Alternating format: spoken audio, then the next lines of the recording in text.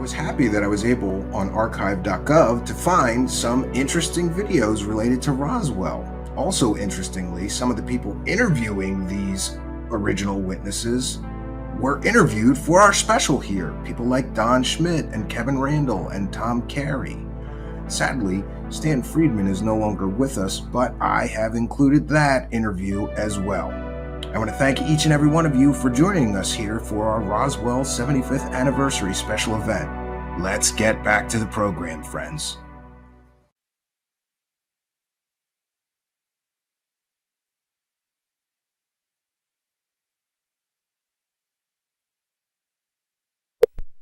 What do you have? You got a watch? No. This is Stanton Friedman. I'm a nuclear physicist with a very strong interest in flying saucers. I'm in Kansas City, Missouri on July 24th, 1991. I'm here to do an interview with Gerald Anderson, a very important witness with regard to the recovery of a crashed flying saucer in New Mexico in July 1947. We have just had a visit with a polygraph examiner who says he has seen no evidence of deception. This is after spending several hours with myself and Gerald, mostly with Gerald. A full report will be forthcoming. So with that, we will talk to Gerald Anderson.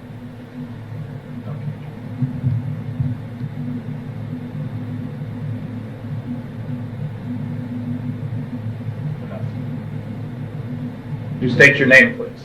My name is Gerald Anderson. Where were you born and when? I was born October 4th, 1941, Indianapolis, Indiana. Okay, and give me a summary of what happened in 1947 with regard to a crashed flying saucer in New Mexico. Well, we had just moved to Albuquerque, New Mexico on July 4th, 1947. This was approximately the day before we went out on the plains of San Augustine with my Uncle Ted, my cousin Victor, my father, my brother Glenn, and myself. We drove down to the plains of San Augustine, which is west of Socorro, New Mexico, in the Magdalena Daddle area. And we were down there looking for banded and moss agate, which, according to my Uncle Ted and my cousin Victor, was prevalent in the area. And my brother being an amateur rock hound and wanted to get some of this. And it was a way of showing us around the area. And they had relatives down in Magdalena that they wanted to introduce us to. So we had gone down there, and we got down in the Horse Springs area and had driven off onto the plains down an old rutted road for a mile or so, and seemed like a long ways. We parked the car, got out of the car, and walked down a hillside, a semi-forested, I guess you could say. It had pinon trees and scrub oak and stuff like that on it. And we'd walked, well, not scrub oak, but cedar, and walked down the hillside into an arroyo, a dry wash, and then walked south down a dry wash toward where the agates were supposed to be at. And as we came around a bend in the arroyo that had pinon and cedar trees growing on it, we were able to see farther ahead down the arroyo, and on the next ridge line there was a large silver disc-shaped object was embedded in the side of the ridge line, and there was debris and wreckage and stuff strewn about the area, but mainly this thing was intact. I would estimate its size from an adult perspective to be something like 35 feet in diameter. I've heard other people who were there say they thought it was like 50 feet, but as an adult I would say about 35 feet in diameter, quite large. When we got up to it, there were 4 bodies there, not human. There was 2 of them who were obviously dead. One of them was obviously very badly injured, and one of them that apparently suffered no ill effects, or didn't appear to be injured, and was ambulatory, was mobile, and was just sitting there next to the one that was still alive that appeared to be dead. Were they right next to the vehicle? Right next to it, right under the edge of it. And this craft had apparently come in from the east, bounced off one ridge line, went plowing through this arroyo area and then crashed into the ridgeline and embedded itself. And they were sitting back under the edge. It was kind of tilted up like this, and they were sitting back under the edge here. And I'm assuming that this one creature that was all right had laid this material on the ground, but it looked like unrolled tinfoil that these other three creatures were laying on, like it was trying like you do a person in shock, and put them on a blanket, kind of a thing. And apparently, it had some boxes there around it, and had apparently been trying to give first aid or help these other creatures when we first got there. And as we approached, the creature drew back like this, like it was in fear of us, like we were going to hurt it. And it wasn't very long, you know, in trying to communicate with it. The adults were. It seemed to calm down and just sat there and kind of looked back and forth, watching them, apparently trying to figure out what was going on. Like, what did it look like a little bit more? These creatures, all of them were about 4 foot tall, 4.5 feet tall. They had very large heads that were shaped larger on the top, and they kind of tapered down. Not to a real sharp point, but just tapered down where they were thin. And they had very large, oval-shaped or almond-shaped, I guess you could say, black eyes. They were so shiny, they had almost a bluish tint to them when the light reflected off them. Their skin coloration, I think the best way I could describe that is kind of a bluish tinted milky white.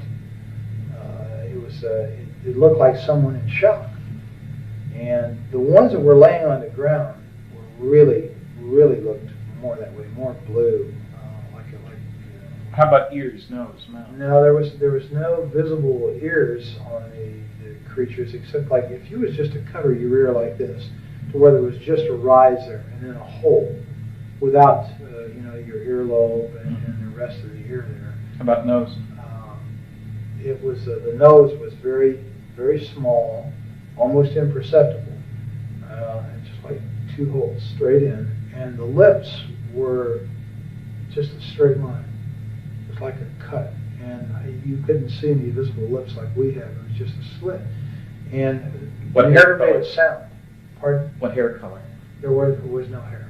They were Okay. completely bald. And no sounds? I never heard a sound of one, not out of any of the creatures, Did- including the one that was. Did you see fingers? Yeah, they had fingers like this. They didn't have a little finger. They just had the thumb and 3 extra digits, except the center digit was longer, and the other 2 were about the same size. They were very long and slender. It looked very delicate, and I've made the statement before, and I'll make it again. I think they would have made an excellent violinist because of the structure of their hands. They were wearing one-piece suits. All of them were dressed exactly the same, and it was sort of a real shiny, silverish gray color. No zippers, buttons? No, I saw no zippers, no buttons. Insignia?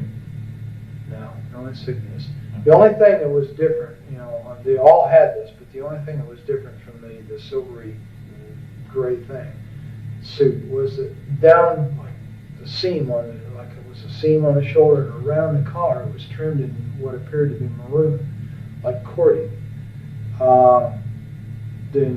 The suits were continuous with their footgear. You could see right about this area down, it seemed to be less pliable than it was up here, like this was a stiffer area, like they were boots or shoes or something. But they were all dressed exactly the same. Okay, so you and your family are talking back and forth, wondering what was going on. What did your family say? I mean, did anybody say anything? Yeah, my brother, one of the first remarks I heard made was, that's a goddamn spaceship.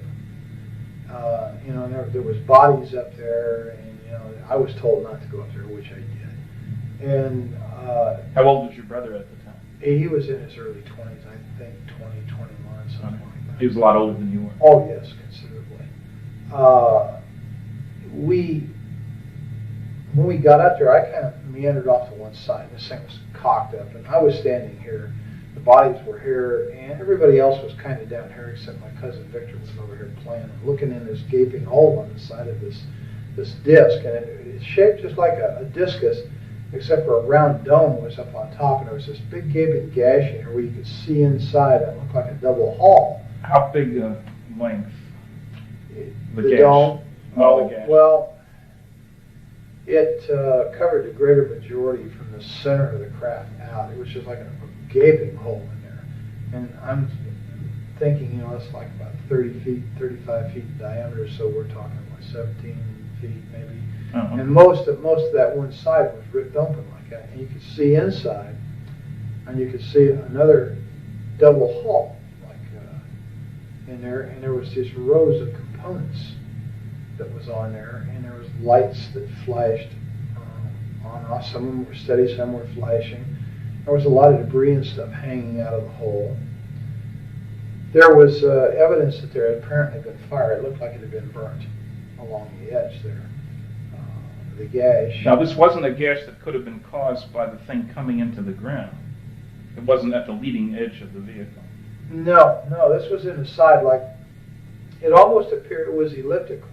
It almost appeared as if something the same shape as the disc we were looking at had hit that same, had hit the disc and left an imprint that pretty closely approximated the outside diameter of the disc itself.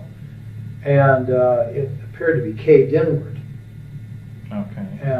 And kind of like, you'd hit it like this and just crumpled and caved in and ripped it open. Okay, so you're there, you take all this and everybody's mystified. What were the circumstances outside? Hot, cold? Very, very hot. Well, to me, being the first time in New Mexico and coming from back east, that dry heat was just like being inside of an oven. It was unbelievable to me. And indeed, that was the odd part about this thing. The closer you got to it, the cooler it was.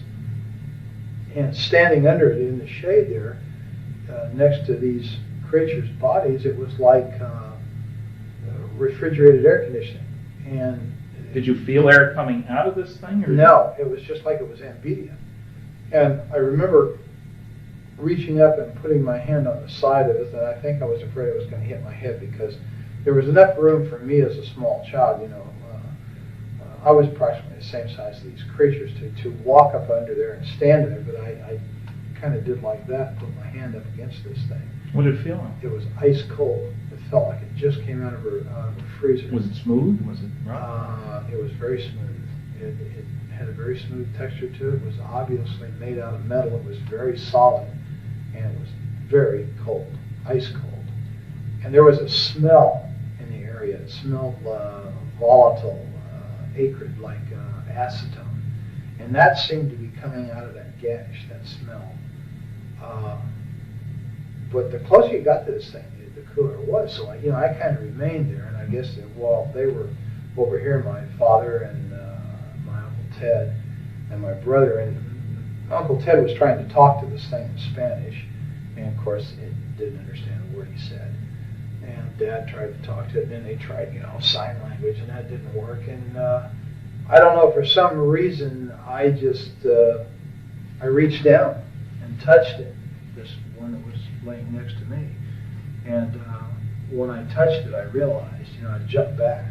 It scared me, it startled me, because I suddenly realized that these weren't dolls. I thought they were plastic dolls. And I was still in my mind, these are moving dolls.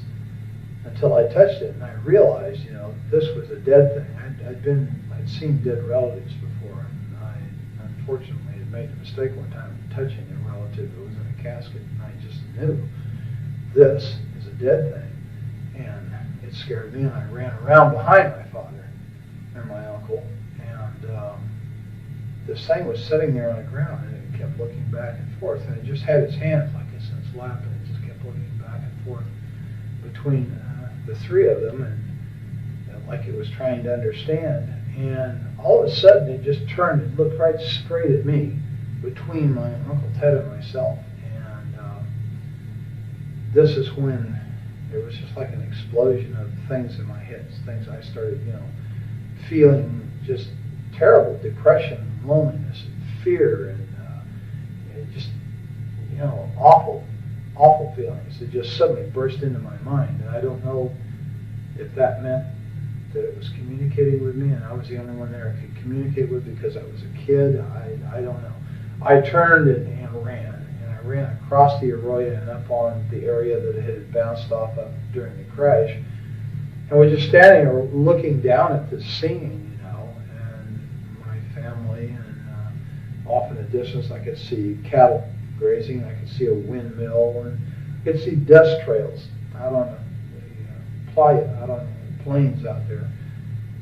And I was there for a little while, and then I came back down, and I guess we were there, Victor was in, when I got back down there, Victor was up in the crack, and Ted yelled at him to get out of there. And Glenn went over and grabbed him by the belt and jerked him off. That's your brother? Yeah. And jerked him off and said, get out of there, you could cause this thing to explode and kill us all, and then of course he went prowling around in there.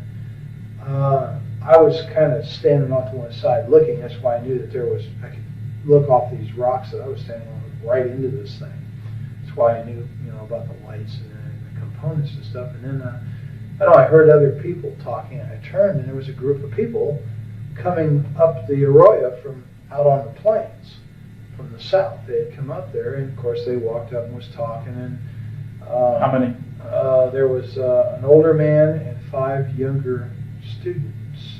Boys, girls? There was 3 boys and 2 girls, and they were all introducing, talking to my father and my uncle and my brother. What did the older one look like? The leader of this group, yeah. The man, he was a very tall man, very big man. He was wearing a pith helmet when he first came up, one of those kind of explorer helmets, and he was bald. And I know that because he had taken it off and he had done this, a couple times with a handkerchief and put it back on. He was a balding man, and he had a round face. He was very ruddy complected. He's a big man. And he apparently was a doctor because they kept calling him doctor. And as I understand it, it was an archaeological group that was out there on some kind of summer thing.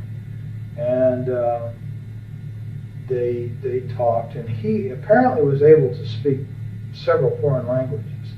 And he tried to talk to this creature several times in different languages, again to no avail.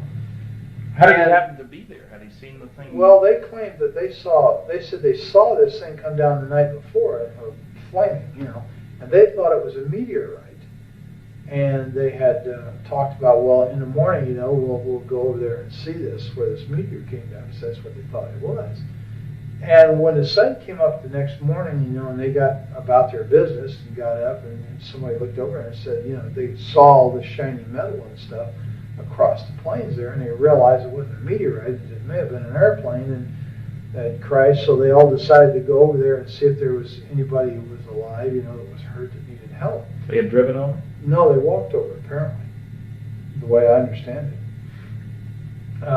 And it's quite a ways across that plain, so it had to take a very long time to do this. Or they may have had a vehicle, I don't know. That's an assumption, I think, on my part. They walked. Okay, so they're around with But the they family. came across the plains nonetheless. I'm not sure if they drove or not. I didn't hear any cars. And then somebody else showed up. Yeah, they were down there just 15, maybe 20 minutes at tops, and they were picking up things, some of the students, and this Dr. Buskirk, that they called him, this one girl went up and said, look, doctor, wouldn't this make a beautiful ring? And she was holding what looked like a red rod, a red tube of some kind. It was kind of a silvery red. And he kind of snapped at her, and put that down, Agnes. You don't know what that is. I think it hurts you. Just don't pick this stuff up. And she kind of said, well, yeah, okay, doctor. And then he went back to what he was doing, and she walked away and put it in her pocket. And a lot of them were doing this, sort of picking up things and feeling things. I was picking up things and feeling things. There was all kinds of material, metal, and stuff laying around. Then we heard it. We all heard it, a sound of a motor coming like a truck. And I went back up the incline there to the ridge line, and I could see out there, and there was a truck coming up. It was an old pickup truck. It was sort of a beige color or a tan colored thing, and it had a whip antenna on it. And it stopped, and this guy got out, and he's wearing brown clothes. He's got boots on, and he's wearing a straw hat, just like the kind Harry Truman always wore. And he had wire-rimmed glasses. He was a big man, and he looked exactly like Harry Truman to me. And I'd seen in the movie Tone News that the He was president then. Yeah, I was well aware who Harry Truman was, so everybody was. He was kind of a hero, you know. And this guy looked like him, except bigger. And I don't think he didn't look as old either.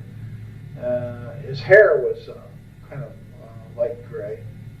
And he walked over there, and they got to talking, you know, with everybody. And he told them that he worked out on the plains out there, and that he made maps, and that he had seen the wreckage from out there on the plains, and he saw the people, and he thought it was a plane wreck, and you know, just something was going on. He came over there to see, and he hadn't been there but just a very, very few minutes when we heard all kinds of motors and engines straining and stuff.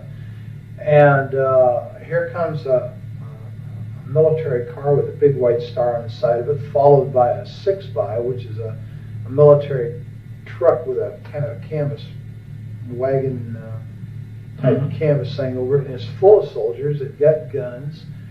And right behind that was what we call a 4x, which is like a medium-sized Jeep truck situation, and it had two big high whip antennas, all kinds of radio gear in the back, and a guy back there with earphones and stuff on, and he's, you know, working these radios, and they all pulled up and stopped. And which direction had they come from? They came from the north, from the Horse Springs area, right? So they could have come off the highway there. Oh yeah, I'm sure that's exactly how they got there. They come off the highway the same way we did. Well, in the meantime, when it stopped, this black soldier, the sergeant, and the reason I know he was a sergeant, my brother told me he was, and he got out of this car, and then a guy got out on the other side, and Glenn said he was a captain. He told me later he was a captain.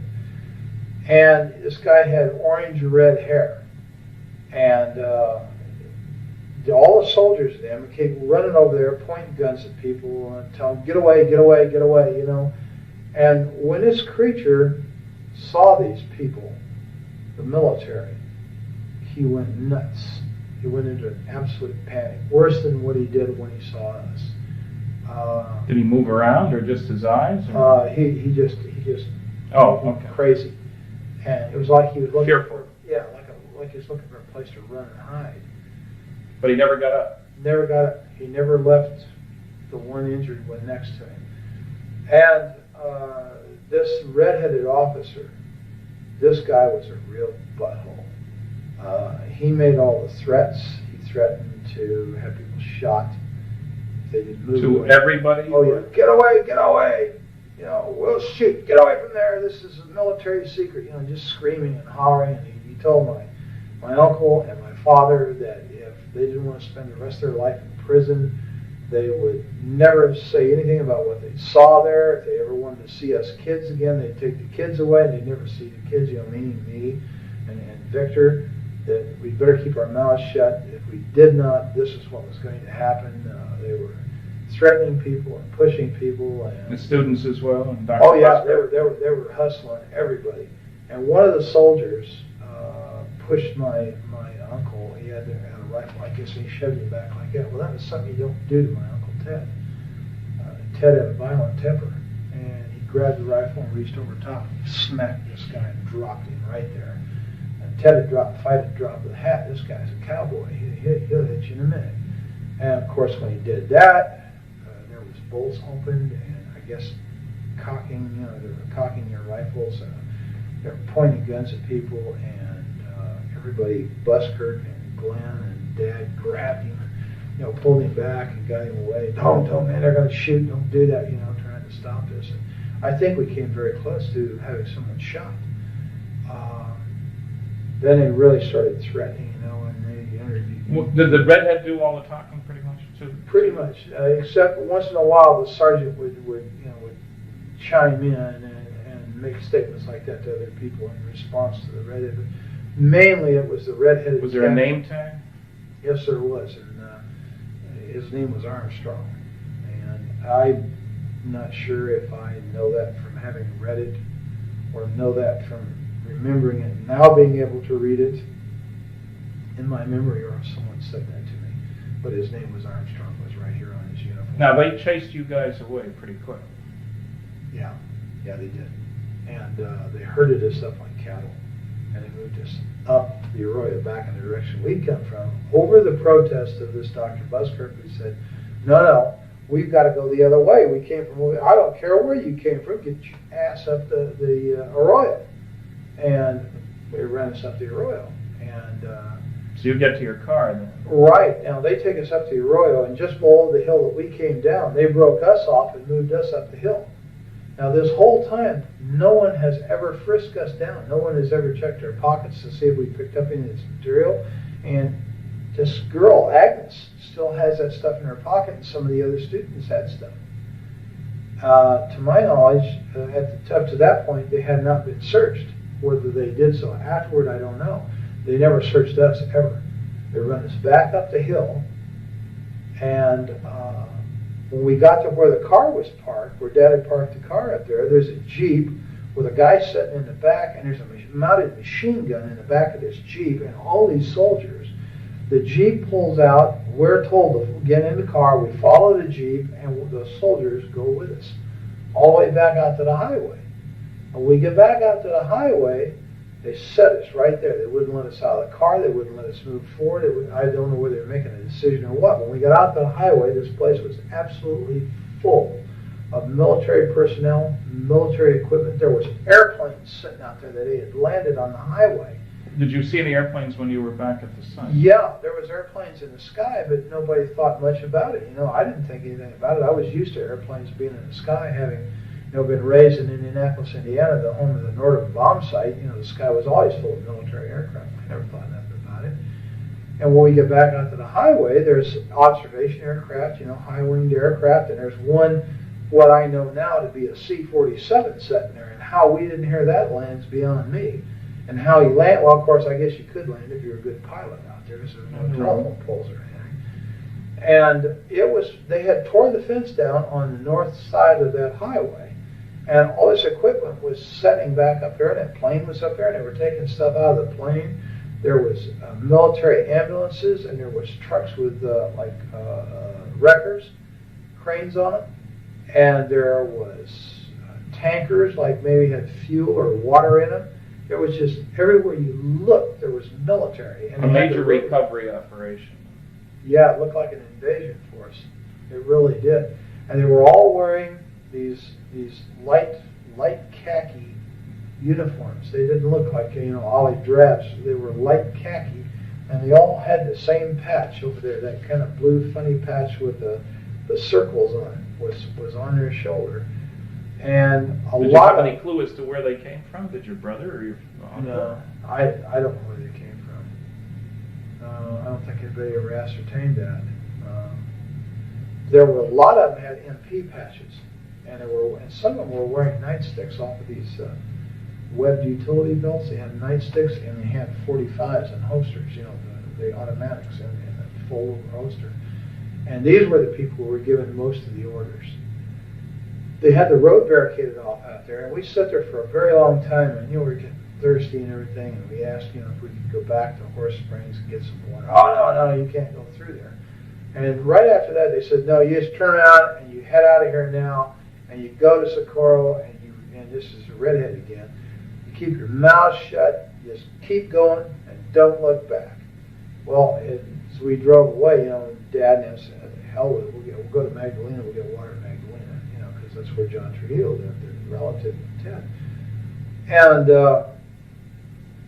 so as we drove away, I was looking out the back window, and I could see Dr. Buskirk and these kids, and that guy that got out of the pickup was standing there, and this Dr. Buskirk was doing just like this in this red-headed officer's face, and he kept pointing back behind him.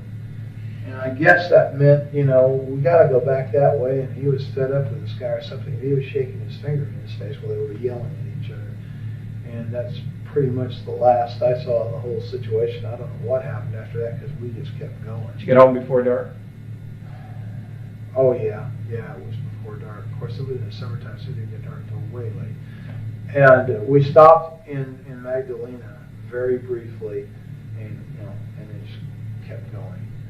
And the adults were really funny. They were really scared. And I had very rarely, well, of course I didn't know him that well, but over the years I knew that Ted was not much of a disciplinarian. He really didn't discipline the kids that much. But he really knocked the fire out of old Victor. Victor wanted to talk about what we just saw. He just saw Ted kept telling him, shut up, don't talk about it. Nobody's talking about this. Finally, he just turned around and knocked the living hell out of Victor for shooting his mouth off.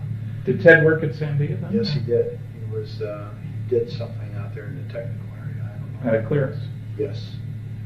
And later, your dad worked out at Sandia. yes, he did. Security. And he worked there for years Until he retired. until he retired. My dad had some very high clearances. Okay.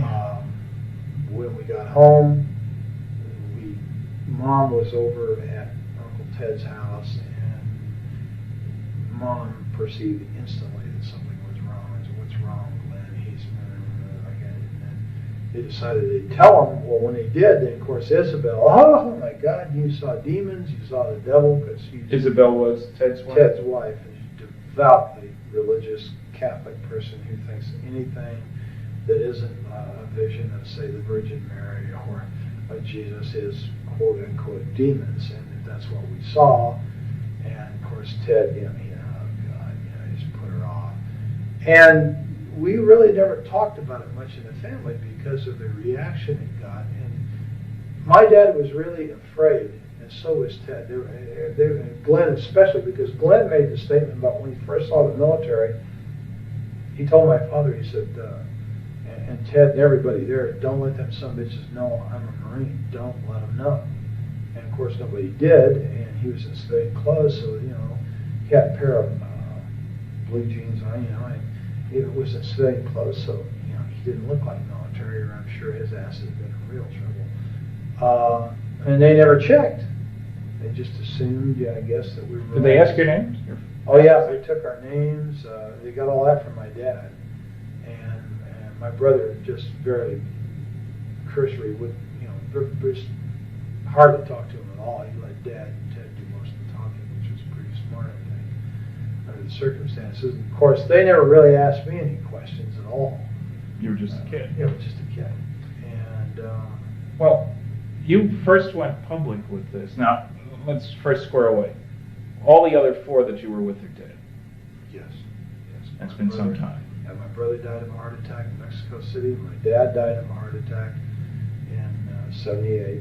And Ted and Victor were killed in an automobile accident in the mid-'60s, and I assume it was '65. All right, now, there's a strange diary that's turned up. How did that happen? Well, when I went to my father's funeral in 1978, a lot of Dad's personal belongings were given to us boys. You didn't live in the area at the time. Oh, no. You'd gone off to the military. I've been in the military, and subsequently, on return from the military, moved to Colorado immediately. And your dad had remarried a couple of times. oh yeah, this was So Dad was on his third wife, and his personal belongings and stuff, were kind of given to my two brothers and myself. And my cousin Valley Jean was there at the funeral. that's Ted's daughter. Yes. And she came up and was talking to me, and she said, here, you were there, you need to have this too. And she handed me these photocopies. And at first, I thought, well, what is this, Dad's diary? She said, no, it's my dad's diary, but you were there, you need to have this. And then it dawned on me what I was looking at, and because I read a little bit of it. And so I said, yeah, okay, and I didn't want to talk about it at the funeral because Roz's side of the family, God bless That's her. your dad's third wife. God bless her, I loved her. But they were very religious, and they would have viewed this exactly the same way as Isabel had, as evil. And I really didn't want to have any problems with them, we were kind of on shaky terms. We didn't see eye to eye religiously, so we're not quite good. Well, you're active in religion now, aren't you? Oh, yes. You're a deacon in the Episcopal Church? Right. Okay, that means you actively participate in Well, service. yeah, lay Eucharistic ministry. Okay. So I actively participate. I serve on the altar. What do you do for a living now? I'm a security officer in the state of Missouri. And you've been doing police sort of work for several years now. Oh, yes, about 9 years all told. And you also are going to college to be a nurse, and you've already got a couple of associate degrees from community colleges. Right, yes. One Associate of Science and one Associate of General Studies, and I'm working toward my Bachelor's of Nursing. In roughly 2 years, I will have my Bachelor of Nursing. I'll be a licensed. Now, to be a security officer, you have to be licensed by the state of Missouri, do you? Yes, you have to be a certified law enforcement officer, which means that you have to have gone to the state academy, the Department of Public Okay, Safety. so that's not just a Basic. pickup thing. Oh, no, you have to It's a attend the professional. academy. Yes, it's definite. Okay. And you have to work for the state under these conditions. You have to not only be certified, but you have to have prior law enforcement experience. Now, when we get back to the diary for just a minute, when you were hypnotized by John Carpenter, a psychiatric social worker, and he was asking you questions about the diary, apparently you'd been told that there were a number of copies of that around? Yeah. Something buried out maybe there too? Yeah, as I understood. Well, in fact, in conversations with Valley Jean after the fact, after I got involved in this thing through the Unsolved Mysteries thing, I was told that that wasn't the only diary. That what I had was a copy. Well, it was a photocopy. Okay. And that there were a lot of these copies around, and apparently Uncle Ted or someone had put these out through different people in the family and friends and stuff for reasons, I don't know, to keep them from getting lost or something like that. You know? Okay, now when I asked you for the original, you contacted who? Well, yeah, Valley Jean. That was Valley Jean. Okay, Right. she was in a convent, Right. and she was reluctant to do anything. You had to call a number of times, as I recall. That's correct. And you talked to the bishop? Somebody talked to him. Yeah, I talked to a bishop. And he convinced her to send the stuff to me. Yes, apparently. Okay, because I got it directly from Colorado with a cover letter that strongly indicated that she didn't want any more to do with this. That was part of the agreement. But that she considered this the work of the devil, or words to that effect anyway. Yeah, I think she's of the same opinion that her mother was. Okay, It was so the work of the devil. And you see, all I ever had of this was the photographic copies that I had showed you originally. And as I understand it, you received the original. I received the copies, original the from which original. those have been made. They were partly burnt. She mentioned she had intended to burn them, but because of your persistence and with the agreement that I never contact her, she would send them to me. And as you know, when I had forensic analysis done, it showed that the ink dated from the early 70s. The paper could have been available in 47. So it was clearly not an original. But it was also done before there was any publicity about this case. Anyway, because I know I was the first one to get involved. Exactly. Now, as you know, we have discovered, not I, but you had identi-sketches done by a police artist of the various people involved in this. Right. And as you know, there is a picture, several pictures that seem to indicate that Dr. Buskirk was Dr. Winfred Buskirk, who had received his PhD at the University of New Mexico. And you would describe him as in his late 30s, early 40s. It turns out he was 39 in 1947. He was bald and been bald most of his life, even up to then. Was there other contact between you and he at that time, as far as you knew? Your family and him, or? I don't know. Not to your knowledge. Not to my knowledge. I don't believe my dad had ever contacted him. There's a possibility that Ted may have, and I'm not sure why. I think Valley Jean had alluded to the fact that Ted had been in contact with him, and that they had corresponded and this kind of thing. But as far as any personal knowledge of it, no. Okay, now you didn't tell your story really until the Unsolved Mysteries program was rerun in January of 1990? That's right. That's when you contacted them, got my address, wrote me, wrote Yeah, Kevin Randall, yeah. and It was we're a little kind of- upset that the program wasn't quite accurate. Well, yeah, that was the whole thing. It started off as a fluke to begin with, because everything that I saw didn't jive with what I had seen personally. Yeah. I guess I was kind of miffed, here all these years. I had been primarily forced, by not only by others, but by, my own sense of survival to keep my mouth shut. And wow, here it is, it's on TV, and he got it wrong. And so, I just impulsively called the number and told the lady, wait a minute, no, the thing was wrong. Well, how do you know that, sir? And I said, well, because I was there, that's why. And boy, that apparently pulled somebody's string. Yeah, and the key thing that was wrong, of course, there were a few mistakes in an otherwise excellent program, was that they had that, the Barney Barnett, the civil engineer story, over near Corona, and you knew that it was over in the plains. Right. There's a lot more. Well, yeah, and then the fact that the thing looked like a tin flat hat or a tin top hat, and it didn't. It was disc shape, and Barney Barnett, or whoever the guy in the truck was, did not drive right up to it on a road. It wasn't parked conveniently next to a thoroughfare, Right. And it was just things like that. And I don't know. I just, for some reason, I thought, well, geez, look. It's already public. Yeah, the story's out, and let's get it right, Of course, I don't think I realized at the time, how involved this was going to be, but what kind of response? You live and learn. Now, I got you together with John Carpenter, the psychiatric social worker, and you guys had several sessions, and then we flew out to the site. Uh-huh. You're reasonably convinced now that the second time around out there, we did find the exact location. Yeah, the first time in, it was like 43 years. And we're in a helicopter. And I was in the air this time, and last time I was on the ground. And so, the landmarks were a little confusing. I was positive I was in the right place.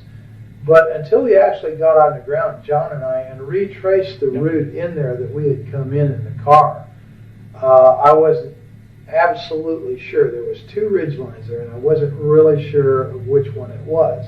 And I had the feeling that the first one that I had pointed out was the correct one, but once I went in on the ground on foot with John, I knew instantly that it wasn't that one, it was the other one, and I'm absolutely positive that that's where I was at. There's no question in my mind. And you will recall that you described the woman who sold you the pop on the way in? Right.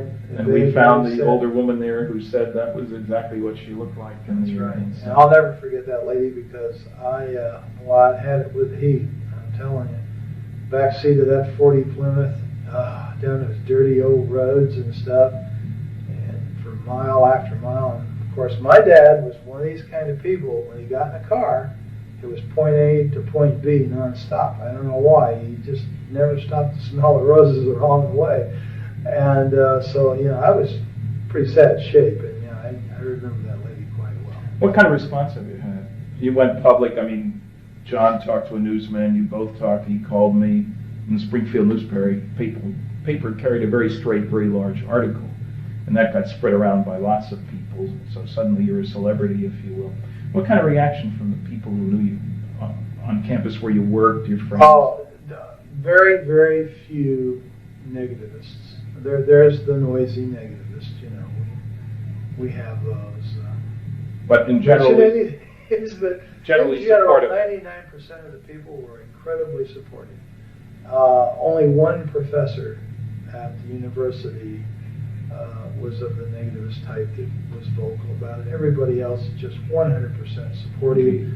The majority of these people are absolutely convinced, even without this story, that extraterrestrial life forms exist and that the people are flying around out there and moving between systems and stuff. And it's just an unbelievable amount of support. You didn't lose your job? Oh, no. Your boss didn't give you a hard time? Absolutely not. In fact, I think I can publicly say that my boss is extremely supportive because he is a avid ufologist himself. He's fascinated by the subject, and you won't have any problem convincing him either. And my boss has a master's degree. He's not someone that's untrained observer that's given to hallucination.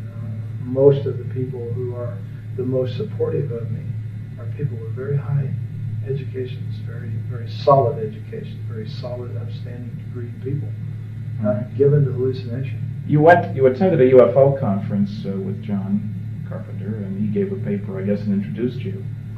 Sure did. And you got a response from that audience too. Yeah, 100% supportive. we were quite relieved and made very, very welcome. And, Well, you've been interviewed by a number of other people, Linda Howe working on a documentary and so forth, seems to have brought the story now. How much contact did you have with Kevin Randall?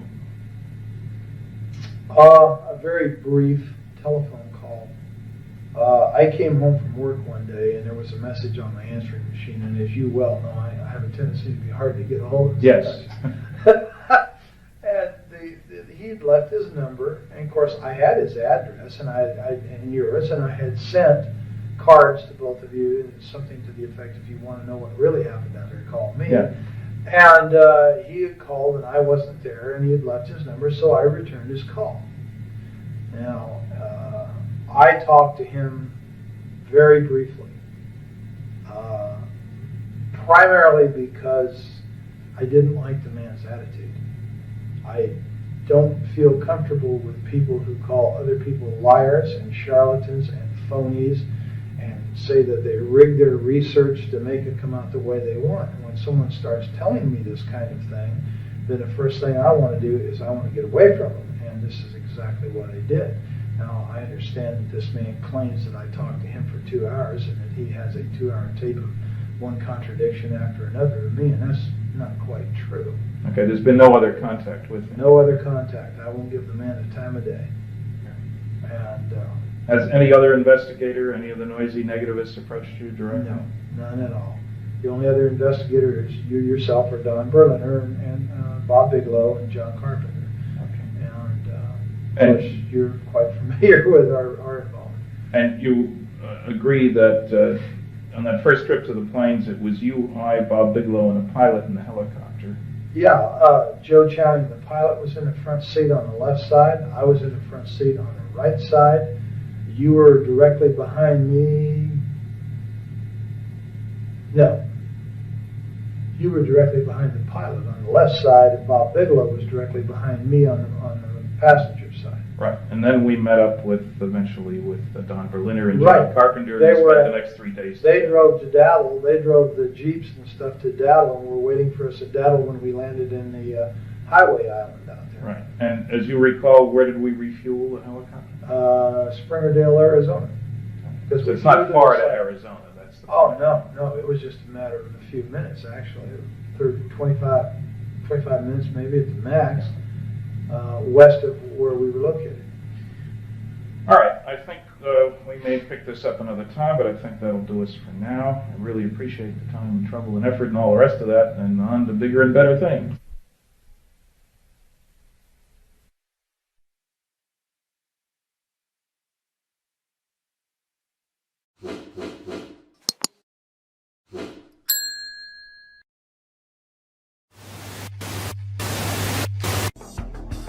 Greetings and salutations, and thank you for being here for the 75th Roswell Anniversary Truth Seekers Special Deep Dive.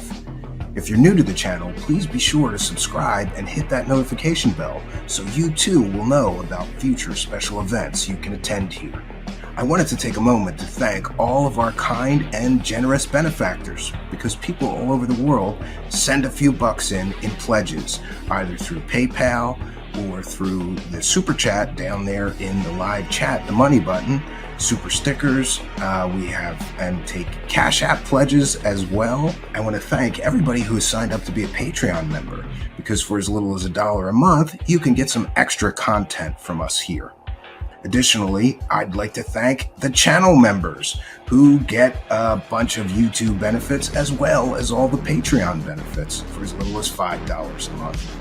I also wanted to mention that I have something strange for my friends. These are Roswell wreckage replicas, which I have been making here. I also wanted to mention that for today's special event, we have prizes for those of you pledging $30 or more, either through Cash App, PayPal, or Super Chat.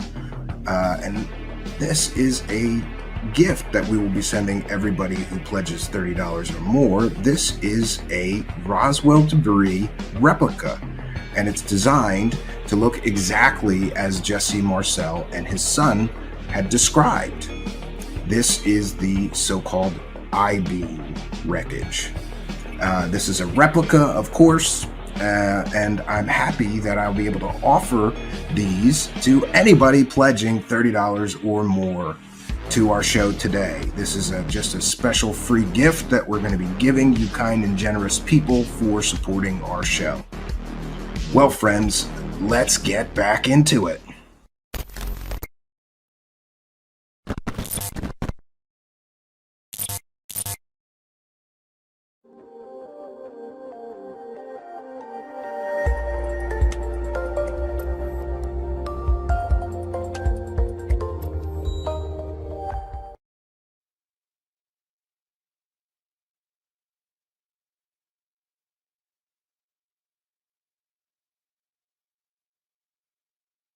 Yeah. By what they've read and seen since, describing essentially what they remember. Yeah. It's just a nice part of the world. It really is. Yeah. Everybody's so helpful. Hang on now. Let's see how our Tinker Toys are all put together here. Have we got any kind of an audio level? Yeah, if you just want to give me a little bit of... Glenn, would you just say a couple things? Okay, first of all, the phone was ringing, right? Okay, the way I became involved in this was started out in the early afternoon, around probably 1:30 in the afternoon, and I received a telephone call from the mortuary officer out at the Walker Air Force Base, Army Airfield Base, and he was inquiring about what would be the smallest possible casket that we could get that would be hermetically sealed. And at that time, I know that we had used like the 4 feet and caskets. We had used those before, but I thought they also made them in a 3/6. So, he wanted to know if we had any in stock, and I said no, but if I can make a call to Amarillo, I can have him in, by 7 o'clock the next morning on a truck. So he said, I'll get back to you. And that was the first contact that I had with the base. And then what? Then he called back, probably 45 minutes or so later. And he said, I need to ask you some more questions. He said, in case something like this should happen, he said, we need to know what the preparation, what your preparations are for the bodies that had been laying out in the elements, And he said, we need to know also what if your treatments of the bodies are the remains, what could you do to them, and if your treatments, would it change any of the chemical breakdown of the tissues, the blood? Would it make a difference? And I said, I thought probably it would. And I said, of course, he knew exactly how we would treat those bodies because we have an outline from them and what we really have to do. I think he already at that point knew exactly what we would have to do. Did he disclose to you what he had? No, I told him. I said, if you have a problem, if you want, if you have something you don't really know what to do about it, let me come out, and I'll, try to help you do whatever you want to do. And he said.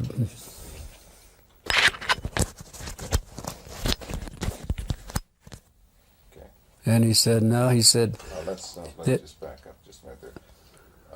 Let's start again with you were saying that you told him that you can come out and take care of what he had, right? Yeah. Why don't you pick it up from that point again? So, he said, well, we don't really have anything. He said, we're sitting here thinking in case we should get involved in something like this, what would be our preparation? Should we do? Then I went through. I said, do you really want to know how we would do it? Well, yes, we would like to know. So that's when I explained to him that we would have the vats that we would fill up with formaldehyde solution with water, and we put the bodies in them, let them stay there for 24 hours and then take them out. And then we would pack the bodies in, would be a sawdust and really a lime, what we would pack them in, then wrap them in the plastic. That's bodies that were badly decomposed. If there was tissue, deep tissue, we would have to do it hypodermically with needles to get to the deep tissue. Then we would have to aspirate the cavities if the cavities hadn't already ruptured, and then put some cavity fluid in those. I said that's, kind of normal procedure. Now, at one point, you finally offered to take care of it for them. Well, I offered 2-3 times, yeah. Can you review what that conversation at that point? You mean when I offered to take care of them? Yeah. He said, well, we don't really, right at this time, we don't really need your assistant. But he said, in case something like this should happen, then he said we would be prepared and we would know what to do. Then we got back onto the subject of maybe not damaging any of the chemicals, compounds or anything with the bodies, or tissues, whatever, because and they wanted, how would you pick bodies up like that, and what would you do not to contaminate any of it? Didn't this begin to seem a little strange to you at that point? Well, I thought maybe what happened, they might have had a VIP or, some officer and something that happened. They didn't want, wanted to keep it quiet, and they probably wanted to do it themselves, not be involved with the civilian businesses or anything. So, after these conversations, you were curious, and you went on out to the base, as I understand it. Can you review that? Well, no, I didn't go out to the base.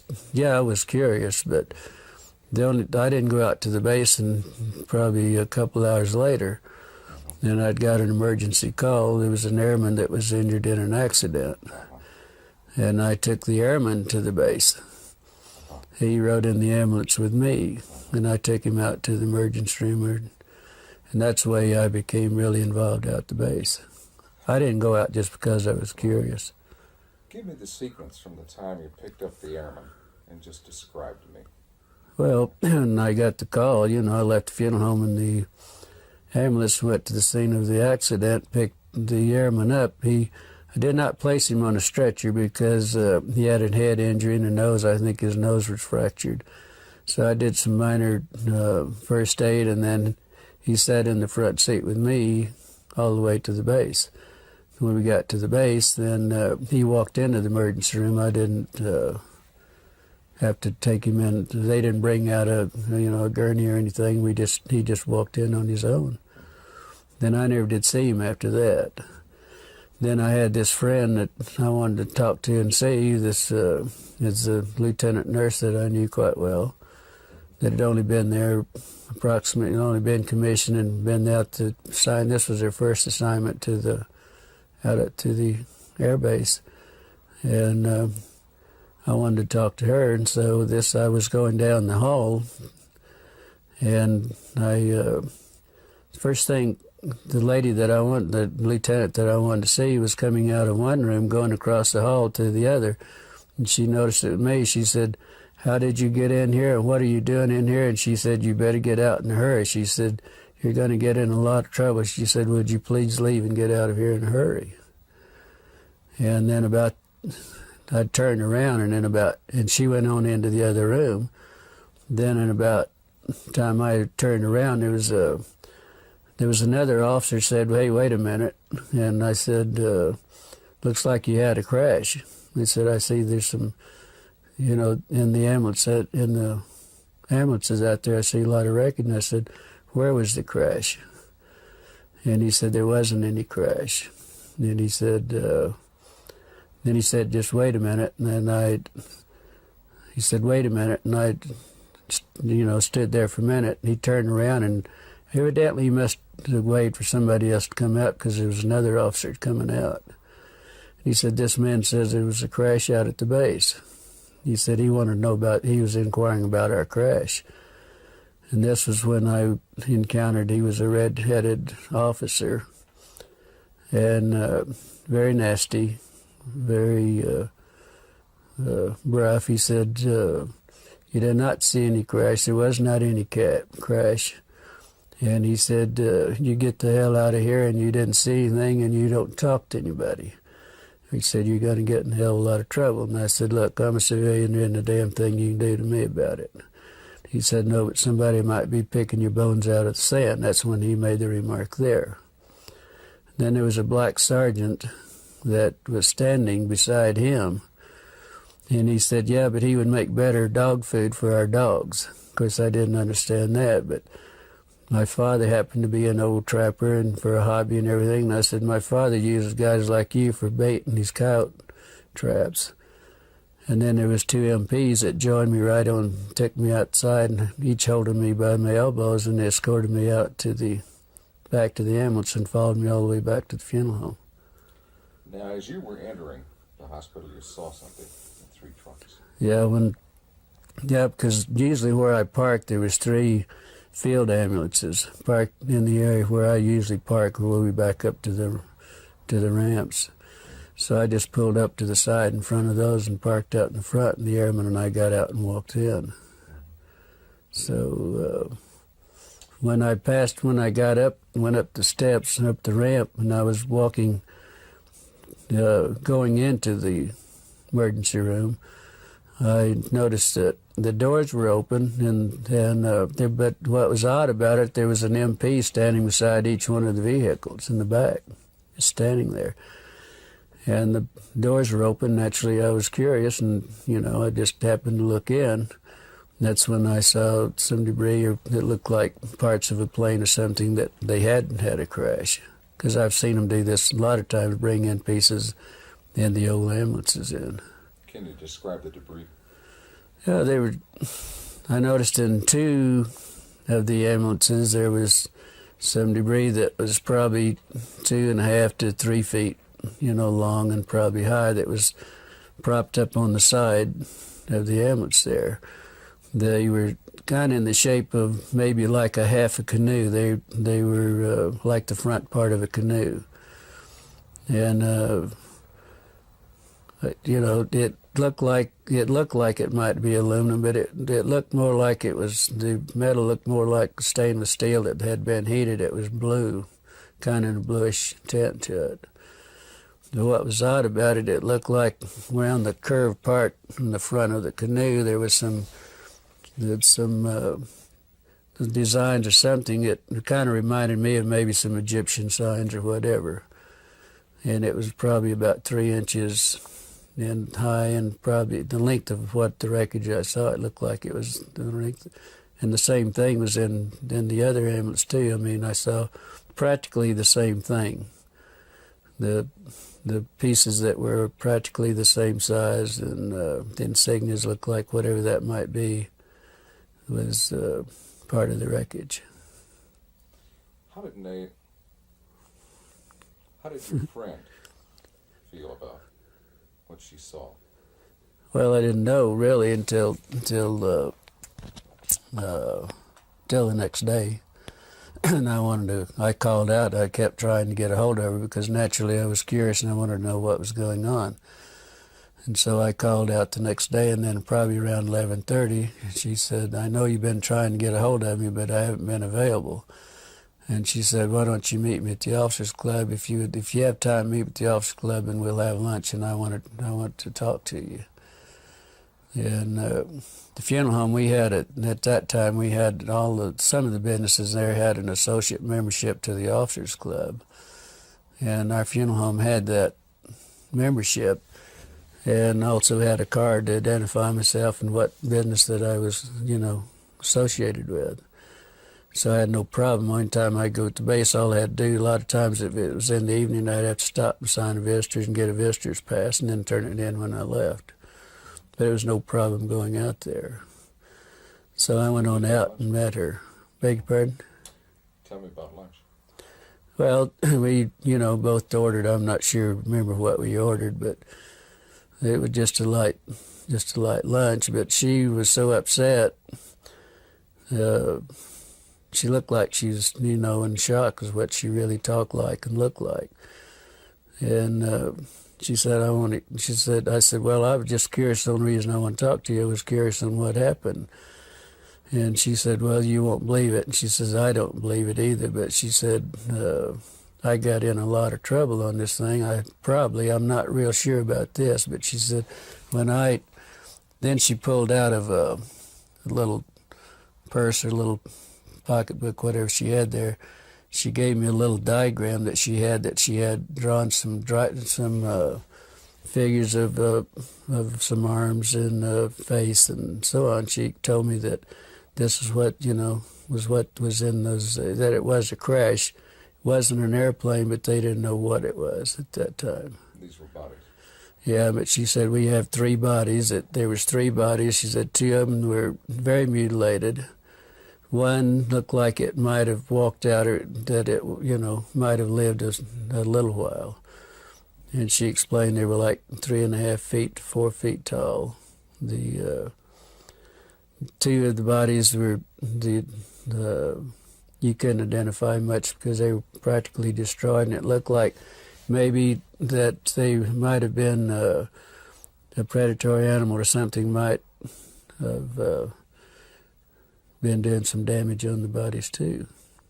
How did she describe their head and their hands? Well, she said the head, and in the little drawings that I had, the way she explained it and the way she drew it, that the heads were somewhat larger than a human heads. The hands were long, no thumbs. They were just the long, very delicate fingers at the end of on the underside at the tip of each fingers was a pad-like, maybe a little pad, but it looked like the skin had maybe little suction, like the little suction cups on those.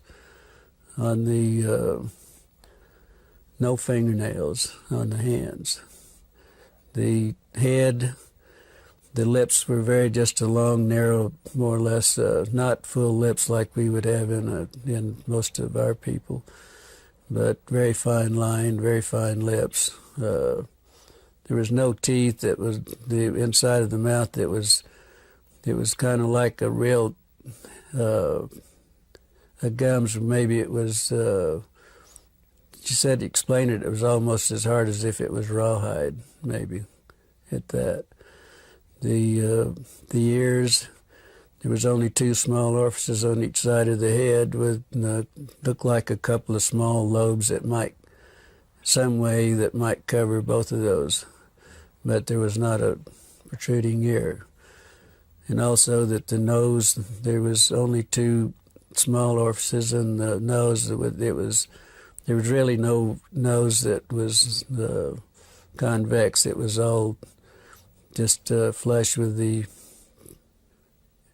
face. Was she emotional about all this? Very much so. Very emotional. She would have to stop and drink water every once in a while, and also she never touched a meal all the time we were talking in an hour and a half that we were there. She never touched her meal. Any other demonstrations of emotion? Indications of how she was upset? Well, just, every once in a while she'd go like this, and wringing her hands, and she said it was the most I've never been so horrified in my life. I've never seen anything so gruesome in my life. I've never smelt anything that smelt worse in my life. And she told me that when I saw her, she was leaving the room to go to the bathroom because she was deathly ill and was going to throw up. Did she recognize any of the doctors by the examining the body? She told me, she said, I asked her that question, which of the doctors, and she said, I don't know that I knew them, and that was her answer. So, but she said she walked in the room and they said, hey, we need you, you need to help us. And that was the way she became involved in it. And then she got ill. The doctors also became very ill. They would have to do a little examination, then they'd have to leave and go sit down, and then they would come back and do a little bit more. It was that bad. After your conversation with her at lunch, can you describe what happened there? How you were unable to see her again, and how you learned the... Well, yeah, we'd visited a while, and then I had to get back to the funeral home, go back to work, but then I never did see her after that. And I called out the next day to see how she was feeling, see what, and they told me that she wasn't available. Then I wouldn't be available that day. I called the next day, and they told me that she'd been transferred. And it was rather odd because she'd only been at the base less than 3 months. That was her, on commission less than 3 months, and that was her first assignment.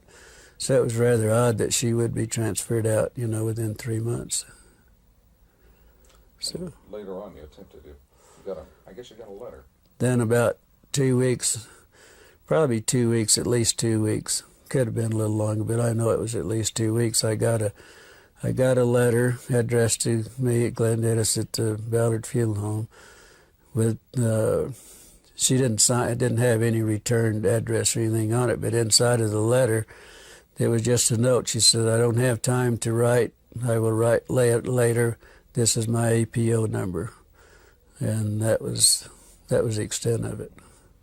So then I wrote back to her and asking her more or less how she was feeling and why the sudden transfer, and then I hoped that she wasn't in any trouble. It was just a short note. I really didn't go into a lot of detail or anything. Then probably 3 weeks or probably a month after that, then I got the letter that I had mailed to her. It was returned. It was stamped return, and also it's on in red printing it said deceased, and that's the last time I ever heard anything about it. Then, then I went out to the base a few days later, and I was talking to one of the nurses, and I said, whatever happened to the lieutenant? And she said, well, the rumor is that we heard that she was killed with 5 other nurses in a training mission in a plane crash. And that was it. No indication where? Well, it was in London, England. She said in the note that she sent me that she was in London, stationed in London. And that was it. That's the last time I ever heard. Do you believe that she's dead? No, I don't think so. After all that's happening and after, threatening me and everything, I doubt very seriously that she was. I would hope not. What would you like to say to her if she happened to see this? Well, if she happened to see it, if she feels like if she wants to talk, if she feels like I would like to hear from her, yes. See what's been going on in her life and why she wasn't able to contact me. If she, feels like it.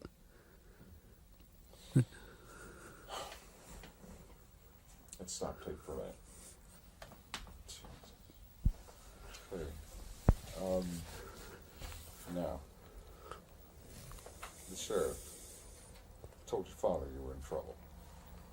Okay, what happened there? Then the next day after I was there, when I had the problem with the officer and the black man, I was told my father was contacted by our sheriff, George Wilcox, which was a very close friend of my father's. They were very good friends.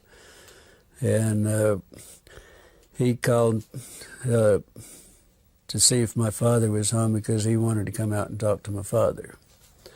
And he did so, and he told my father that there was a black sergeant from the base that came to his office, was inquiring about who my parents were, my mother and my father, if I had any brothers or sisters, and all, wanting to know what my personal family, who they were and where they were. George said that he knew I had some family, but he didn't know, where they were or anything else. So anyway, he told my father that he did contact my father, and he told my father that he thought I might be in some trouble. And but they evidently didn't explain why I was in trouble. So, first thing my father did was get in his car and come to the funeral home. He said we had to talk because he and I were very close. We were real good friends. The best friend I ever had was my father. He said, I've got to talk. He said, if you're in trouble, he said, we've got to do something about it. And I said, I'm not in trouble. He said, well, you are. He said, George Wilcox told me that you were in a lot of trouble.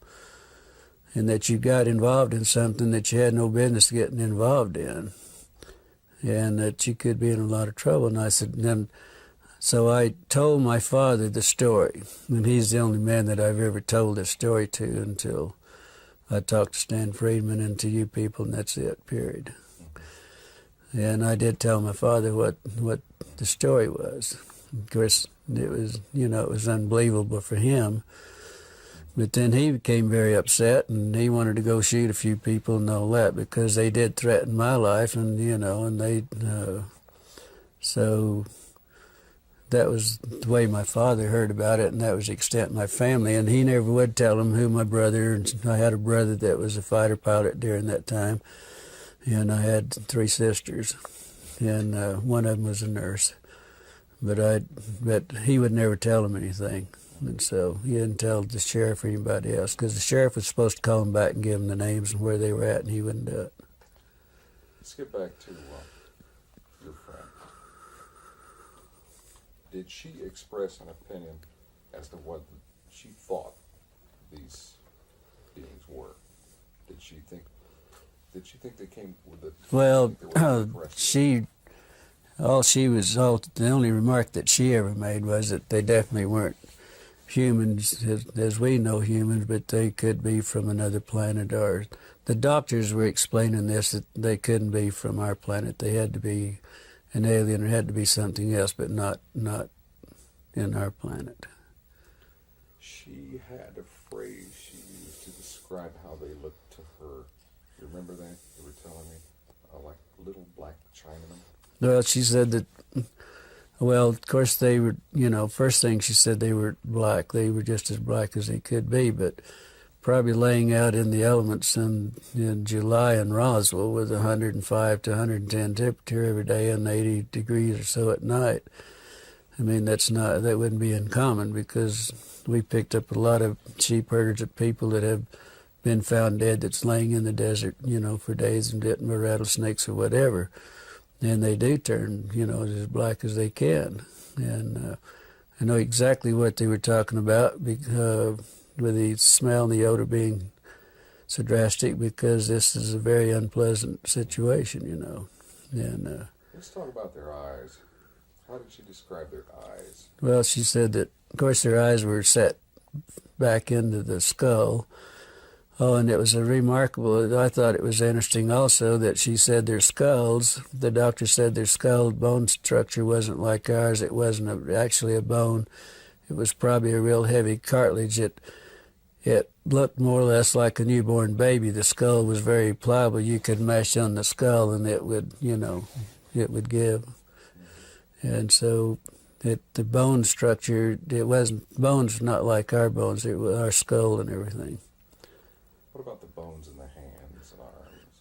Said very fine, very delicate. The arm bones, like the radial and the ulnar and in the arm, that was so fine that he doubted if they could lift. You know, she said they doubt if anyone at that size and the arms at that could lift 50 pounds on the earth or anywhere else. You know, they doubted they had that strength.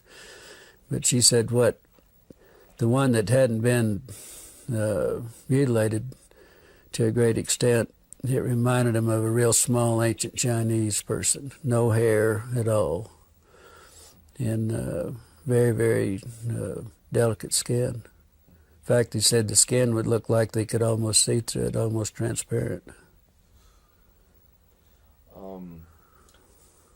Why don't you give me a paragraph on the ears and the nostrils?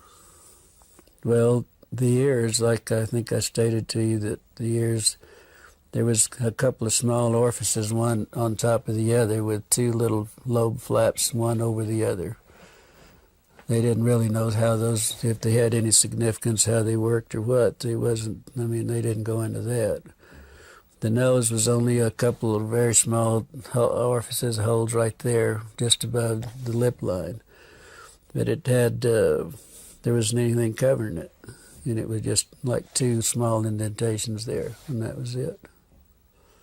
Said it was very unusual. Does anyone else, Don, Phil, do you have anything that you think You're we talking should about the hands. The hands. Yeah. Describe the hands. The hands, well, there was one hand. There was one hand that evidently that wasn't attached to the arm. And she said that where she got sick and left the room was that this doctor had the long forceps and picked the hand up and turned it over. And that's when they noticed that there wasn't any thumb. None of the bodies had any thumbs or anything. They were just long, very fine, very delicate fingers, no fingernails. But right at the tip of each finger, it looked like there was a pad. And in this pad, it looked like it might have had very small they were like little suction cups, very minute suction cups. The doctors, that's the way he explained it, that was looking at it. Let's have tapes right now. Okay. We need to get the arm as well. Okay, yes, the Which arm. goes with that. We need to pull out the arm. Really? In the magazine we publish, and with the pads at the tips of the fingers. Maybe you can get it. Can you get a copy of them? I can send you a copy. I'd be happy to.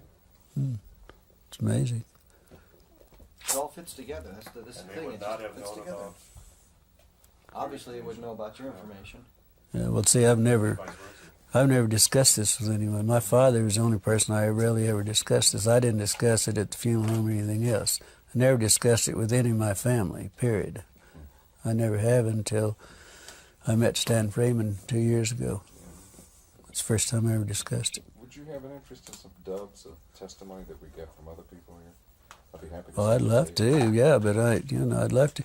I'd like to have a tape of mine also, if you, Sure, you know, absolutely. Of course you we can know. do that. Maybe we can send you two, one for each hand. My daughter said if, I want a tape of this and I want to keep it, and I want it in the family, but. We'll make you up. Yeah, I would love to, whatever, if you guys feel comfortable, I'd love to, have some tapes of whatever, Absolutely. I We've would. got quite a few that we could probably run off. What you have VHS or Beta machine tape? I'll see to it that we get some dubs of other people's interviews. I just go to Kmart or wherever and buy the. I think we have the tape going now. Why don't we start with the thing? How they Well, do this? we talked about the hand, so for continuity, it might be good to go to the Oh, arms. this will all be edited anyway, but we can start wherever you like. You want to go with Let's start with the arms, okay? Anytime. Oh, forget the camera. Seeing if he was ready. It's not there. Yeah, It's not there. that's all right.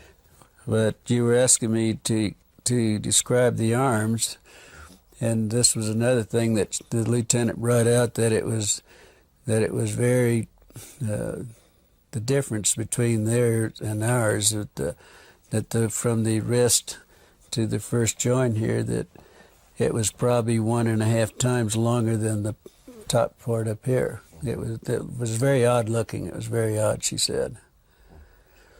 And the very small arms, very small. Bone structure? Bone structure. Of course, I asked her about the bones because we were talking about the wrist bones and everything, and she said it was very similar to ours, but the bones were so small that their bones probably wasn't in the arm wasn't any larger than my finger. Wow. So Heavens. Okay, now give me 2 or 3 sentences on how they were dressed. we never mentioned it, Is that- never talked about the dress. Did she say anything about sex, or was she able to determine? She said she really never. She was so sick and everything that never even entered her mind. So that was it. I guess not. No way to determine the sex of the beings then. Well, it wasn't discussed with her. It probably was, but she, like she said, I was so ill and so horrified that I don't. She said she sat up all night and she knew I was going to be real concerned. Knew I was going to be on what happened. She knew that I got in trouble probably, and she would. Drew that, she sat up and made little notes on the back of these little prescription pads. And that's what, she had her notes made out, and that's what we discussed, particularly what she had. I was very interested in that you had kept so many records of the incident and pertaining to everything that you knew regarding the UFO correction. And you kept them in the, there at Ballard's, and then later they disappeared. Yeah. Could you give us a Well, sense of that? I was really in charge of all the military contracts. I did all the bids and everything and really took care of all the contracts myself. And that was that was one of my duties at the funeral home, to take care of the military. And I had a file on everything that ever happened at Walker Air Base, like Bob Hope and some of the big orchestras, and everybody'd come and have the big parties and everything in the hangars, you know, I attended, but I would also have pictures and everything. I had a personal file that I kept, and I kept everything in this file that pertained that I attended or whatever. And this is where I put the diagrams and the notes that she gave me was in my personal file. Well, then the Ballard Funeral Home sold at a later date, several years later, that it sold.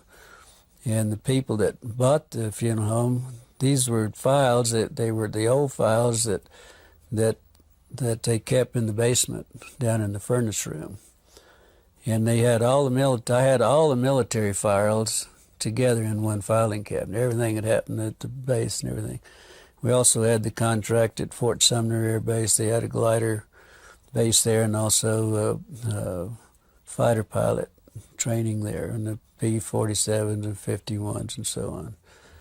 And so I had all the files. Everything was one filing cabinet, was strictly all military. And that's where I had all this filed away. I had all this filed away. I even had the newspaper that Walter Haut, the headlines and all this, the next day. I had all that in these files. What interests me is that out of all these files, Yeah. all these different topics, only one was missing when you went to look for it, and that was the one pertaining to this. Yeah. Can you review that for us? Well, no, there were some of the other files were missing also, not just my own file.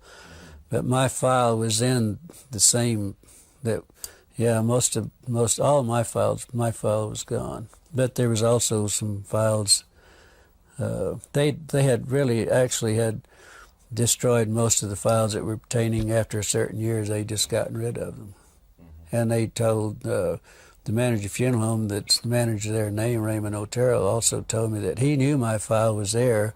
Joe Lucas, that was manager at that time, knew my files were there. And he and I'd had some personal problems, and he said, get rid of his damn files. We don't want anything that remind us of him. And that's where the files went, really. There was some discussion about how to preserve the bodies. Right. Dry ice and that sort of thing, and you kind of addressed where they got the ice and things. Then the mortuary officer, what would you do if you had to ship one out? And but you couldn't do anything to it. I mean, that you couldn't, do any treatment. What would you do? I said the only thing you could do that I would suggest, that first thing, if you have a problem, don't want to destroy any of the tissue, any blood cells, anything that you don't want to destroy, I would suggest that you contact a pathologist. And I said, I'm sure the Army Airfield, somebody's got some pathologists around. I didn't know that they had one in Roswell. But I said, if I were you, I'd call a pathologist and ask him how he would like to have it done, or whatever you're going to do, or whatever it is. You better do what the pathologist, because he's the one that's going to do the autopsy and make the reports. But I said, the only thing I know you could do is just go to Clarity's Dairy or Sunset Creamery, we had 2 at the time, and buy all the dry ice you can and pack them in dry ice, if that's possible. And that's what I suggest that they do. Excuse me, Glenn, you're hitting my mic with your thumb. Sorry about that. It's all right. I've done it at least 8 times already this week. It's not personal, I guess. No. Okay, what do you think? I think, as a suggestion, you might want to do that part again if you think you'd like to use it, because The dry ice? you probably hit it just a few times. And it might Oh, sorry about that. Isn't this picky business? Glenn Dennis, take 2, Clarity Yeah. Dairy. All right, let's go back and go over the dry ice then again. Well, okay. What I suggested to the mortuary officer, I suggested this to the mortuary officer and we discussed this probably for 20 minutes or better on the telephone. And I kept telling him, hey, if you have a problem, if you got something out there, if you need our services, we have the contract. I would be glad to come out and help you take care of it. And he said, no, this is for future. Kept always referring this was for future use in case we did have something. But Then I said, well, you know, first thing you better do, you better get a hold of a pathologist. I don't know whether you have one at the base, but I know you probably have the top pathologist, you know, something similar to those words. And I said, that's what I do, and you better let him give you the instructions, and then you better do what he tells you to do, because he's the one that's going to do the autopsy. And you don't, if it's this sensitive, you better do what he tells you. But I said, the only other suggestion I can make, that you go to Clardy's Dairy or you go to Sunset Creamery, buy all the dry ice you can and pack whatever you have, whatever the problem is, you better pack it in dry ice and then do whatever you have to do with it, because that's the only way. They tried to put it in the morgue. Out at the morgue, they had 2 refrigerated body compartments that we used to put them in, and then we would go out and get the bodies from there. But they always brought the airmen to us, but on the dependents and everything, we went out for them. But they weren't cold enough, and it became so offensive. They were afraid they were going to, upset everybody in the hospital.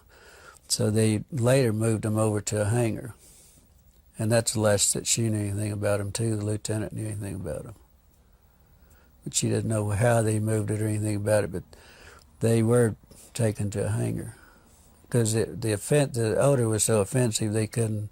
They, like they said, it was upsetting everything. Great. So. Fantastic. Yeah. Did she ever tell you where she thought or where she was told the bodies went from Roswell? I'm sorry? Where the bodies went from Roswell? Did you know where they were shipped out? Did you know where they went? She didn't know. She Never told me. She never mentioned any, never suggested them. no suggestion whatsoever. She just said that the last she heard they were in a hangar, and that's all she knows. And we never discussed anything else.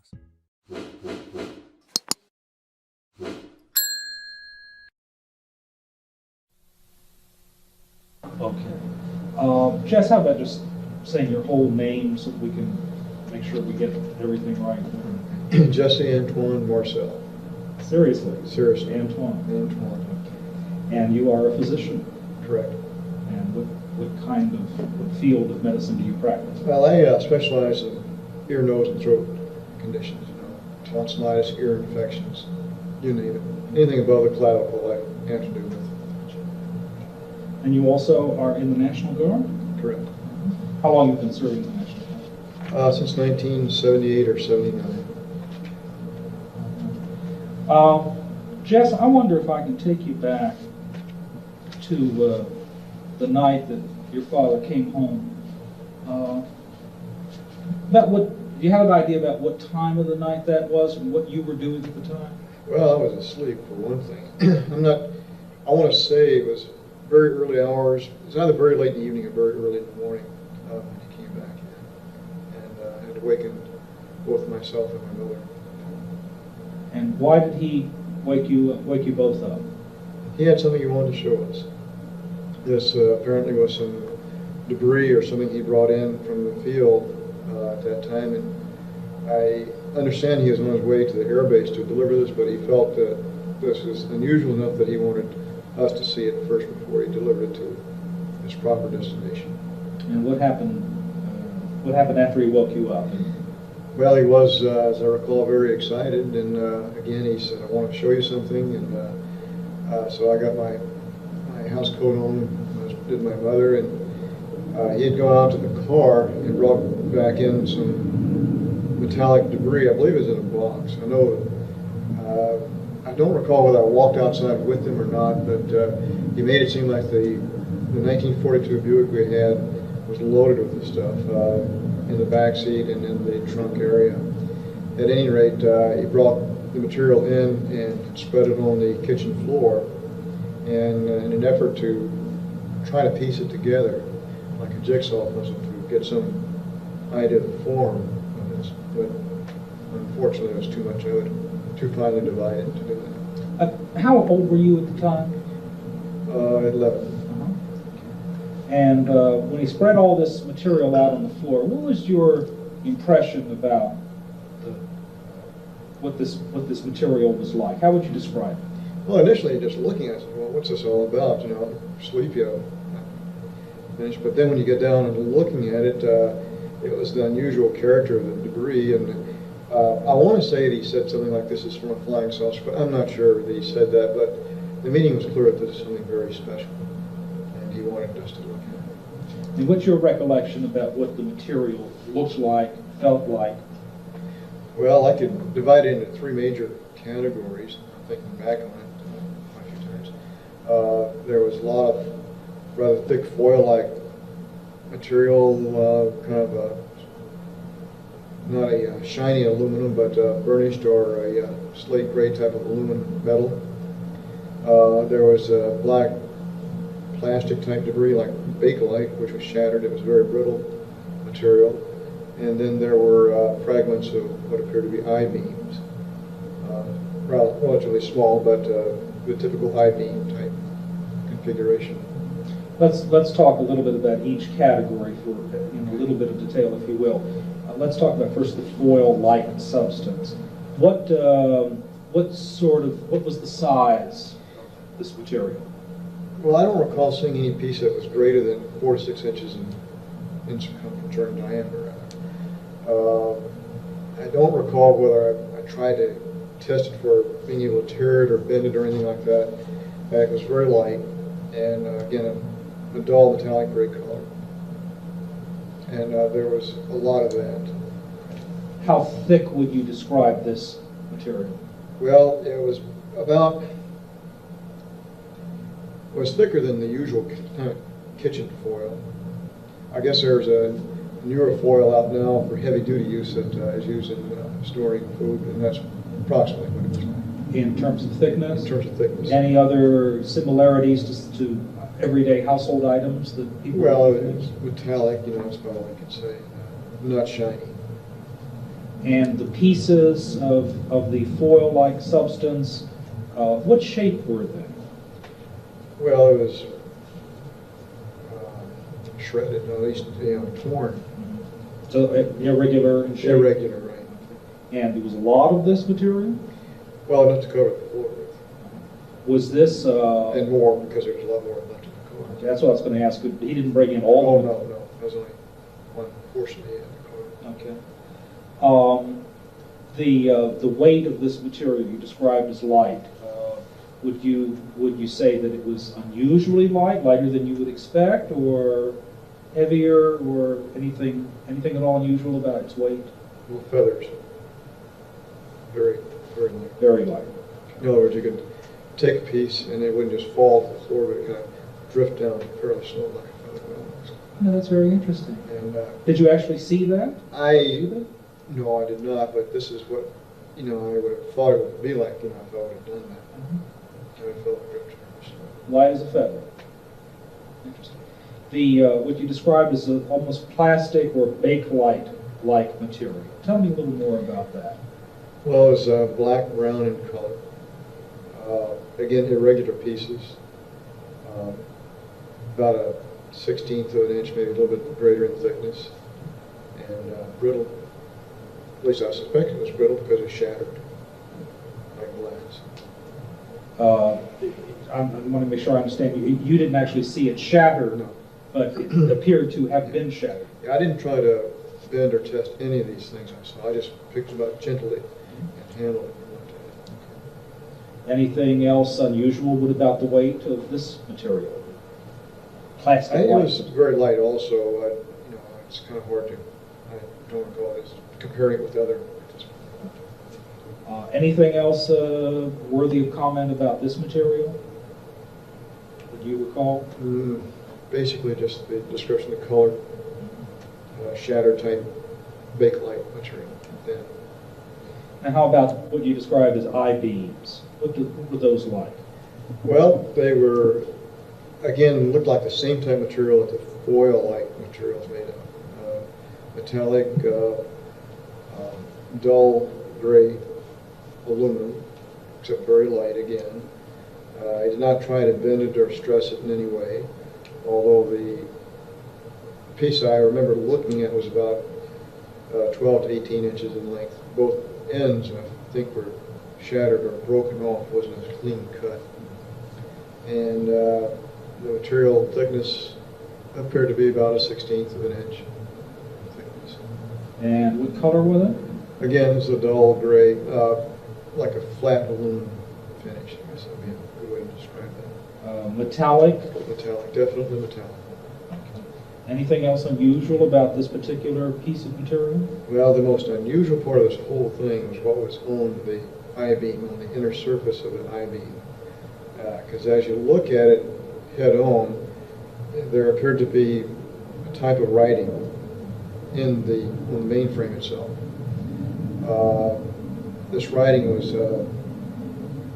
definitely a purplish violet hue. It did have an embossed appearance because you could, if I recall, you could rub your finger on it and you could tell it had texture. I don't recall seeing any lines or letters of any kind, but it was more like geometric shapes. Or, well, it's hard to describe it. It was curved geometric shapes. There might have been some triangles and circles, but it was solid. Is it possible you might have mistaken it for Russian, Japanese, any other language? No way. Anything like hieroglyphics? Well, in my first impression was, this is Egyptian hieroglyphics, but I knew enough at that time to know that it wasn't, because hieroglyphics usually have some animal symbols in it also, but there was none.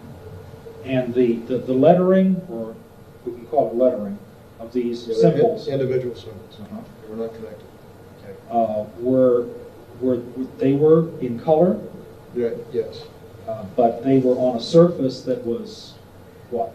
Well, the surface was the same color as the rest of my being, dull metallic gray. So it's just the symbols that were in a kind of purple pink. That's right. That was the color that caught your eye.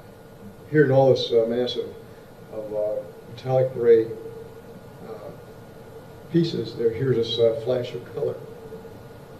What do you recall your father saying that night about how he came into possession of this material? I don't recall a whole lot of the mechanics or the logistics involved. I do know he'd been gone for quite a while. I'm not sure exactly how long he'd been gone even, but if I remember saying something about this came from a crash site or from some fellow's ranch or northwest of Roswell. And you said at the outset that he appeared to be excited. Yeah, that's the reason he got us out of it. Why was he excited about this? Because he felt this was something very unusual. He felt it was probably something we'd never seen before, we'd never see again. And again, I want to say that he said the words flying saucer, but I cannot be sure about that. I'm almost positive he did, but I can't recall verbatim what he said.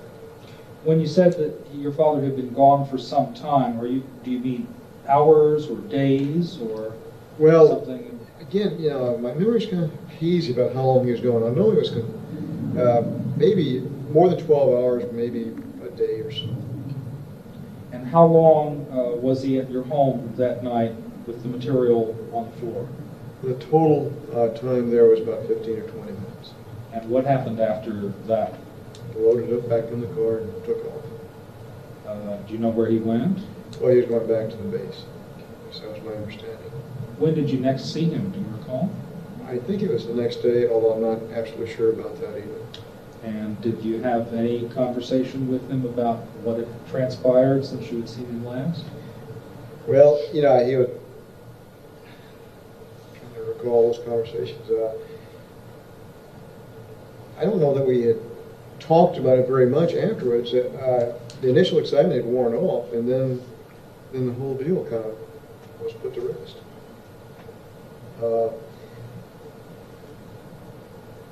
There's still a feeling that there's something very unusual about this. It was not, something commonplace, like they would like to say weather balloon or radar target. Your father didn't think it was a weather balloon or a radar target? Never did. Do you think it was? Well, even at that young age, I had kind of an interest in electronics and weather and things like that. And I'd seen weather balloons, and I'd seen pictures of radar targets. That was not one of them. Was it like anything you'd ever seen before? Not really. One thing that sets it apart, of course, was those I-beams with the symbols. Did your father ever speculate about what it was, where it came from?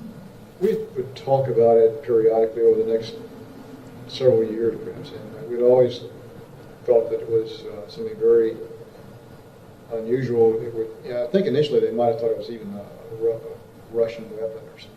That was for the reason for the cover up or the burying the story. But later, it was determined it was not a Russian, and so that left one other possibility, that it was something from out of our atmosphere. Was your father in the habit of discussing his work? Well, he was in intelligence. No, he was not. Not in the habit of discussing his work. So I guess it wouldn't be real unusual for him to be rather quiet about it. Tight-lipped with it, yes.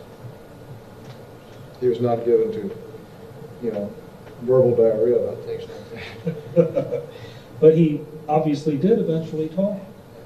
Yeah, as time went on, the seed had been planted in the back of our minds that there's something very unusual about this. And from time to time, you'd read about some UFO sighting in the paper, and it would trigger maybe a little conversation about what this was. Knowing your father as you did, what do you think motivated him to go public with this account as he did? Well, this didn't happen for years, and he was a radio amateur, loved ham radio.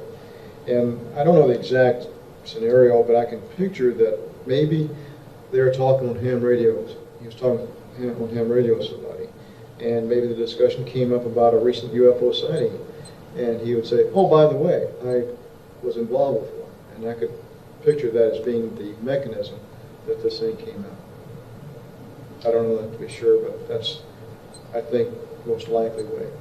And when journalists and people came to ask him to be interviewed for this, do you think he had any reluctance? Do you know if he had any reluctance about speaking more publicly to a wider audience about this? Well, this is many years later, and it lost track or touch with the Air Force community.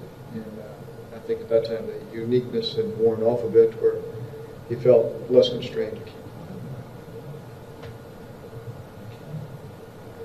quiet. Kevin, I don't have any more questions. Anything that we failed to cover that's important? When your dad came home, did he ever suggest you weren't supposed to talk about it? Was there any kind of discussion about what was said at the base and let's not talk about this anymore in those first few days? I don't recall that exactly, but I think the implication was there. That it's over with, don't say anything more about it. At least don't even bring it up.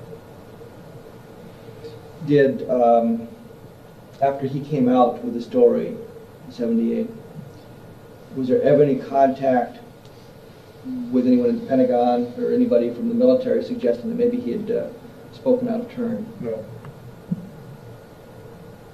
Going back to the first statement, too, I never discussed this with any of my friends either.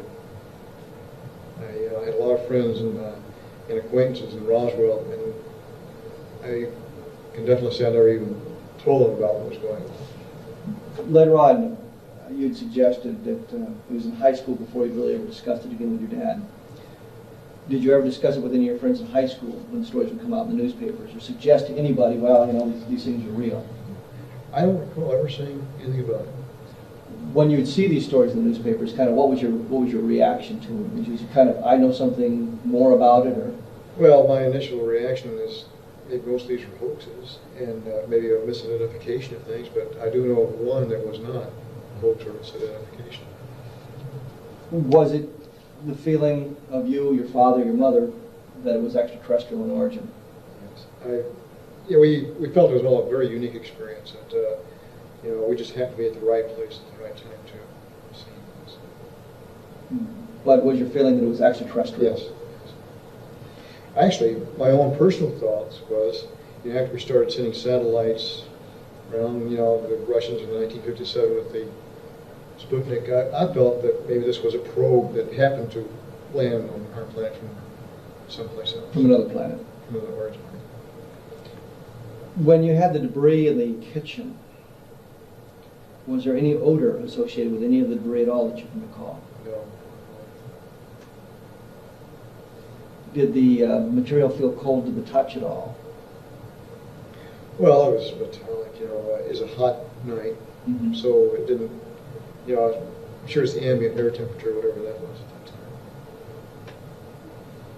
Is there any possibility that your dad might have slipped a piece out of the box to keep for his souvenir?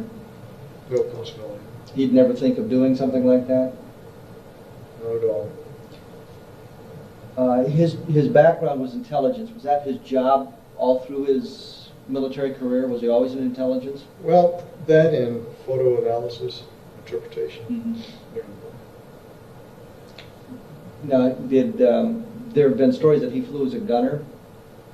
Well, he did man the guns, I know that. I think what happened, he was a navigator, or he went aloft many times to view the bombing runs personally, you know, despite the fact they had photographs, but he'd get more information by being there on the site. Mm-hmm. And I do know one time that they were shot pretty badly, and he had to take over credit guns. He must have known how to man 50 calibers for some reason. I know he did that. He described sitting on an empty box of ammo and having some slugs go between his legs through the box from a Japanese firing at him. and was quite excited about that, I can imagine. Another time they were shot down. They had four engines shot out. The plane and the B-29 doesn't fly very well on two, and then the third one gave up. They're going down like a rock. Did he have to bail out, or did they? They bailed out, yes. Bailed out. So his military career, he was basically in intelligence mostly for his for his military career. And he would get stick time as a pilot too, as much as he could, you know, non-rated aviator type. We know how that works. Yeah. There are many stories about his military career. He did not stay for the full 20. No, he did not. He got out as a lieutenant colonel. Major. He was given a reserve commission as lieutenant colonel, but he was on active duty as a major. So he never served as a lieutenant colonel? He never served as a lieutenant colonel. I know a lot of the reserve papers he got to him was addressed to Lieutenant Colonel Jesse Marcel, but he never had the privilege. The lieutenant colonel. So he got out. He had no military pension. No. He got out of the service, went back to home in Louisiana. Was a TV radio repairman, or right. Owned a radio, television, and sales service. And that's what he did until he retired.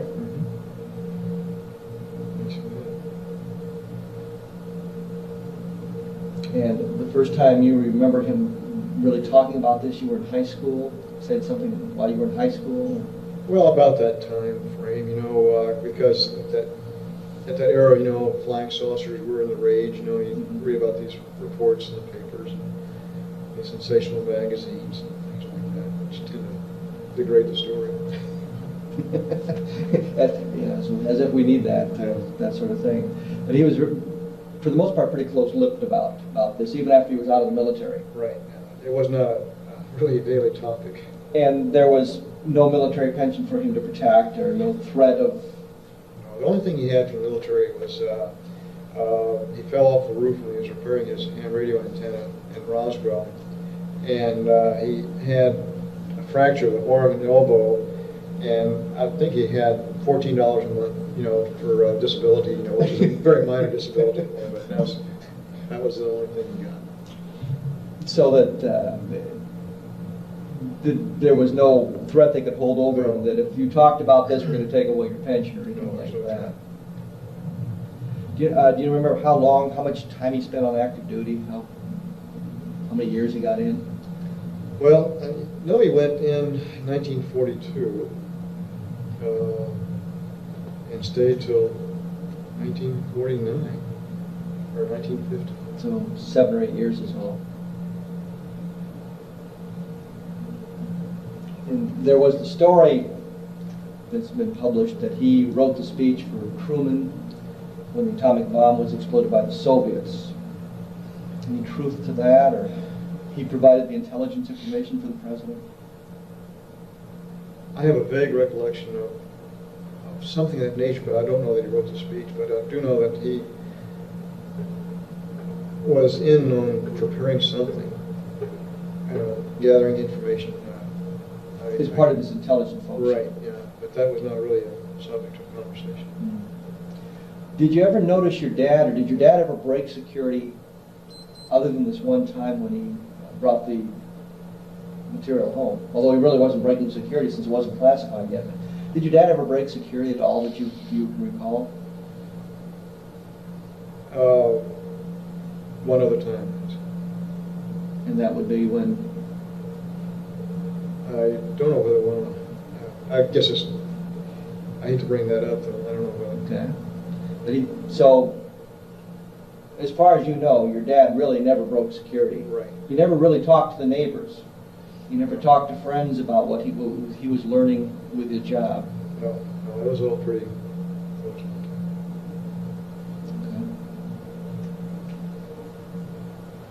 Okay. Jess, thank you very much.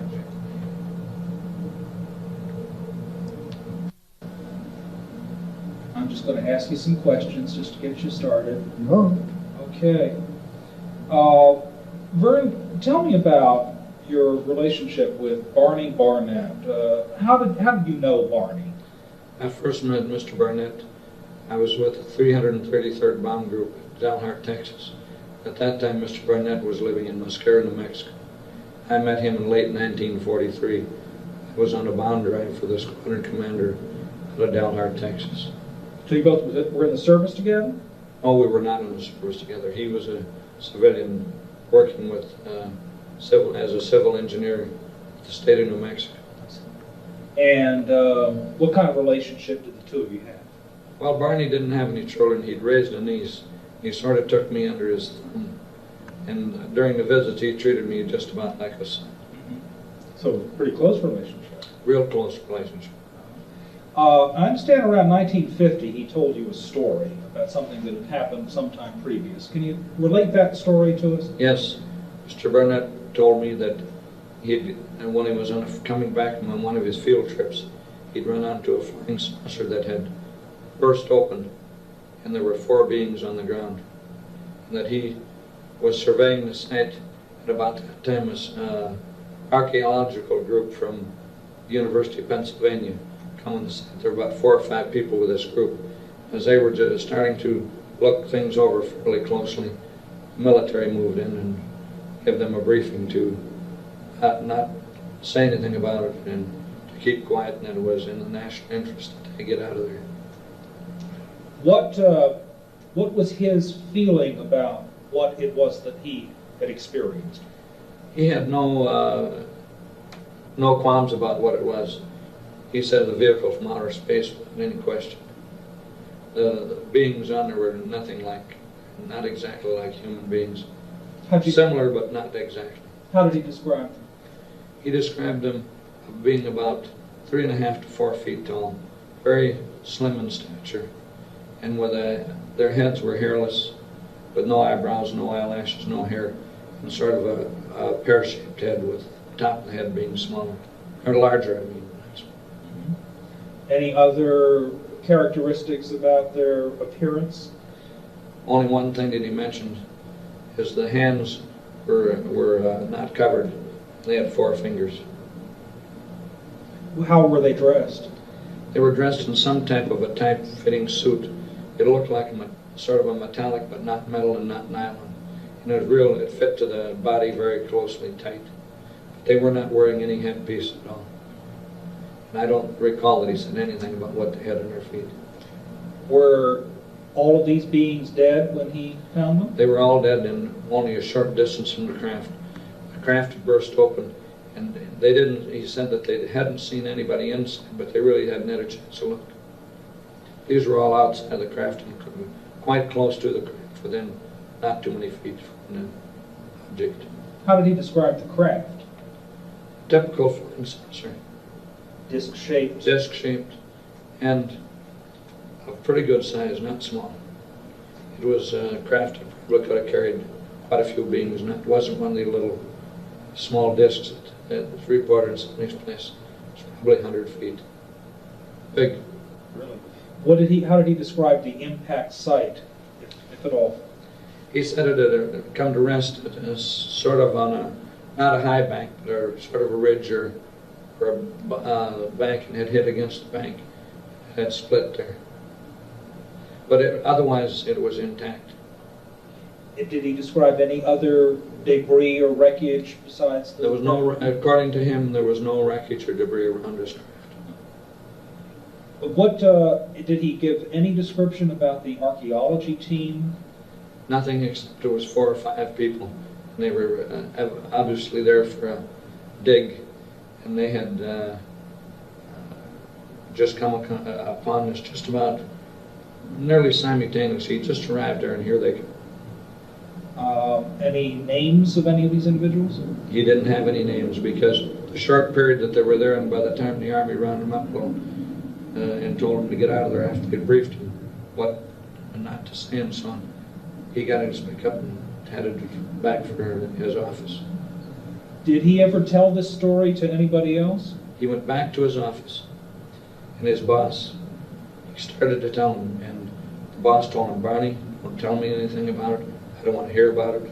Just forget it." And he says, when I was told that, beside having been told not to say anything, he said, and I'm not going to have people think I'm crazy. So I never told anybody else until the time he told me about it. Did he ever experience any form of harassment from the government? They were harassing him on income taxes. And I know that one time I visited down there in 1950, and he was really nervous. This was either the 2nd or 3rd time they had audited him. I can't understand why they would audit him, because he didn't do any outside business. They had all his income from his job. What kind of man was Barney Barnett? Barney Barnett was a real private individual. He didn't smoke, he didn't drink. His family and himself were very private. They associated with people, but not too much on a social basis. But he was very reliable, professional man, lived a lot in the outdoors, and knew the outdoors. Collected arrowheads, and he and I went on arrowhead hunts, had gone on pottery digs ourselves. He showed me how the rattlesnakes operated and how they struck and so on. So we had a lot of time together, because way out there in New Mexico, when you're driving around, there's miles and miles and miles, there's nothing. So we had a lot of time to talk. But in all the time I knew Barney, he never told me a story. I was never told any story of any kind about anything.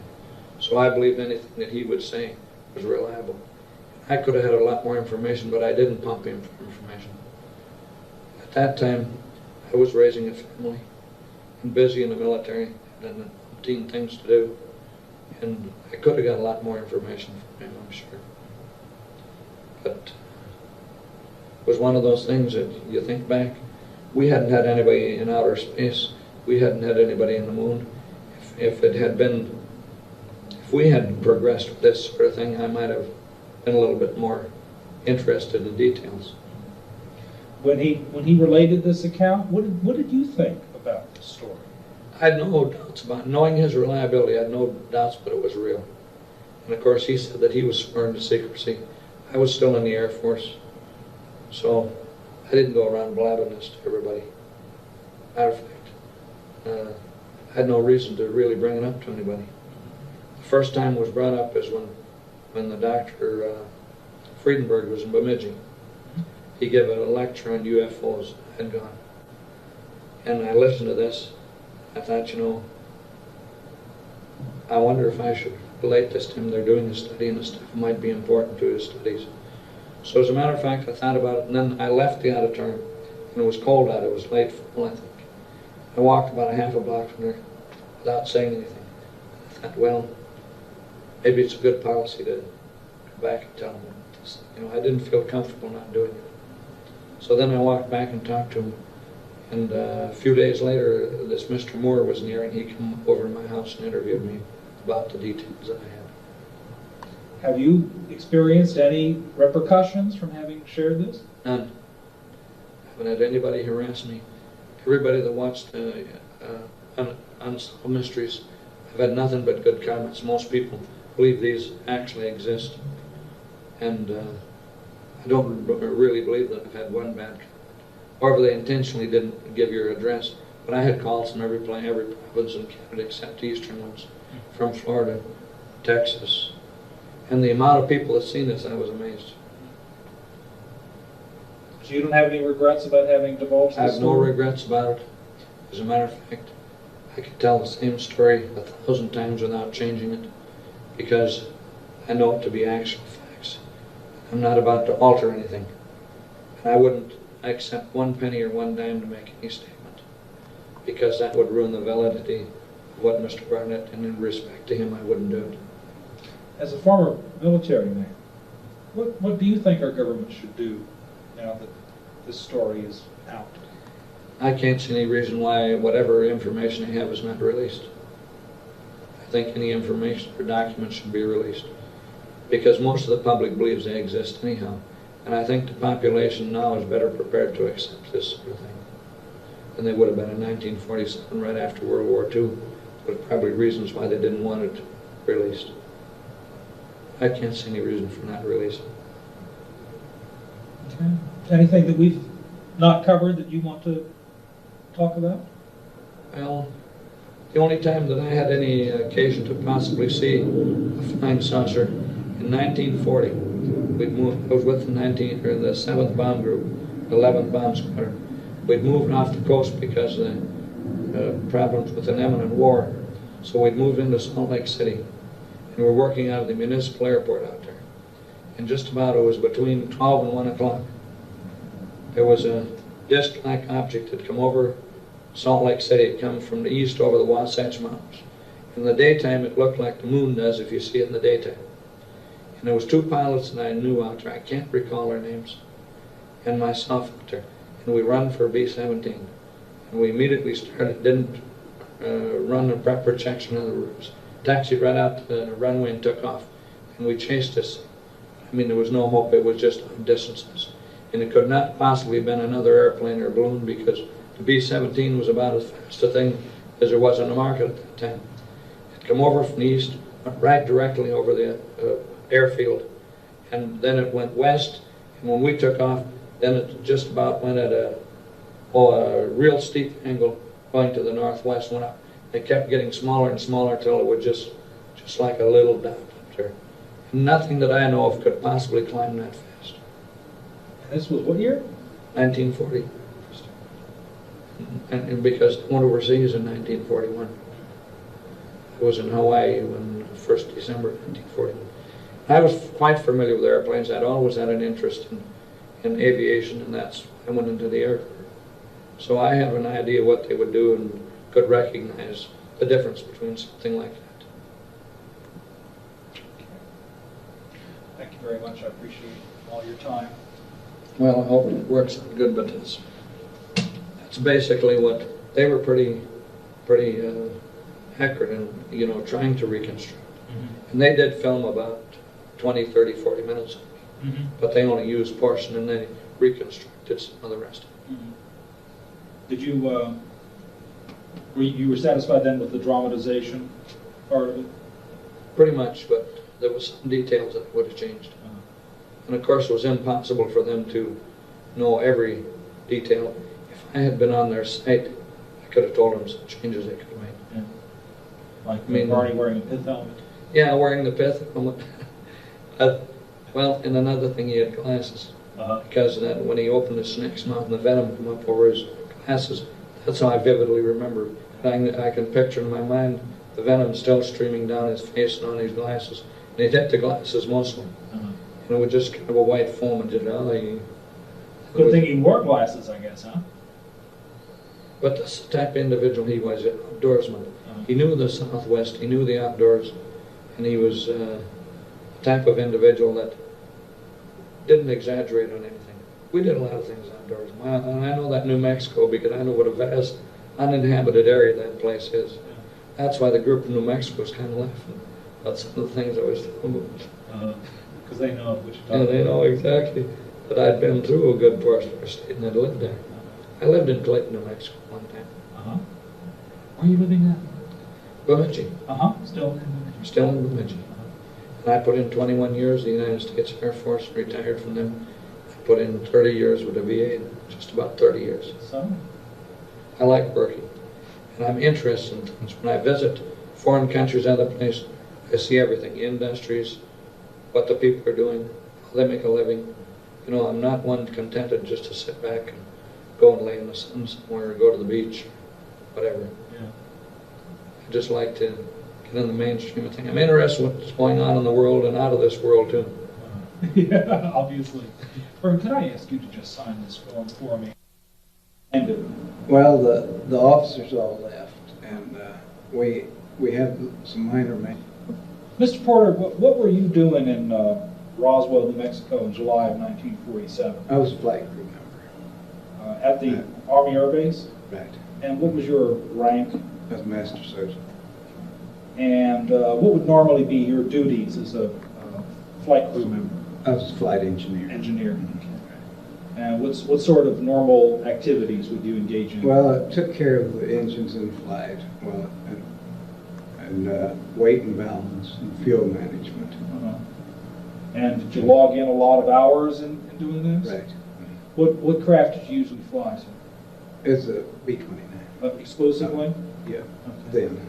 All right.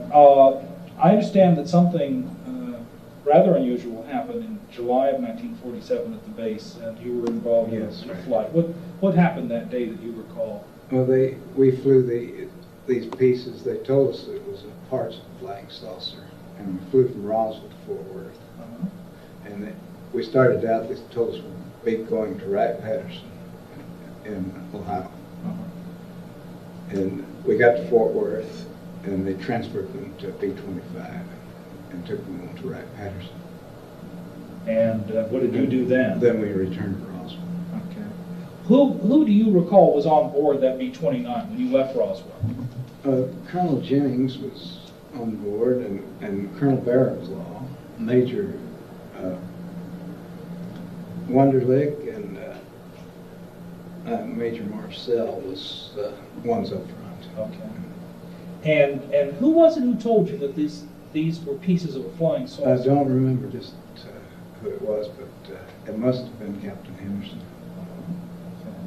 What did you think when you heard that? Well, I was first I'd heard of a bunch of flying saucers. So it didn't really mean a whole No, lot, I it didn't. guess. What was it that was actually loaded on board that you saw? Well, we had it's just packages and wrapping paper, and one of them was triangle shaped, about 2.5 feet across the bottom, and the rest were in smaller packages, about shoebox size. The triangle shape, is that an unusual kind of packaging? It seemed to be. Yes. And this was brown paper on the outside? Right, with tape. And did you actually load this stuff? Yes, right. What was your feeling when you... Well, just like picked up an empty package. Is that right? Very light. Right. From feeling the package, did you have a sense of what it was that was underneath the brown paper wrapper? Not really. Just brown paper and tape, but very light. Right. And approximately how much of this stuff did you bring onto the B-29? Well, it's the one triangle-shaped package and about 3 shoebox-sized packages. Oh, so it wasn't... Not very much. Okay. I don't know, if we were to... Can you give me an idea about what the volume of all of this would be? Well, it's... Could you put it in, say, a back seat of a car or the trunk of a car? Yes, it's just small packages. And you took a B-29, was it necessary to take a B-29? Well, that was the transportation, I guess. That's all you had? Right. Okay. And what did the fellows talk about on the way to there wasn't much talk. They didn't talk back and forth very much. Nothing about it. Yeah. Much. Would that be unusual? Was there normally a lot of conversation between the officers? This wasn't a regular crew, so it... How is that? Why do you say it wasn't regular? Oh, we had officers from other squadrons in the plane. And Colonel Jennings was the deputy base commander. And Major Marcel was the intelligence officer. Would it be unusual for them to be on such a yes. boat? Oh, right. And you arrived at Fort Worth at Carswell, Right. and what happened then? Well, we parked on the front flight line, and Colonel Jennings told us to finish. We had some spark plugs to change, and he said as soon as we got our maintenance done and the guard was posted, we'd go eat lunch and come back then. Was there anything unusual about your arrival at Fort Worth? No. So you did your maintenance, then you went out to Right. lunch, and what happened after you got back? We came back and they moved the aircraft to the back flight line and told us that they'd transferred the material to a B-25 to go into Wright-Patterson, and that it was a weather balloon, and that was it. What did you think when you heard that? Well, I just thought this is what it was. You accepted what you were Right. told. And then you flew back to Roswell? Right. Was there any conversation on the way back about No. this? How about after this episode? Was there any more? No, nothing. Was it something that just wasn't talked about, or did you feel that it shouldn't be talked about? Well, we just thought it was a weather balloon, and that was it. That was it. Okay. Did you have? When did you first share, or when were you asked about your involvement in this? In 1979, Stanton Friedman called me in 1979. And what did you learn anything more about this than you had known before? Not a whole lot, no. Does it surprise you to know that Jesse Marcel at least said that it was not a weather balloon? Well, not really. I never thought much about that. After all these years, what do you think it was? It wasn't a weather balloon. You're pretty sure of that? Right. That's because of what people say? Yes, right. You're out of the service. Yes. For a while now, I guess. 27 years, I guess. Are you getting a pension? Yes. Have you gotten any kind of harassment or anything None at all. from having talked about this? No. Do you have any regrets about having talked about it? No. What do you think the government should do now about all this? Well, I think they should let the people know what's what on it. You'd like to know, I Mhm. guess. Yes. So would we. Is there anything that we haven't talked about that you'd like to say, Mr. Porter? No. As long as we got it all straight. Uh-huh. Okay. All right. Thank you very much. You're welcome. Mr. Porter, can I say a little bit about yourself? Where are you living now, and what's been your profession over the past few years? Well, at present, I and my wife reside in Southern California in a small community called Spring Valley. It's in the neighborhood of San Diego. I think for our purposes that's close enough. And I practiced as a dentist in that region from about 1952, after my release from active duty after following the Korean police action. I think that's correctly noted. Right. And I met Pappy Henderson in the early mid-60s. To the best of my recollection, it had been maybe 1962 or 63. How did you happen to meet him or know him? Well, I was introduced to him by a mutual friend.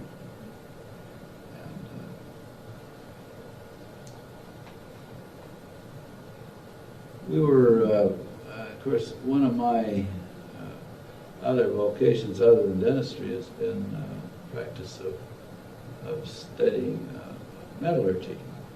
And I think that's probably what got Pappy and I together. And as the years went along, I went into other ventures. I wound up actually joining one of his because it really proved to be interesting, and I described that fully at our meeting today. And,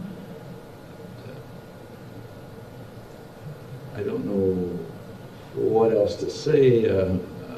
We gained a great deal of respect for each other, and I trusted his judgment as he did mine, I guess. Just was a very nice relationship that we developed. And when did he tell you about something that occurred that was very unusual in 1947? Well, it was, as near as I am able to tell, it would have been, and I think it might have been perhaps the 30th anniversary of that event. Because it was right about that time, in the summer of 1978. Okay. And what was it that he related to you as to what had occurred? Well, and he, of course, we will understand, we were in a public place where we met frequently. But we did speak in quite in a great deal of privacy, let's say. And he told me about the Roswell incident.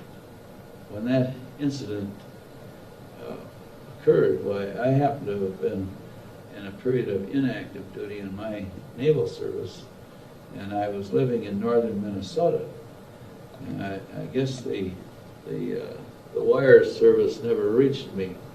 I was actually unaware of the Roswell incident. It was casually mentioned in our newspapers, perhaps as late as a month later. Who knows? But northern Minnesotans weren't too worried about what happened in Mexico.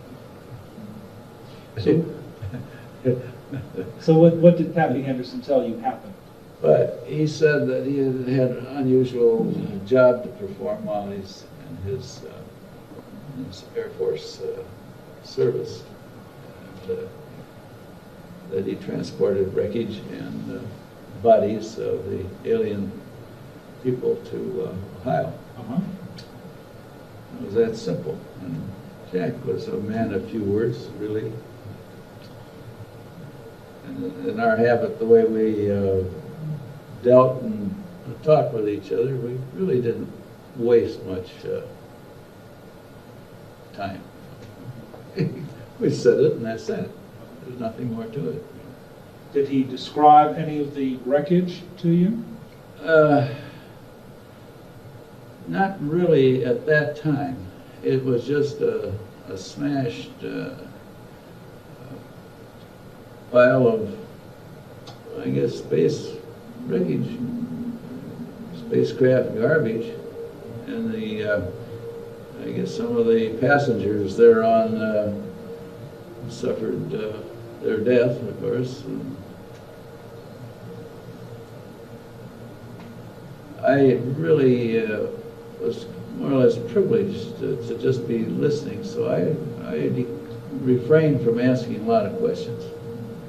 But he did say that these people were small, and that there were quite a number of them. He never described the actual number to me, but since I've, of course, been filled in somewhat, I'm still not sure that there were what they even claim now. There may have been a lot more. Did he describe their appearance any further than saying they were small? Not to me. I think he found the kind of distasteful. I was pretty well tuned into Jack's feelings, you know. And if something was bothering him, I'd be sort of aware of it very soon.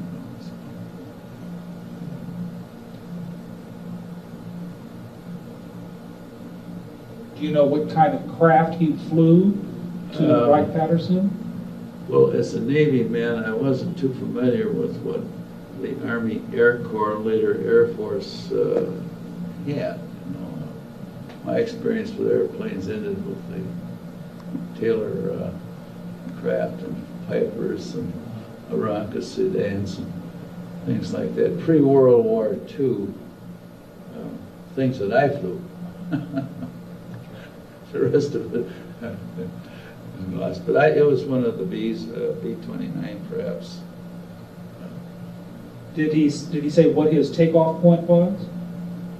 Well, I assumed it was Roswell. He did not say to me where it was from. But that he did say that he was going to Wright-Patterson. Yep, that's where he did say, and he said that the remains were there. And he said very likely in a frozen state. Which would lead me to believe that, that being the case, that autopsy work was being planned. And would have undoubtedly been performed. So. Did he relate any information following this flight that would shed some light on what the wreckage or the bodies were all about? No, it was perhaps a year later. We were meeting again under about the same circumstances. We decided to have a game of pool, and when we had a little break in our game, why he produced this piece of metal for me to look at. He said, what do I think of it? I said, well, it's different. And I felt it, and it did feel different. And I studied it some. I was able to determine that its metal structure was different than alloys like we have in our aircraft, for instance. And of course, he did preface his question by stating this was from this craft. Apparently, I think it was a case of appropriation that he acquired this, you know, for future study, perhaps. At any rate, I gave it a good, thorough looking at and decided that it was an alloy that we are not used to, or we don't think we do. But there is a possibility we may be able to come up with something like it. What do you It's a very big, roundabout statement. I understand. How about describing it for me? What did it look like, feel like? Well, it was a lustrous, a gray lustrous metal that resembled aluminum. It was lighter in weight and much stiffer. If you're familiar with aluminum alloys like ST37, it's a very stiff, tough aluminum. Well, this was harder and stiffer than that. Could you bend it? No, not, and I didn't want to try. The edges were pretty sharp, and Jack didn't want to let it out of his personal ownership, you know. So I couldn't take it into my lab and do some testing on it, which I really would like to. Number one, I'd like to have found out what it would take to machine it. In other words, in machinist language, to mill it. That decision came as a result of our having made an alloy similar to it, which up to this point no one's been able to scratch it, so to speak. But that's kind of beside the point. But I think this is one of the reasons that Jack showed me this piece, because our association had gone on quite a few years, and he trusted me, and I didn't tell anybody about it. I think this is my first discussion, or at least the meeting as of this date. Publicly. Mm-hmm. So what did he do with this piece of metal?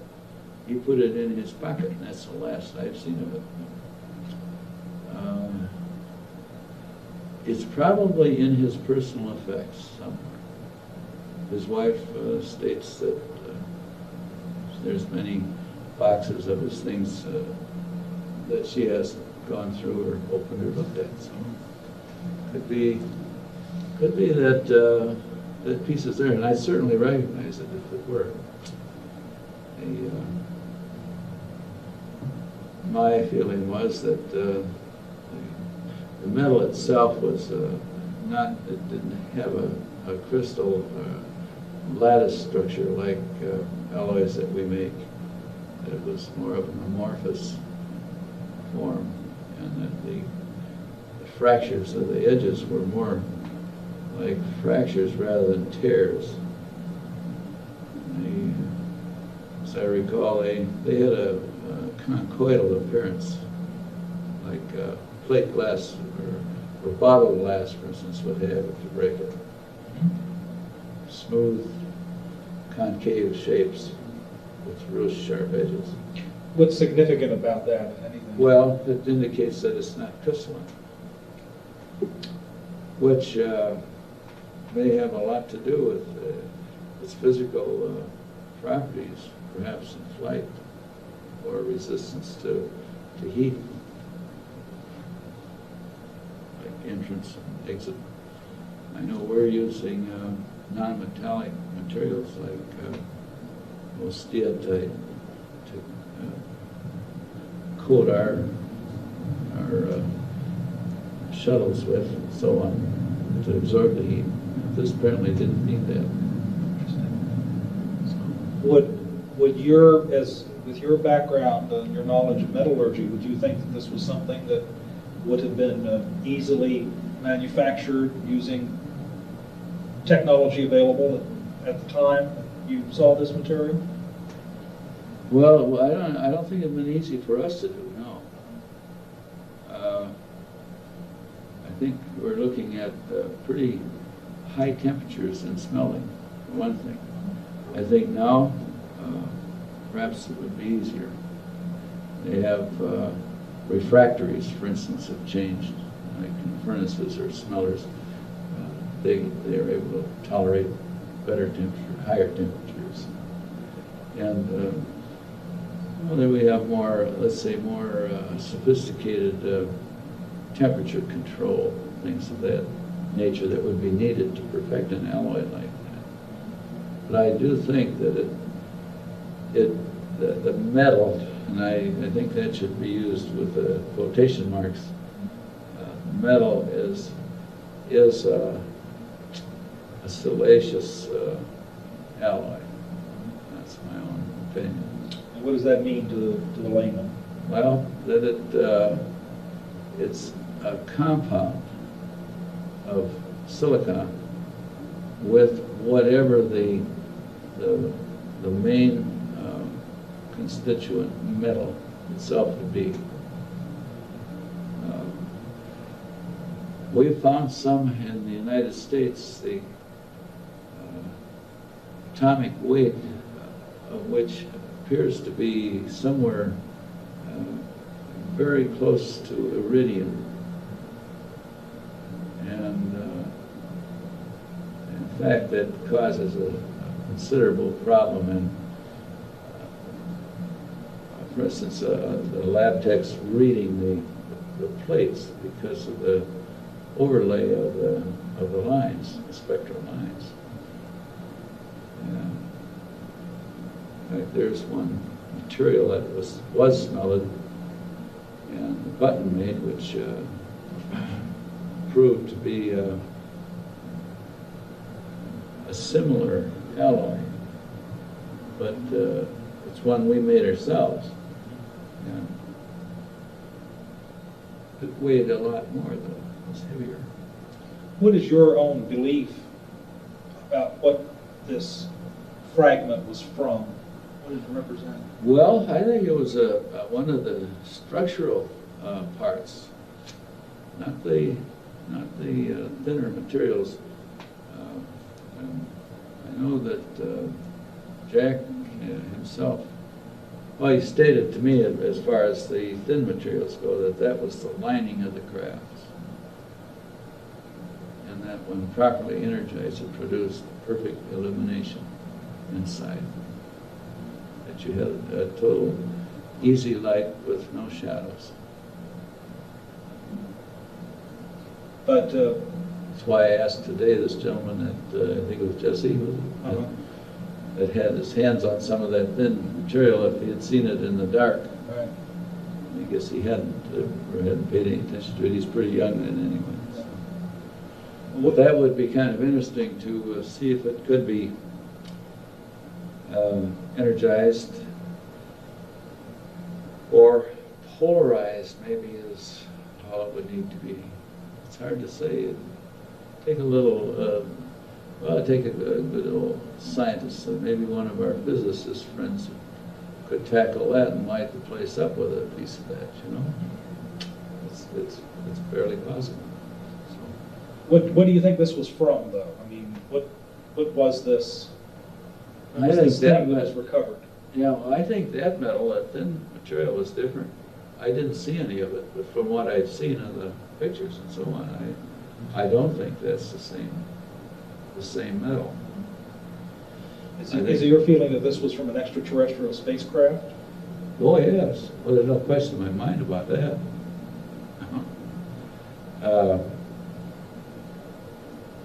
The one craft that crashed and was, as they said, it was just split open. The color of it, the way it looked on that photo, is about the way that piece that I had to look at looked. I'm sorry, which photo are we talking about here? Well, whether it was a drawing or a painting or a reconstruction, I don't really know, but it was here today that I saw that. So. Okay. That's more or less what it looked like. Slightly mistreated, maybe. You know, by temperatures.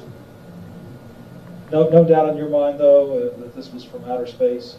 I have no question but what it was from outer space. The bodies? Sure.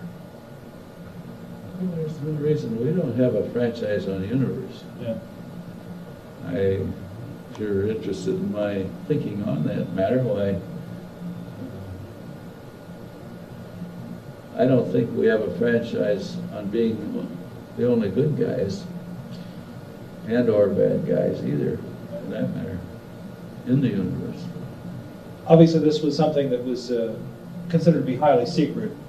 Pappy Henderson wouldn't have shared this with you without a foundation of trust. Right. Well, he asked me to observe the protocol, to not mention it, which I didn't. I was kind of surprised to find that he'd taken a couple other people into his confidence. But, one of which was Bill, who was here today. Also, there is another one that we discovered. This is one of our naval helicopter pilots who's retired now and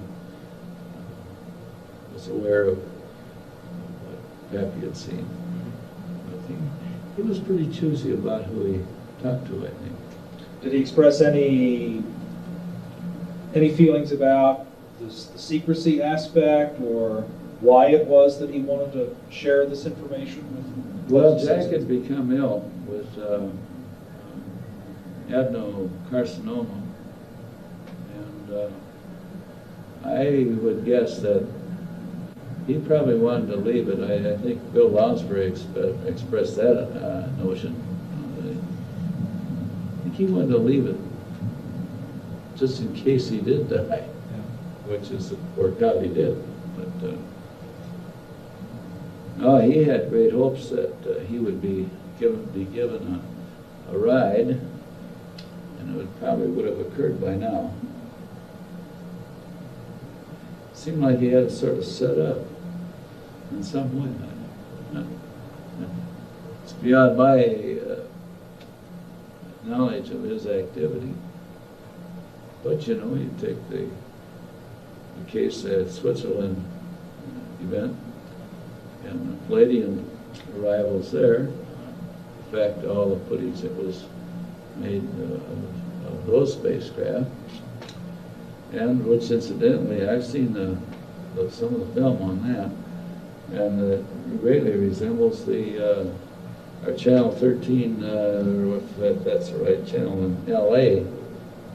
that photographed the two that flew over just in, it's either in Anaheim or Orange. So, they just came in and made us swooping in and out, and someone just happened to be taking some pictures and managed to photograph that in action, and the films proved to be genuine. And those looked, for all the world, exactly like the ones in Switzerland.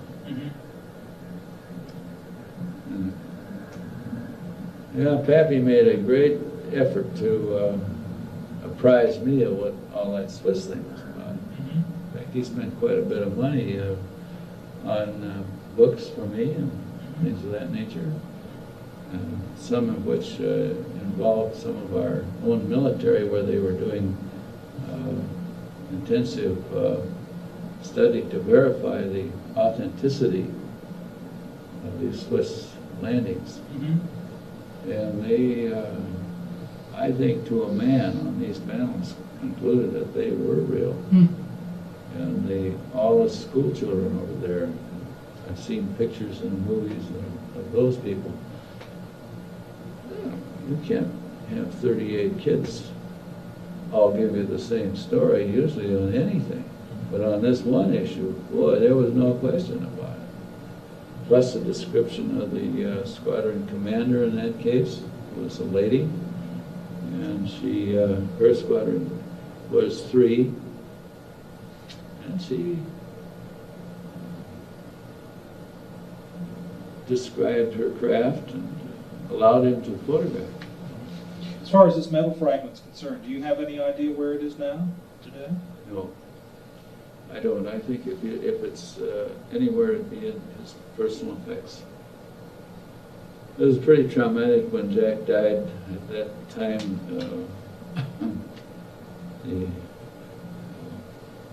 her daughter's mother-in-law was very ill, and so they just packed Sappho up out of her apartment, moved her to L.A.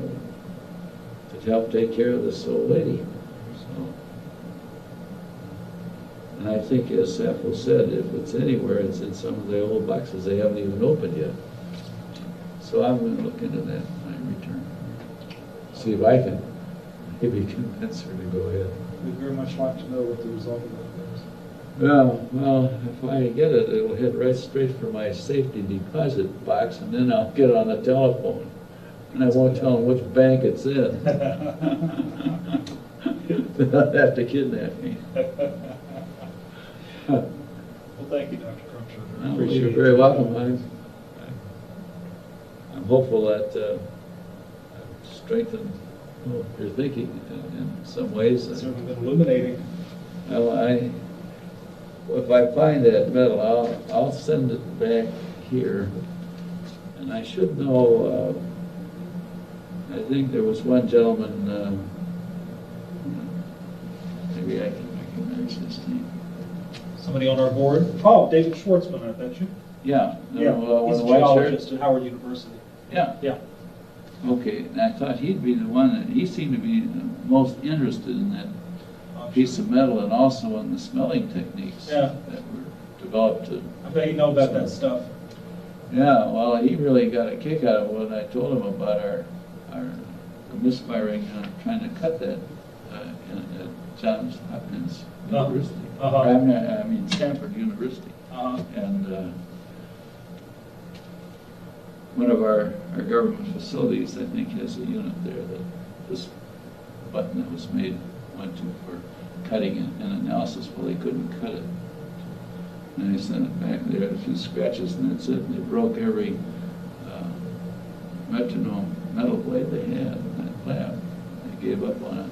Now, this was of what? A test of... What we think is a similar one. And that was why Jack got me involved. Oh, is that right? Yeah. So that's really, and it goes way back. How did you hear about this test at Stanford? Well, I didn't know when I sent it to him. Oh. See, I'm into it that far. You know, oh. So you got this piece of metal or something? Yeah, from whom? The button that went to Stanford. Right. I made it. Okay, this is a fabricated Yes. thing, not something, okay, I want to make sure I understand that. Okay, Dr. Crumshorter, could I get you to sign that for me? Sure. You can read it first if you want.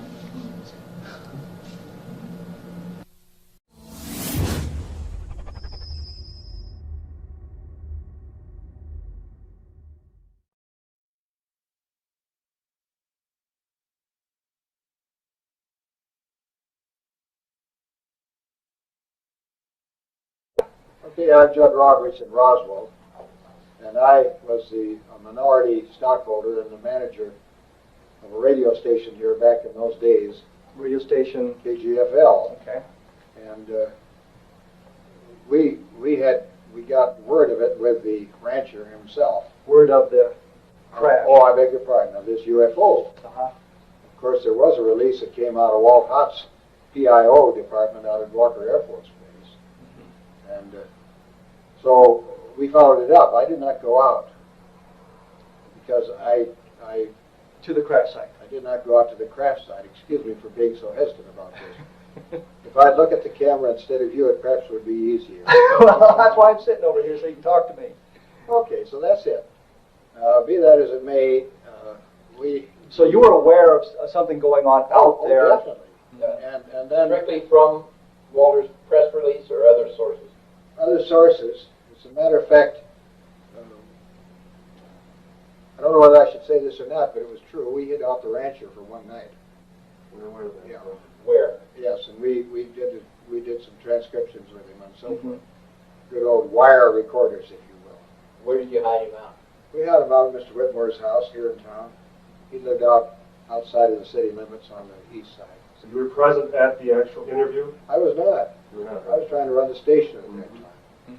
The question that we ran into is the very next morning, some friendly person, probably from Clinton Anderson's office, called us from Washington and said, we understand that you have some information, and we want to assure you that if you release it on this matter, because it's not supposed to be released, it's very possible that your license could be in jeopardy, and so we suggest that you not do it. And he said, when I mean in jeopardy, like maybe 3 days. Was there any suggestion when you got that phone call? I mean, did Walt Whitmore hesitate about releasing the information? Did he say, well, we're not going to release it, or we might release I it? made this decision. So You got the call? Yes, I was at the office, you see. See, W.E. Whitmore, with whom I worked, had different office hours than you and I. And he was a great nighttime worker, and he came in about 6 o'clock at night to talk to me about the radio business. About the time since I'd been there since 6 o'clock in the morning. So you got the phone call from Washington, Yes, yes. and they told you that your license was in jeopardy. Did you? They indicated that would be a very negative thing. What convinced you that they meant business and you were really talking to somebody important? I don't even remember who it was who identified himself. Was there any? But he convinced you. But he convinced me because they'd already made such a stir about the releases, you see, to the newspapers and so forth. And so, in other words, the clamps went on the story, but this was not unusual for me because I had been down here for a couple of years at that time from Minneapolis, and with things like air crashes at Walker Air Force Base or problems of that sort, it was not unusual for us to talk to the people and they'd say, okay, we've got a release date on this and not before this time. Of course, we always fought it because they always tried to take care of the afternoon newspaper. Well, that was where my question was going. When you got the phone call from Washington, was there any thought about going ahead to release the story anyway, or did you just immediately kill it? No, we did not. We didn't think so. We didn't know. So when you got the phone call, that was it. The story was done. That was as far as I was concerned. Okay. I saw no reason to do it because they'd already had the disclaimers out there, 10 tons of them, talking about these weather balloons and so forth. And so that was it. The point is that I was unable, I never did see the material. I talked to people just as you had. Who did you talk to? I can't remember. Can't remember at all. Now you say you hid out, or Walt Whitmore hid out Brazzle overnight. Oh yes. But it was W.E. Whitmore. Yes, we understand. Senior. Yeah, senior. So he had the 45-minute wire recording of Brazzle's interview that... I don't know how long it was. In those days with wire recorders, these are guys all before your time. And if you recorded 15 minutes, you took it back to the studio, and it took you 15 minutes to rewind them at 3.75 or whatever it was. Do you remember whatever happened to that wire recording? Was it erased? No, I haven't. At that particular time, there was quite a clamp on discussion of this. Mm-hmm. And because there were people who were well thought of people who were pretty well convinced, and Marcel was one of them, and I knew all of those people out of Walker because we had remotes out there and we did lots of broadcasts out of there. So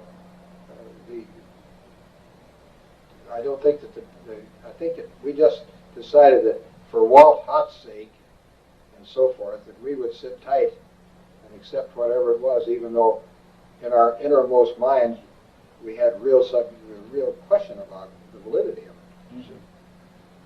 Had they ever treated a story like this before? Had they ever created one? Had they ever treated a story in this way? Oh, not in this particular way, because this was a highly unique experience. However, as I say, we were used to it because if there were crashes, you didn't say anything about it until the people had been there and all of that sort of thing. Well, yeah, they embargoed. Yes, precisely. But this was a total clamp down. Well, I would say so. It certainly was as far as we were concerned. And there was no time limit on this. They didn't say after such and such date like you that can... before. I can't tell you because, you see, I just got down here in '46 when I came down here from Pillsbury in Minneapolis. And so I hadn't run into that sort of thing. There was lots of it when we were in the missile site business down here and so forth, because if there was a problem, we were advised and we were out there with our blinking lights and all that sort of stuff, but we sat on those things until there were decent releases on it. People have asked me because there's been a discussion, particularly after your broadcast, and that revitalized. In fact, I was up in Craig, Colorado last week, and a guy who hasn't been interested at all of a sudden he's a fan, and I sent him the book from Moore and so forth when I got home here on the weekend. But the point is that insofar as I was concerned, people say, do you think it was true? And I said, I don't know. But I'll tell you this, it's hard for me to believe that in this infinitesimally small area of the universe that we're the only people with any intelligence. So if there are, and another thing that interested me is because I had a friend who had a lot of hours with, I think it was with Northwest at that time, and he had, I don't know how many hours as captain. And when he said he saw something off the left wing, here's a guy who, when he makes a statement, if you're a disbeliever or an unbeliever, you say, boy, I don't want to fly with him because I think he's a nut. So he puts his own business in jeopardy, as it were. So W. Whitmore had Brazzle overnight. Yeah. Did you actually see Brazzle himself? Did you ever see Brazzle? Only when they first came in, yeah. How did he come across to you? I didn't talk to him very much. Frankly, we were hiding the things for Halloween, and we didn't want to make much of a stir on it. And Whitmore lived way out on East Second. So that's about it. Did so Brazzle is with Walt Whitmore overnight. Yeah. Did the military come and pick him up, or did Whitmore take him to? I think he turned him over. Would it be fair to say that Whitmore surrendered him to the military, or is I that don't too think strong? so, because he was just a guest overnight. Okay. So you don't surrender a guest unless your name is this guy over in Iraq. But was the military, but the military was looking for him, though? I think so. Yeah. Was W. Whitmore hiding Brazzle from the military or from your rivals? We just had a good story. So Whitmore was more worried about protecting his story than the military finding where Brazzle was. We had no reason to hide him out, particularly, except we wanted to do some talking to him first. It so happened that it was all for nothing because we didn't use it. Okay, so that next morning, Whitmore decided he wanted to go out to the crash site. No, I decided that. You I decided. wanted to go out because Whitmore dead out there. Went out to the crash site, or? Yeah, I think, but I don't know. He couldn't get any closer than I did. I thought we could do it with a back road or something. So you followed the back roads out toward Sure. Corona. Sure. What happened when you got out toward the crash Well, they site? just had some roadblocks, that was all. And what That was on one of the back roads. Well, they had the whole thing. You used the word cordon a minute ago. I presume that might be a pretty well. I didn't pay that much attention to it. I wasn't driving. We had another guy, and I was more interested in just getting out there and disappointed because, believe me, we didn't get close. You say another guy, you happen to remember who that was? I haven't the slightest idea. We had about 6 people working for the station. So you went out to the area, you were stopped by the... Sure. How did they do that? They just say, sorry, the road's closed. This is a restricted area. Military men. Yeah, we were used to that. Were they in a Jeep? Were they in a car? I can't imagine. I imagine they were just one of their blue sedans that they had. And as you approached, the fella came out on the road and waved you down? Sure. But as a matter of fact, the reason I'm so vague, I don't mean to be intentionally, is because at that thing, it wasn't really a big deal.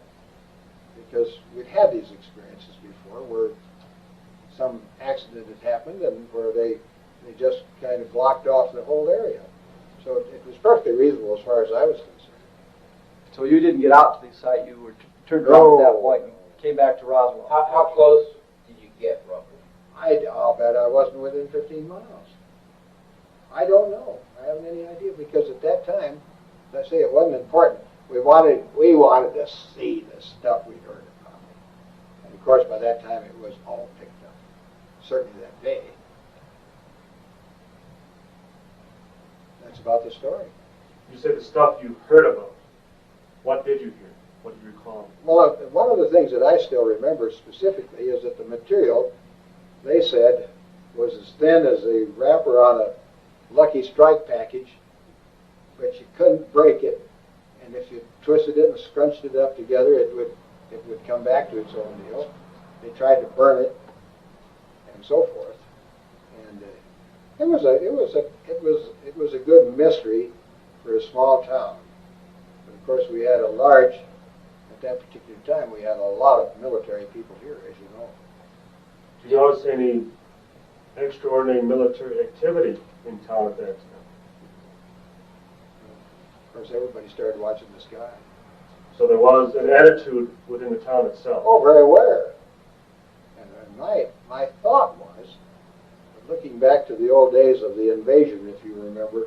War of the Worlds. Yeah. And the effect it had on people on the East Coast particularly.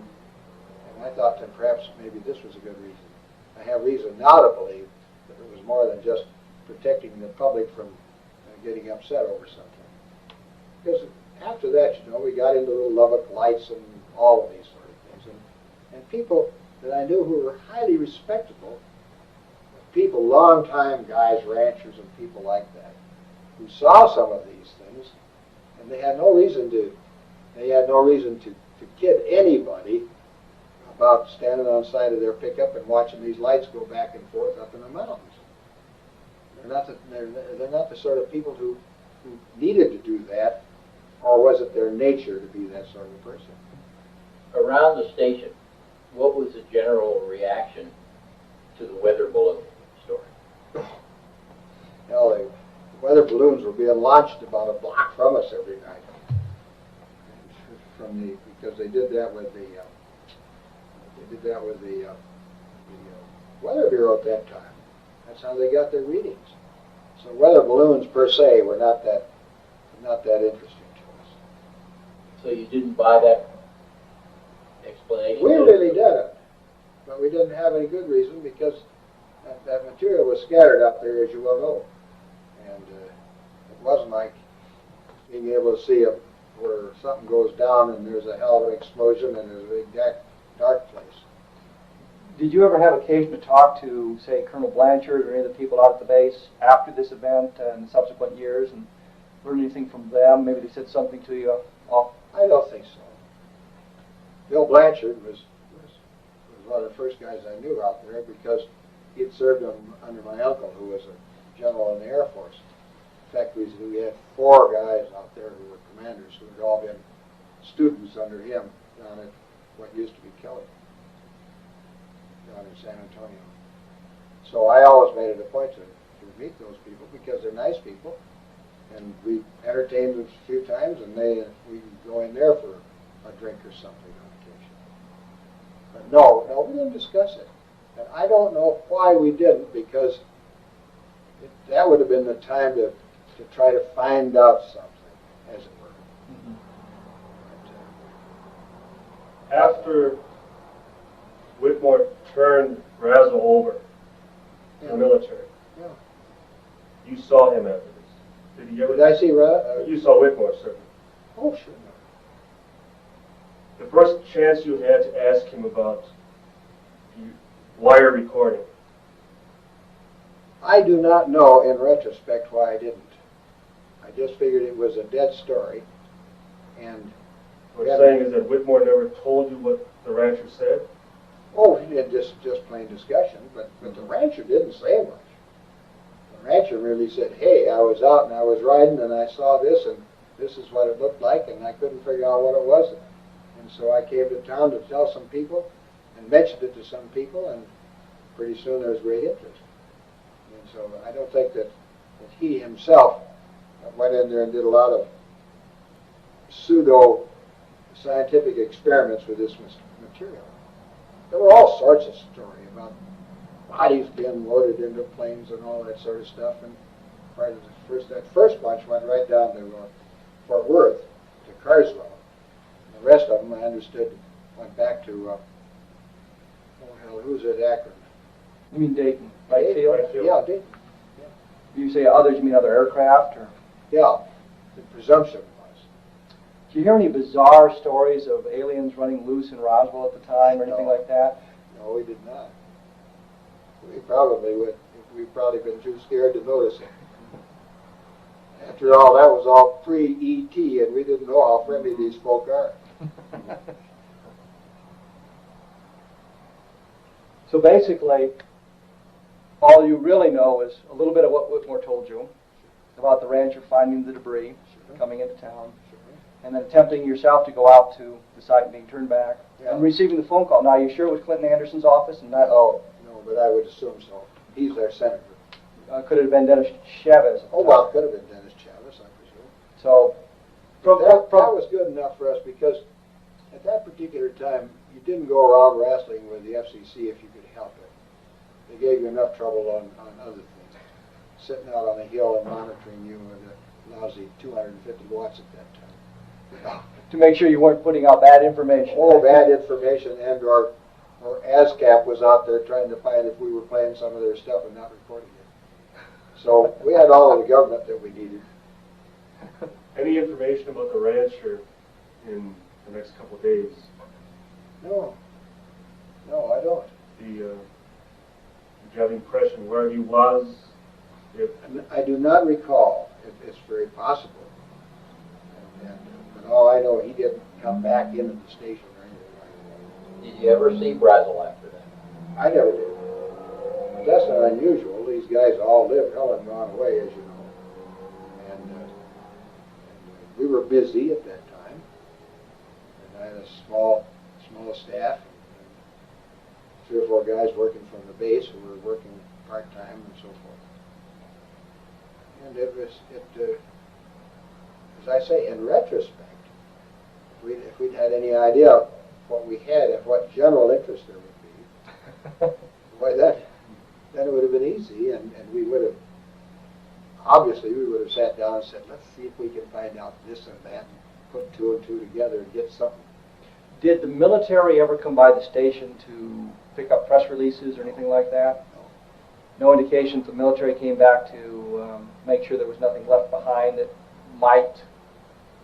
No, I don't think so, because we were very close to the PIO department, and because they were a source of news, and even if they had, why I don't think it would have made a great mental note after all of these years, because it was not that uncommon a situation.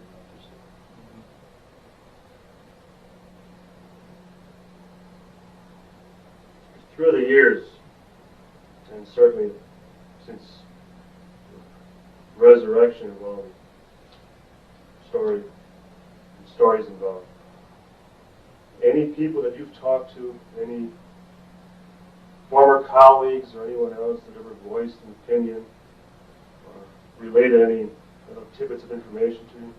Oh, that I didn't have? Mm-hmm. No, because it was usually, do you believe this stuff? And it so happened that I believed it to some extent at that time, and then ultimately I just felt more and more that this was a possibility.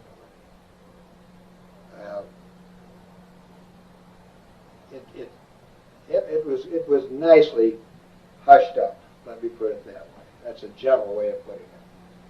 So you weren't that concerned that the military came in and suggested that you not release the story. That sort of thing happened on a regular basis. Oh, yes. Oh, sure. Whether it was an aircraft accident or maybe something that... Well, see, we were trying to cover all of that stuff at the local level because that's what we had. That's all we had. And in the two stations with which I was associated over a period of time, we always had mobile units, and we could broadcast and so forth. And even in those days, if there was a story, why, we chased it pretty hard. But for this one, you didn't really think there was a story? Because I didn't think we were going to be able to do anything with it. I thought that whatever they were going to report, because the question was in many minds here, that whatever they were going to report, that's what we would tell them, so the people would know. So there was no place for you to go with the story? No, because we really didn't have a story. We had a discussion with a guy who had found some stuff, but they did a good job of closing that thing up. Hell, I think Marcel was out of here in, I don't know, 4 or 5 days, I imagine. There were some people that were shipped out. Maybe that had been planned for 90 days, but the coincidence of it made people say, boy, we'll get him out of here.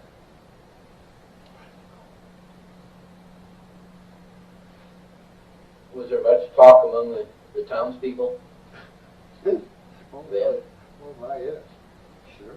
It's the most exciting thing that happened since they sold the prize bull at the 4-H sale. Covering all the big news. Yes, I mean, secondary story, but next is the bull. Was there any general tone to the public reaction? That they believed it, they didn't believe it, whatever? I wouldn't have any idea, because we never did run a poll or anything like that. I would suggest that there were some people who said, boy, this must be a big story, or they wouldn't have made such an effort. And others who said, some nut. So a weather balloon. It was a weather balloon, and that's good enough for me if they told me it was a weather balloon, by George. Which side were you on? I was in the middle between at that time. I obviously have gone to the there was such a thing now, but only on the basis of small bore logic that, as to repeat myself, if we think with this little dot, and it's getting smaller and smaller all the time, even though this thing isn't working too well up there now, but the fact is that for us to consider the fact that we are the only people with the intelligence to do that, and there's been so much stuff to the contrary since those days that I don't know. All I know is I think that to keep repeating myself, which I don't mean to do, but you could cut it, I presume. But the point is that why should we think in this little weensy part of the universe that we're the only people who were ever created with any intelligence? I know people who think there are other intelligences in space that are perhaps way ahead of us. And this might have been, maybe somebody came down and said, hey, we saw some flares down on that little old place over here on the atomic test. We saw some flares. We thought we'd send somebody down and take a look, see what was going on. And so they did, and they had the misfortune to do some bad navigating or something. Well, that's a new way of putting it. How did you know which ranch to go to? Because we talked to the guy when he came to town. And he actually told you, he gave you directions or told you? All of these old timers knew where exactly where the ranch was. Mm-hmm. Everybody knew where all of these ranches were. Big ranches at that time. And, I was busy in the station, and that was a very busy 7-day-a-week job because we covered sports and we covered this and we covered that, and I did all the selling of all the advertising, what little there was. And so my job was to stay right there and run the thing. Whitmore himself was an absentee owner, and that's the whole story. Looks like that's it then. Is this deposition over then? I believe so. I think you've done a heck of a job. Well, no. I'll turn this off for you. How's that? Fine. Were they in your program? Where they thought it, and they never bought the idea that it was a reflection from somebody's glasses down on the ground. I'm just putting the date on this now so that we've got a picture of you with the date. So that we. Well, I wish I could be more helpful because I'd love to see you guys come up with some real solutions if you could find it. We're getting there. Yeah. Are you? Putting the little bitty pieces together. In fact, we feel we can put the whole timeline together. Which is why your story is important, because you have a couple of little pieces that help fit it into the whole chronology. So, I can never convince you how important your story is to us. Well, I realize because I'm impressed that you are willing to take the pieces, but that thing is pretty well shattered out. You've got to pick them up, don't you? It's shattered and it's old. And find out. Oh yes, That's the big problem. Hallucination. I know I saw it. Well, we're rolling now. We've got the tape going. So you're Mrs. Lyman Strickland, Marion Strickland. Yes. And we're here in Roswell, New Mexico. Again. September 27th. Which it says right there on the official thing. And we'll turn that off. And so, let's go. You were saying you knew Mac Brazzle. Yes. He was a neighbor. Yes. And you lived out near his ranch in the summer of 1940. The ranches joined on a corner. They cornered. Okay. In which direction? It was southeast of Corona, and the cornering was in the same direction, southeast of Corona.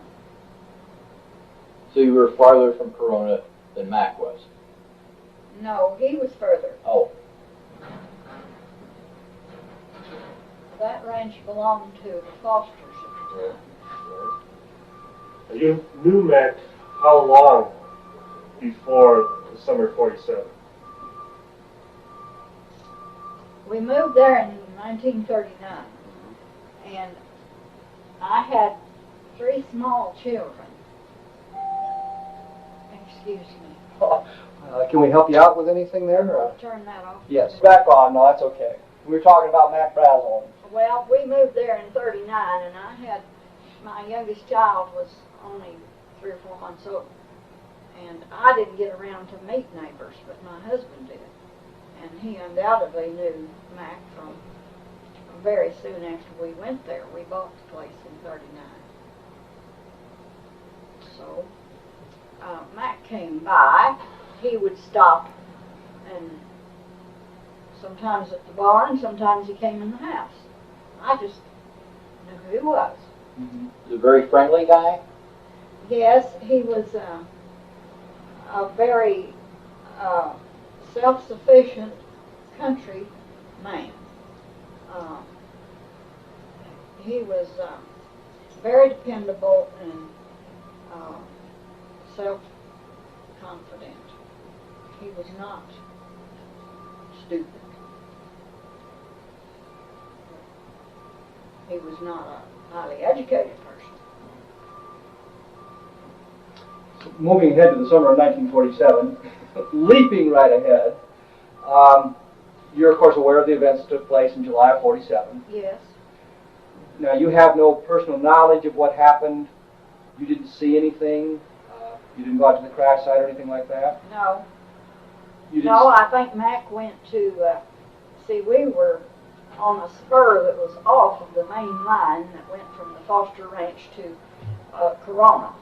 And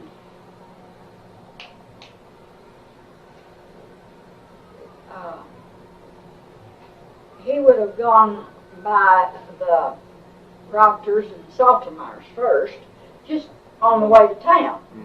But he would come out of his way to come by our place. But he came by and told us about it and probably tried to get Lyman to go down and look at it. Sally said she... Now Sally is your daughter? Yes. Okay. We have 2 sons, but they're both deceased. And she thought that she could remember him wanting Lyman and the boys to come down and the kids. She was one of the boys. Literally. And she said that that was a busy time of the year. If it was dry, and it was dry more than it was anything else, they were feeding or marking lambs or one thing or another. Now you said you remember the thunderstorm, or? Oh yes, because we had this is the house that was built later. We had a little old dinky shack that had a porch that wasn't any wider than that. And my husband, all ranchers go out on the porch to see where it's raining, how much and who got some. And he had to stand out there and see where it was raining, and there was so much thunder and lightning that I begged him to come in the house, and finally there was this terrible thunderclap, and he came in and he says, "Boy, that hit something." You know, it has a different sound. It has a hollow sound. So he thought lightning had struck something. Yes, and it was 2 or 3 days after that Mac, no, it was longer than that. It was a week or 2. Did he didn't see the lightning hit anything? He just No, that's hilly country, and the clouds were hanging low. They were pretty low. So then you and Lyman, nobody went over with Mac to see the stuff. No, Mac went to the Proctors and maybe the Saltermeyers. I don't know if he went there, but they didn't go down there with him. I guess everybody was busy, and Mac thought it was a weather balloon or some sort of an experiment that he was glad to do the government a favor to bring them the pieces. And that's actually the attitude he had when he gathered it up and took it to town. So he brought it into Roswell. When you say town, Roswell. Yes. And what happened to him in Roswell? Did he ever talk to you about that? Very secretly, and he didn't talk to me a lot. But they were around my table, Mac, and I don't know whether Bill Brazzle was there or not. I don't remember that. But Mac and my kids and Lyman, and I was busy carrying the coffee pot. And I really heard more sketches of the conversation than if I were just sitting there talking like we are here. What pieces of conversation did you hear? What do you remember about that? How nasty the officers at the air base were to him. By nasty, what did he elaborate on that? He did to them, yes. He was held for, I believe it was 3 days or 3 nights. Of course, ranchers all had livestock in their corrals that had to be fed, and Mac was there by himself.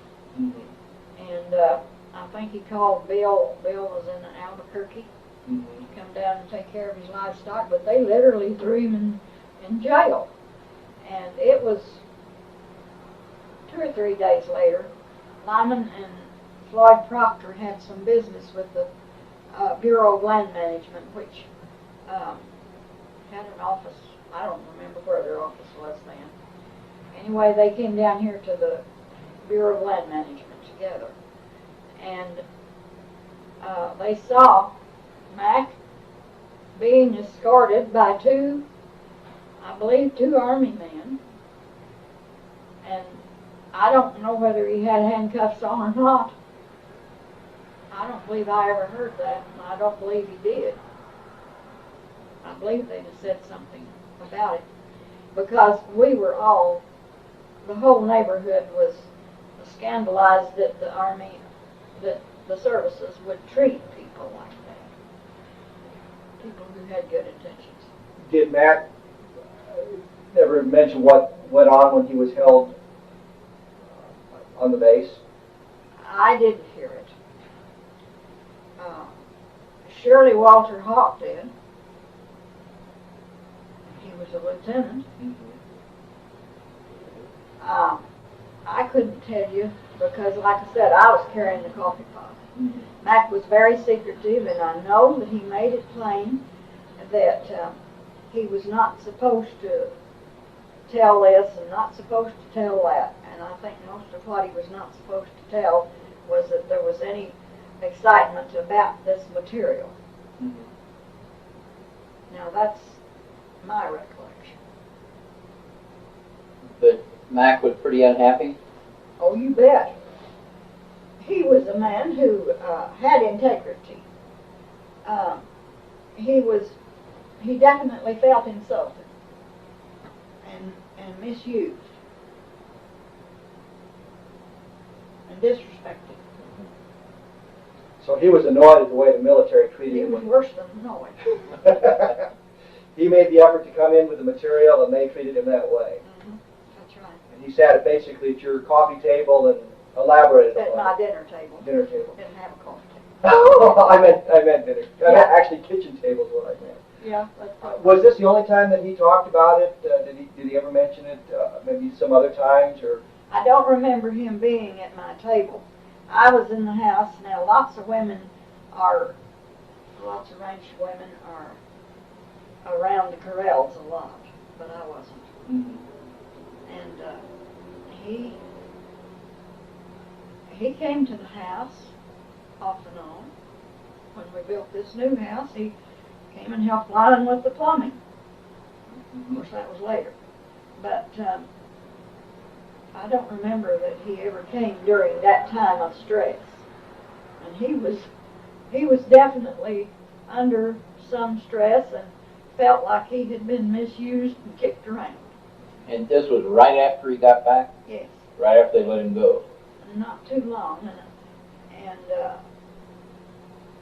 since none of us really knew then what the importance of it was, I don't remember just how long it was. It might have been 2 weeks.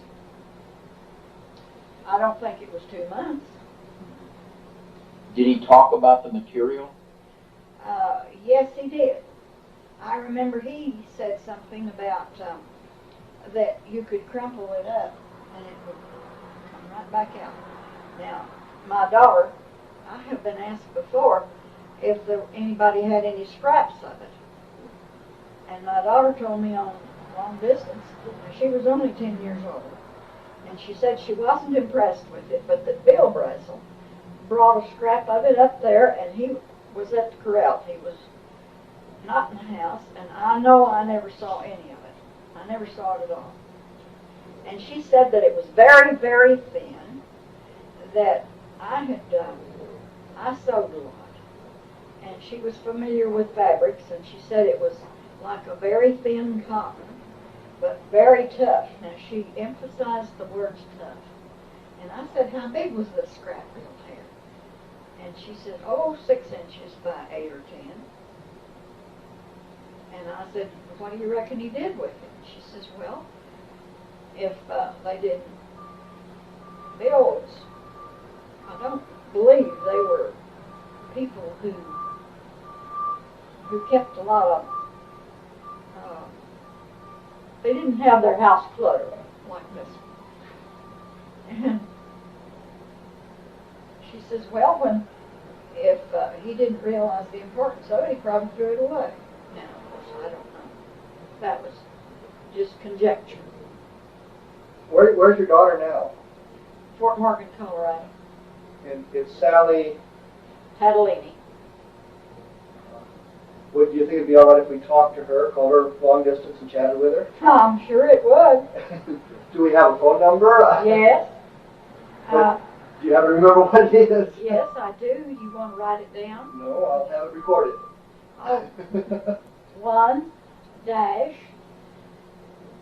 303 dash 867 dash 5025.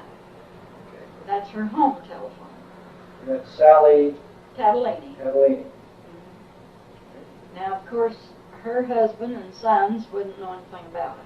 Are they from this area, or are they from Colorado? Or? They're from Colorado. All of them. But she says Bill Brazzle brought a scrap of it by for her to take a look at. Well, or just to show. To show, and like I said, now she lived at the corral. Her daddy had to order her to the house.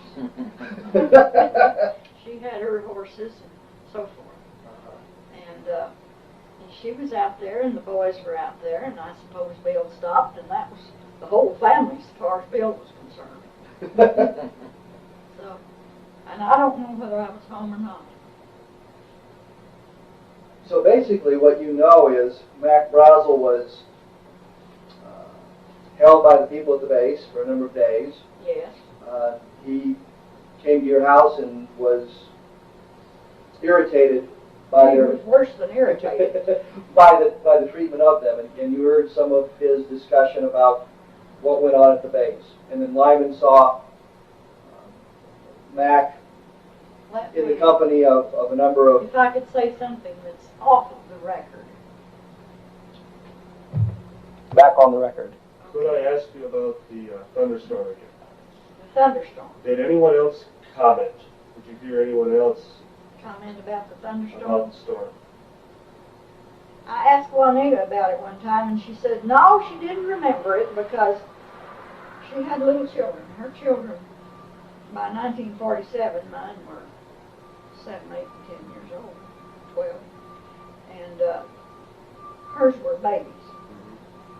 And I think that's what she said, that she didn't remember that thunderstorm. I don't know if anybody else did or not. Anyone else in the family that commented about the loud About thunder? thunderclap? Sally could remember it. I don't know. Okay. My sons have said are not living. Did Mac say anything while in Roswell that he was threatened, or that they? I think he was threatened with something because he was threatened if he opened his mouth, he might get thrown in the backside of the jail. Now, he gave that impression, definitely.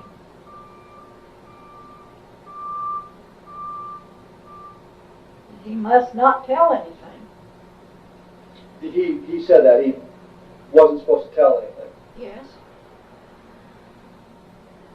So he was angry, but yet he also took it serious. Yes. That he couldn't say anything about it. Yes. Was that unlike him, that he would Yes, it was unlike him. buckle down against something that was He a threat? was a very upfront person. He would be likely to say what he thought, and if it fitted, if you didn't like it, well, so what? So what? So what would it take to get him to keep his mouth shut about something? A serious threat. More than just a physical threat. I think so. But I don't know any threat that was given. Right. Like I said, I was carrying the coffee for him. Could they have done anything else to try to shut him up? Like what? Bribe him? You couldn't bribe Mac. I don't think you could. I think he'd double up his fists and back you away. I really do. I don't think he was that kind of person.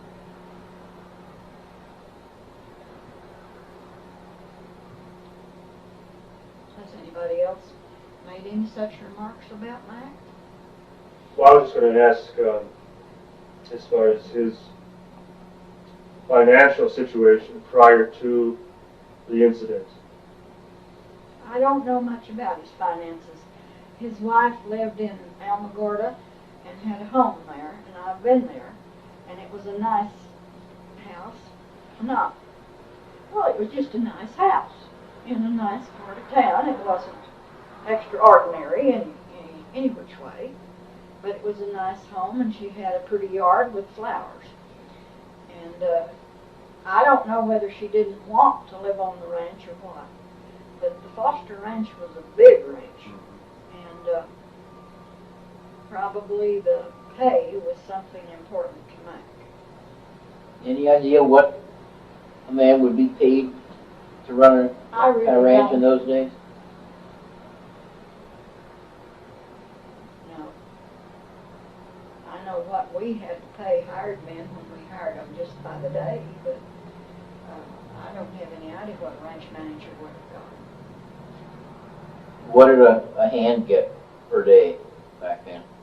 A common hand would get about $60 a month, and or $5 a day for a day's work. If it was hard work, and if it was somebody that knew what he was doing, like windmill work or fence work.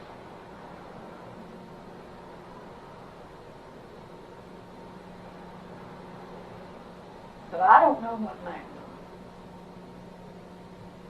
It wasn't anything you talked about around the table. Was there anything different about him after this?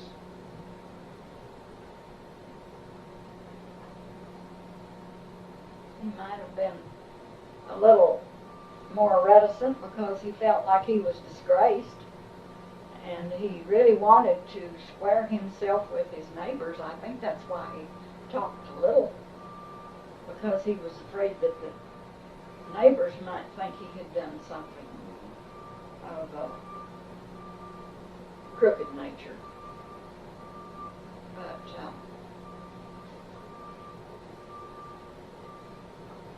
he might have been a little more anxious to, I don't know. When we built this house, I said, this house that's in the painting, Lyman didn't know anything about plumbing. He cut 2 pieces of pipe, and they were both too short. And Mac come up and helped him, and they put in the plumbing together. Now, I don't know if Mac would have done that before that or not. This was in the early 50s. Who painted the picture? One of my sons did them. Did he paint all these pictures? He painted everything in oil and did all the wood carvings. Anything that's in China, I did it. I'm impressed. He did this one by the fire, by the Yes, campfire? that's a story. That's a story that's really true. That happened when my husband was about 2 or 3 years old. You want to turn it off? No, that's okay. My son painted it from his father's story about it. At that time, they had no fences, or very few, and lots of cowboys. And they ran, this was like the Chisholm outfit, but they didn't work for Chisholm, they worked for Hinkle. And they run cattle from the Pecos plumb to the mountains. And anyway, these cowboys went out in the morning. I don't know how many there were, half a dozen. And this one didn't come back. So they knew something had happened to him. And what had happened was that his horse stepped in a hole and fell with him and broke the man's leg, but not the horse's leg. And the wolves could smell the blood. The skin was broken. The boot was full of blood. And the wolves could smell the blood, and if National Geographic, and they did, I read it, if they want to tell you that wolves won't attack, maybe they won't if there's just one. But where there's a whole ring of wolves, a bunch, and they smell blood, they would. And anyway, he had little chips of wood that he got on fire and threw at them all night long. And they found him, the other cowboys found him the next morning. And my mother-in-law, Lyman's mother, walked up to it and says, "There's supposed to have been a tree right there. That's where the chips come from." My son had never painted a tree. He never painted a tree until I insisted that he paint these that are around the house. And so he didn't put any tree in it. And her sister, Aunt Jenny, walked up to it and said, somebody else in the room says, "Well, did he get over it?" She says, "Well, it sure was a good old answer." So I guess he got over it. Those are beautiful pictures. Yeah. Well, thank you. I treasure everything here. Sure. My son was selling at the time that he died, and he had sold several portraits. And the people who had commissioned portraits came and gone. But I kept everything else. I could have sold some. I just plastered the walls with them. Yeah. Great. You don't want to. And what is it that you painted? I paint china. And what in here did you do? Well, this cabinet is full of it. Up here? That cabinet is full of it. And everything except one or two antiques in these shelves. That's obvious where you learned it from. Yeah. How about these cups with birds? I painted all of them. It's incredible. Actually, that's marvelous. Now, I didn't paint the Virgin that's in the window. I did about half of the birds, or more than half, maybe. The flowers on the china? Oh, yes, I did all those. It's really realistic. Well, thank you. I've enjoyed doing it. My son was painting at the time that I found a lady who gave lessons, and that was her husband that came with the onions. And I thought, well, I've always enjoyed China, and I'll do this so I don't interfere with his work. Like heck. He had talent that I'd never have. It's obvious. I wouldn't say that. You've got a lot of talent. But it's obvious that he had lots of talent too. He had a lot of But it was pretty much a sideline for him. That's true. talent. He was 40 years old when he died. And he had really just gotten into the artistic efforts. He drew from the time he was 4 or 5 years old. Things that you could, well, I'm his mother. Things that you might say, this is awfully good. He drew one that I hung on the wall until it turned yellow, and it was a cowboy standing by a windmill. And the windmill was much taller than, the cowboy was much taller than the windmill. So you know who was the most important. Mm-hmm. But both were very good. And he was 4 when he drew that. Mm-hmm. But I have paintings of his all over. I have a grandson and 2 grandsons. They're this daughter's sons. One of them is an art teacher.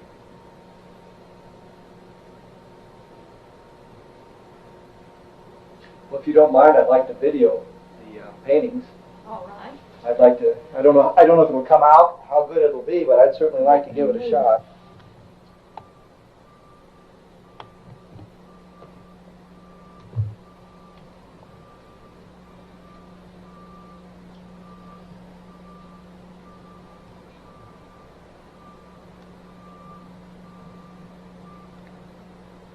And you say this is his house, or your house? Yes, that's the ranch house that we built. Is it still there? Yes, as far as I know. My husband had, after we moved in here and I knew what was going on, he had 5 little strokes. But he had glaucoma, and my son and I were suspicious that he had some. This is a painting of his too. This is not a photograph. Is it done from a photograph? But this one, my son did it. Worked in a lot of mediums. Oh yes. Past. Oh, I can't think of the name of it.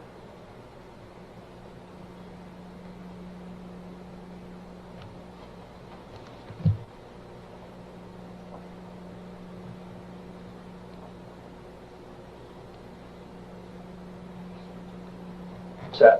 He had glaucoma and was treated for it for several years, and his eyesight was such that this old excitable woman wouldn't ride with him, except on a ranch where it didn't matter. But we were coming back from Roswell with a load of feed, and I was driving. We had a 3/4 ton pickup, and usually loaded it with 2 or 3 tons. This is when approximately? This was maybe in the 50s. I couldn't tell you exactly. It didn't have anything to do with mine. Right.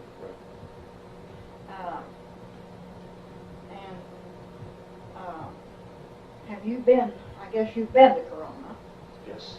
and have you crossed the Gallo and then gone up by, what was the Reynolds Ranch then? There's a long straight road right along the top of the, I'd call it a mesa.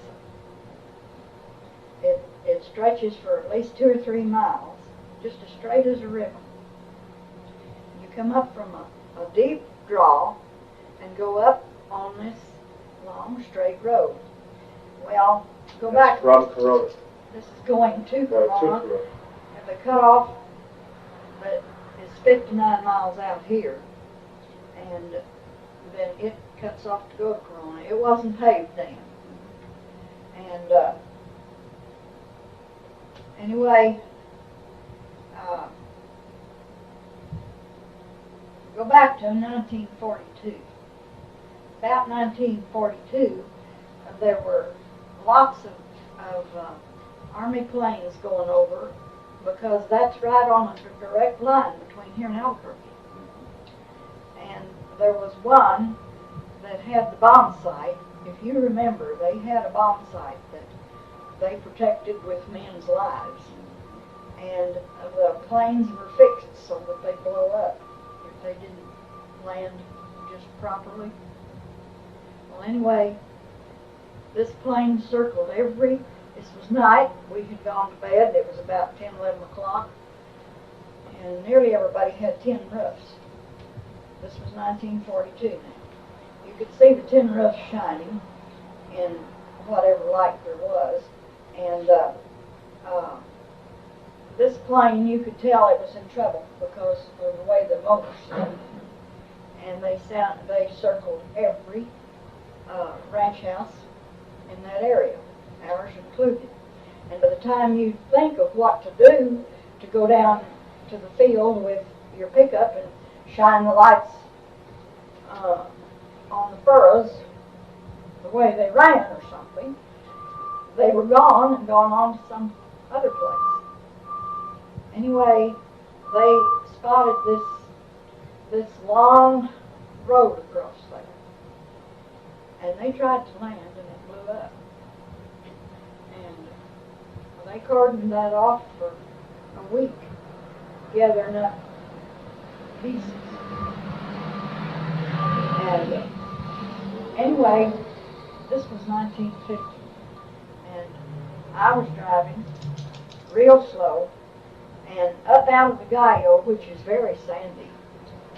You don't cross the Gallo just anywhere. It's so sandy that you could bog down in the sand. Came this red light, just as round as the moon. A large red pulsating light. Came up out of the Gallo, came directly at us, and all I could think of, we were up on this long road, all I could think of was that it was a plane that was in trouble when trying to land. And I know that Lyman agreed. We must have talked something. The bar ditch was awfully deep, and we went off on that side. It's a wonder the thing didn't turn over with the load we had.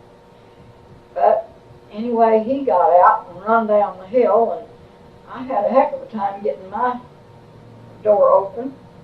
But I did get out, and I saw it not through the windshield.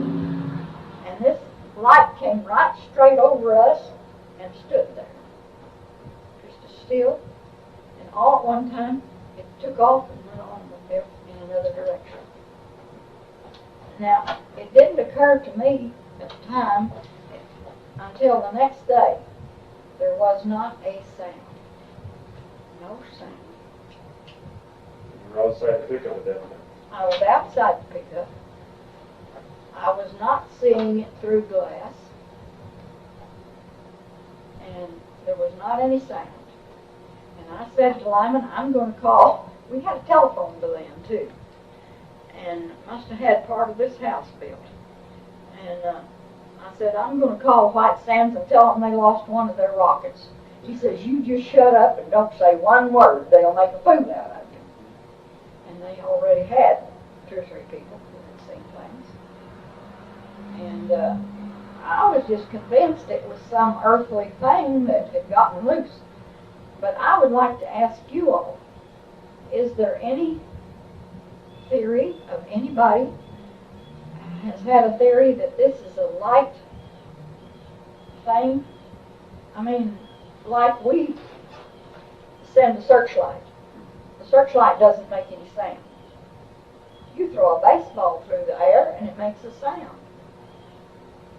And I can't help but think that if it appeared to me that this thing was not over 100 feet above, maybe not that much, I couldn't really tell. It was pitch dark. It was something I'd never seen before. And has anybody ever How's seen the weather like? Clear. Yeah, I remember there was no muddy road, no nothing like that. I've heard hundreds and hundreds of reports like that. And you heard that they don't make a sound. Has anybody said that it could be something that's beamed from somewhere else? Your guess is as good as anybody else's. Speculation theories about holographic projections that almost appears to be 3-dimensional from a projector. But it's not even a solid object, it's just a projection, just a ball of light. Well, this was We a can't do pulsating, red, round thing. What shade of red? I'd say it was a little bit yellow red, just a little yellow red. There's lots of red to it. Orange red. More orange red, yes. If I'm going to my palette, I'd pick up yellow red. But it would be an orange red. Well, we even have lots of reports of huge vehicles hovering over people's heads with no sound at all. And they can tell that it's a vehicle. Yes. Daytime. And no sound. Well, how do you explain that? Because like I said, you throw a ball through the air and you've got a sound. The theory there is too that somehow the object is able to, with some type of a field that would surround the object, actually draw the surrounding air molecules with it, that would serve to cushion it and eliminate the friction, the air friction. Something, you're I know it's speaking Greek. but Really, so in other words, we don't know. there's no friction. In other Got words, some there's no. ideas. Well, you know what a sonic boom is, as far as because that's where the air is separated by the supersonic jet, and as it comes together, it claps. So whatever this is, it doesn't cause that. It doesn't allow it to come together. It doesn't seem to have to come together. There seems to be no break in the air. So that's where the theory that it's actually drawing air with it. See, too, when you have an object that moves that fast, that the friction would cause it to start to glow. That's where, like, a meteorite breaks up, or even a satellite in re-entry would burn up as it comes into the atmosphere. We don't get that. Well, this thing wasn't a meteorite because it stood there. Maybe they were seeing how smart we were to see if they wanted to ask us a few questions. I don't know. Decided they didn't. How long did it sit there? You know, you're under such a stress at the time, it's hard to say. I would say a few seconds, maybe certainly not more than 3 to 5 minutes. But you were moving in the truck at the time. No, I had stopped the truck. You had stopped. Yes. Was it up ahead of the truck as it appeared to hover, or was it overhead? Hovered right overhead. Right overhead. If I had been in the truck, I couldn't have seen it. But I had, you know, it's hard to open a pickup truck. Looked out through the windshield. I didn't look out through the windshield. I did when I first saw it. Right. My husband had run off down the draw, and he kept hollering at me to come on out his side, and I think I was afraid that the whole pickup would turn over, because that was a deep bar ditch. I've heard that they've got that road paved now, and I don't know what kind of bar ditches they got, but that one was deep. And anyway, I remember struggling out on the driver's side, and stood there, because by the time I got out, I could see that it was not an airplane that was trying to land and come down the road. But that's what I thought it was. Could this have been in 1949? It could have been. I couldn't swear to the date. I hauled an awful lot of feed by myself. His eyes got so bad that... Well, when did his eyes get bad?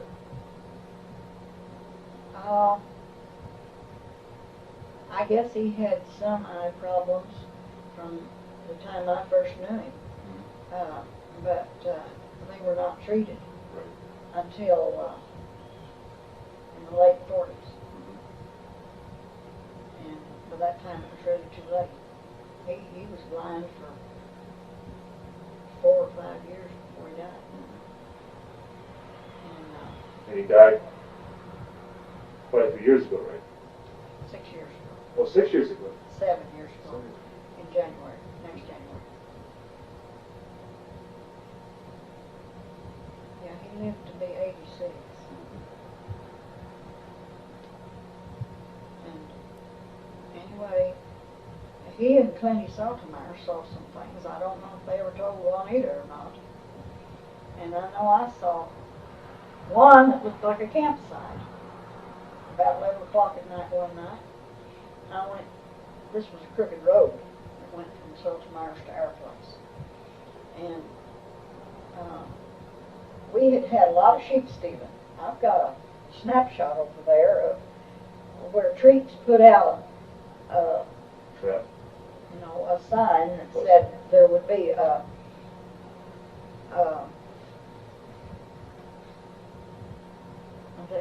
they would pay for information on the sheep. Rewards for it. Yes, a reward. And I went right home and called Clinty, and of course got him out of bed. Told him that this campsite was up above. There had been an old road there. And Clinty says, why, that road washed out to where nobody could get in there. And they went up there the next morning and come around from the top side, and they said they found a dead, well, I believe it was a calf. A calf had been butchered. Was there evidence of a calf fire?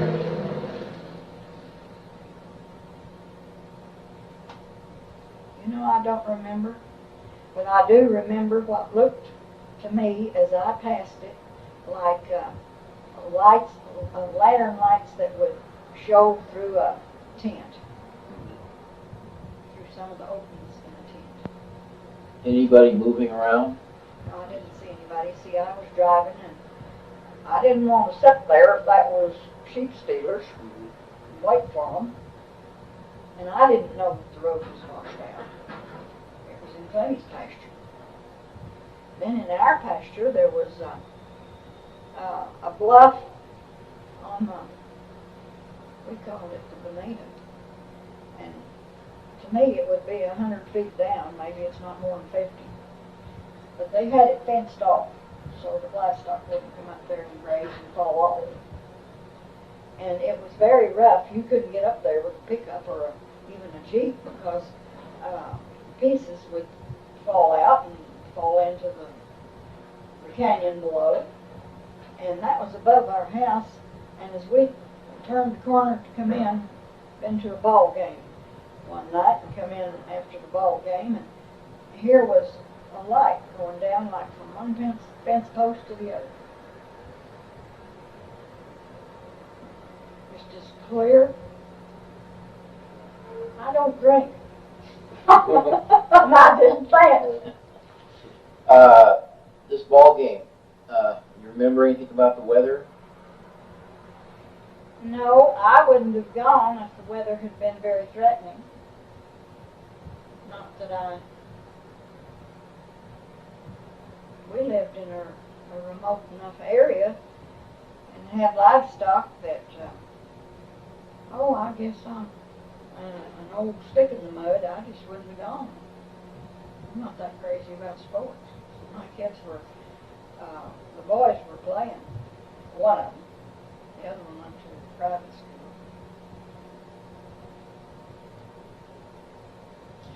You had an interesting time. You know, I think so too. And we saw the first atomic bomb. Oh yeah? Yeah. Saw the flash? Yes. And this is true. My husband was one of those that thought if you didn't want to get up at 3 o'clock in the morning, you were probably a little lazy. And he shook me around and he says, come here and look. And this was an old house and just had one little window about the size of that out on the west side. And he wanted me to see this explosion, and I did not see any mushroom. We were in a direct line from Alamogordo, behind the mountains. But and it was very white, and it went right straight up. If there was a mushroom, I didn't see it. I got up and looked and went right back to bed. What'd you think it was? We talked about it a minute or two and thought, I think he suggested it might be an ammunition dump because nobody knew what was going on over there then. Right. It hadn't been announced. Absolutely. And that's what we decided it was, and I thought, well, it's an ammunition dump, so what do you got me up here for? So I went back to bed, and I think he went in and made coffee. Had you heard any rumors about what was going on? If so, I don't remember it. We had an awful lot of drought, and we also had planes that we know they came out of Alamogordo, out of the base there. that scattered something that dispersed the clouds. And out here I've got a government bullet in an old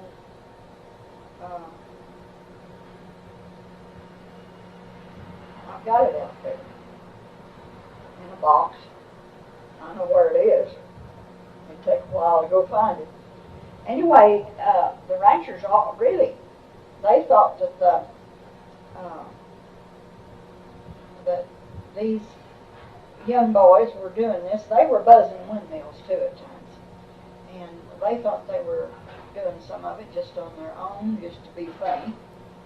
And they made a protest, and there was, I can't remember that man's name for sure. Anyway, the general, and he came in from El Paso, and he told them that it was not his boys that were doing that. It was a group that was assigned to experiment with the weather. And he gave us the address and what to ask for, and we got these bulletins, this one that I'm talking about. And anybody that asked for one after that didn't get it. They shut it off. But I still got it. Tell us about the experiments. The experiments were going all up and down the Rockies, even into Montana. And there was a big experiment station right there at the mouth of the Platte River where they had, when they had that big flood on the Platte. 1960. But this one was spotted too. I mean, it was named. We got the first government bulletins from Montoya, Senator Montoya. Anderson was, Senator Anderson was down right in short.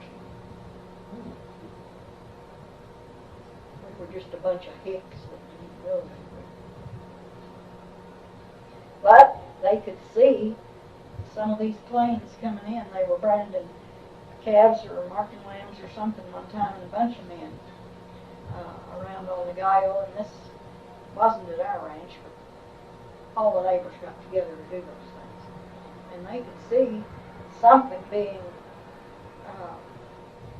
dumped out or spewed out of these planes, and the planes going right, you might say, into the clouds, or they appeared to go into them. The clouds would just vanish.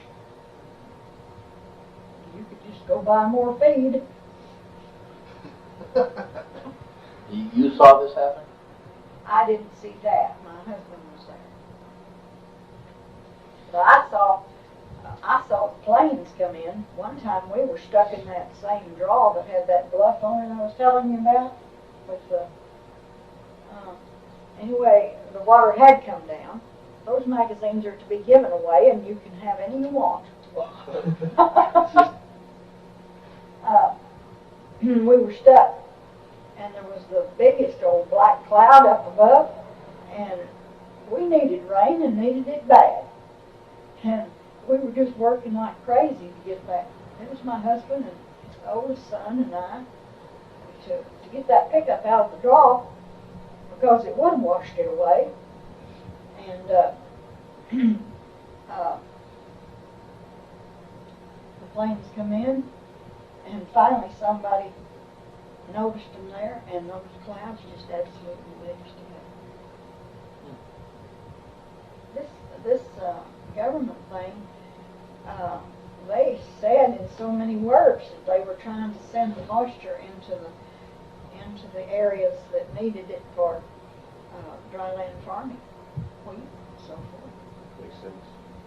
I think they nearly got sued. They washed away the Kansas City stockyards once. God, what? Which served them right.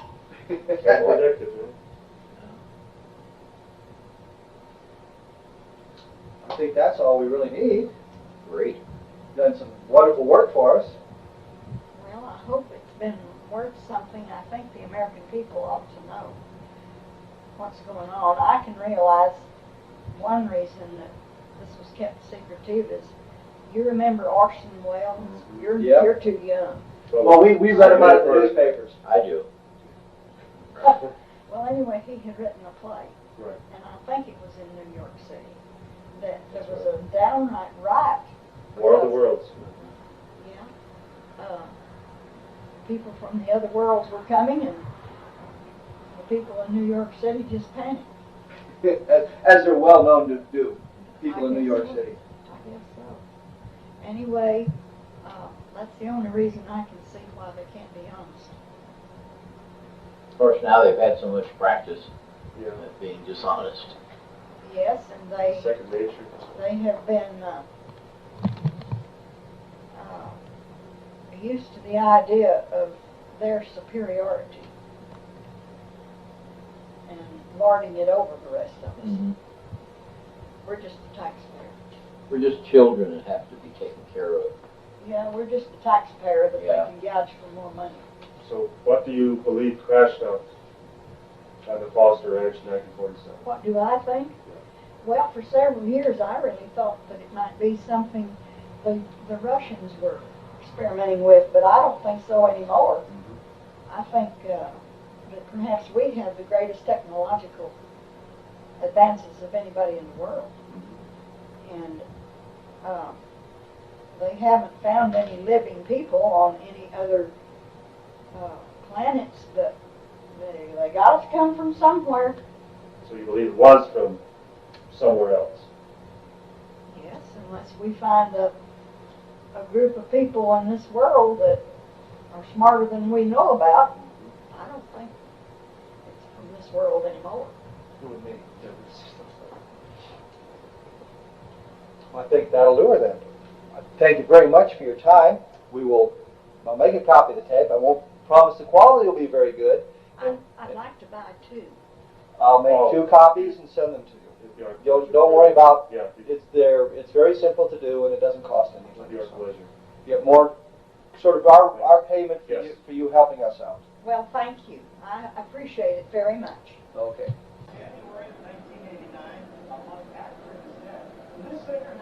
And your name is? Alice. You can speak up. It won't hurt. And we're here in Delhart, Texas on October 1st. And you were a niece of Barney Barnett. Of his wife. And did I understand that they kind of raised you for a while? Or? They I was real close to them. They babysat me, about for 2 or 3 years. And they helped spoil me. They did not have any children of their own. So, Barney was a civil engineer for the Soil Conservation Service, working in an office in... Socorro, New Mexico. His office was in Socorro? Yes. Okay. And he was employed by the U.S. government, you know. You remember the story that Barney told?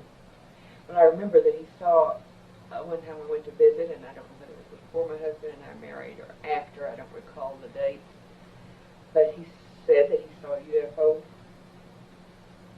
fall. He was out working in the field, and I understood that he was out in the St. Augustine plain, and he went over to where it was, and where it fell, and he got nearly to the side, and there was a group of people on a geological or archaeological hunt, and they were over there. I don't remember how many people he said, but they got nearly up to this UFO, but it was close enough that you could see some creatures, or he said they didn't look like human beings out there. And along came a government, or some trucks. No, with government you mean? I guess it was government. You know, as I say, it's been a long time ago. But someone came along, and I understood it. I don't know whether it was Army or what. I think he just termed it government trucks, and they told them to go going back and forget they ever saw anything. Now, that's all I recall. He wasn't specific on whether it was Army or he just said I don't government. recall. Did he have any clues to where the archaeologist came from? He didn't say. If he did, I don't remember. He just said a bunch of young people on a dig. Did he ever describe the creatures to you? I don't recall. He said, did he give you a number? Do you remember if they were, and they were all dead? So far as, they weren't moving. So he never said that one might have been alive or might have been No, I injured? don't think he got that close to them. He didn't get right up to the side. Seems like there was a fence, and they blocked it off. Or they may have had him move back to the fence. I don't know. But you don't know exactly where this was, other than you think it was up in the... I feel that it was up in the Daddle or Magdalena, what he termed as the high country. The high country. And he didn't give you any clue as to what side of the plains it would have been on, or whether it was closer to Daddle or Magdalena. No. If he did, I don't know. And I don't really think he did. Did he ever describe the object itself to you? Say anything about that? I don't, what, since you've heard about all these others and things, you don't realize, I don't recall if what he said or what has been put into my mind, or, that I, not that anybody's put anything into my mind. Well, but what you've read and you've read the books, you about, saw the Unsolved Mysteries program. About, and things that you've talked about. And there's been talk of UFOs ever since. But your memories then are just pretty vague about what he'd said. That's right. Except that I do know that he said he saw a UFO. And that there were creatures in it. And or he saw people or whatever. So. And I believe he did describe it as a round thing, but let's say I don't know what. Do you recall now, in the subsequent years, what his feelings about UFOs were? No, I don't even recall us talking about What's your feelings about him? What do you think? Well, since he saw one, I know that it's true. So you believe, based on what Barney told you, Yes. that flying saucers are real and they're piloted by beings from other planets? Is that a fair assessment? I don't know who they're. I just know that they're real.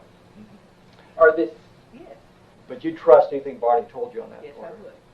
Was he ever known to play practical jokes or spin tall tales or anything like that? Oh, I don't know that he'd play practical jokes, but not spin tall tales. So he was very... But he was serious about this. This was serious. Did it ever come up more than one time that you remember? I don't recall. So, and you have really no clue. I'm sorry. No, I recall it so poor. That's fine. That's exactly what we want. Is exactly what you remember, not what others may have said or things that people might have said, but what you recall yourself. So you really have no clue as to when he mentioned this to you, other than it may have been in the 50s. It was in the middle or latter 40s or early 50s. Early 50s. But it's been real early 50s. I feel like it was before the 50s. So it might have been 49 or 48. So it might have been right after, close to the time it happened. No. Do you remember the context? I'm sure you don't. Remember the context of the conversation, how it came up at all? But it made enough impression upon you that you remembered at least a few of the details. Anything else that you can think of that? Not a thing. So you have. I've tried, to rack my brain. To, it seems ridiculous that we didn't discuss it later, and we may have. But I don't recall. We were all busy, and you see them maybe a day or two at a time. Given what you know, what Barney Barnett said to you, what's your feeling of the government claims that there's no such thing, no validity? Oh, I just don't have too much opinion, except, the government You know the government. Do you think the government's hiding information about UFOs from us? They must. And this It would- must be. It's obvious if they're the ones who came along and said, be quiet about this. But Barney did mention the archaeologist. Yeah. Did he mention anybody else who might have been there? No, he just said these people want to dig, and they told us all to kind of forget we saw it. You don't have any clues to how many people were involved? Nobody else there that... No, I think he must have been working alone. Okay, well, this was sure short. That's right. That's I why sure don't know much. That's why I put it on the end of the tape. I sure don't know much. But you have no doubt that Barney was telling you the truth about this. Did Barney ever have trouble with the government afterwards, maybe with the Internal Revenue Service or anything like that? Nothing like that that you can remember? No harassment from the government? No harassment of any kind that I... And he retired from the Soil Conservation Commission? Yes, I think in about 1956 because of poor health. And then did he stay in Socorro? He stayed in Socorro until he was dead. And then, in 1969. So he was retired a long time. and Ruth, what? She moved she stayed in Socorro a year or two after he died, and her health was bad, and so she moved to Dalhart. And then she passed away. Passed away here in Dalhart in 1975 or 76. Probably 76. Did she ever mention this at all? And never brought it up? No, I don't think so. You know, you just went on with what the present. Wasn't really that major of an event in anybody's life then? I guess it wasn't, even though you can't imagine it. I mean, now I can't imagine it. It's played down, so that we really didn't. Okay. I even inquired of my friends back then. They, that we might have come home and told somebody that they don't remember me telling. Of course, they might have as poor memories as I do. All right. Well, I think I've probably, as I say, taken up enough of your time, so I'm gonna. That's fine. I'll turn off the camera here. Okay. It worked out real well, didn't it? I don't know. It wasn't horrible or anything. It was scary. It was scary.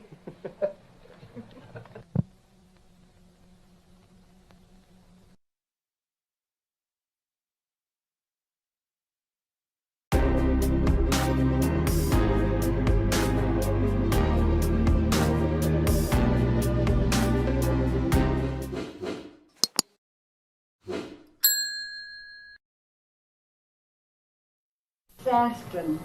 Oh, sure, yeah. Well, that's east of Richmond. It's out near Byrd Air Force. Yeah, I think Richmond was where a great many of them lived, or in that vicinity. Yeah, Richmond, Virginia. Yeah. All right. And we got Speed? Yeah. Okay. Phyllis, tell me about this period in 1947 during the summer when you came to see your father at Roswell. What did your father do in Roswell? My father was the sheriff of Chester County, and they lived in the courthouse. The jail and the sheriff's quarters were in the same building, and they lived on the downstairs floor, and then downstairs was an office with 2 rooms, and the jail was upstairs, and prisoners were taken into the office and then up the steps to the jail. And what were you living with your folks in 1947? No, I wasn't living with them. I was there visiting. My husband and I were both students after World War II in Las Vegas, New Mexico, in Highlands University, and we were there several years after World War II to finish up our degrees, which we had started before the war. Our education had been interrupted by World War II.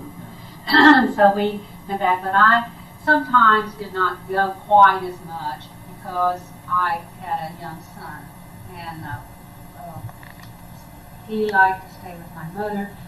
And if I was busy going to school, and we also owned a little business, and he worked in it, and so he'd stay there, and probably he'd been there for a while, or I don't know whether at that point in time I was actually in school or just going back and forth and staying up there a while, staying in Roswell for a while. So you came to visit your father in his office one day in July, we think? Yes, I came to,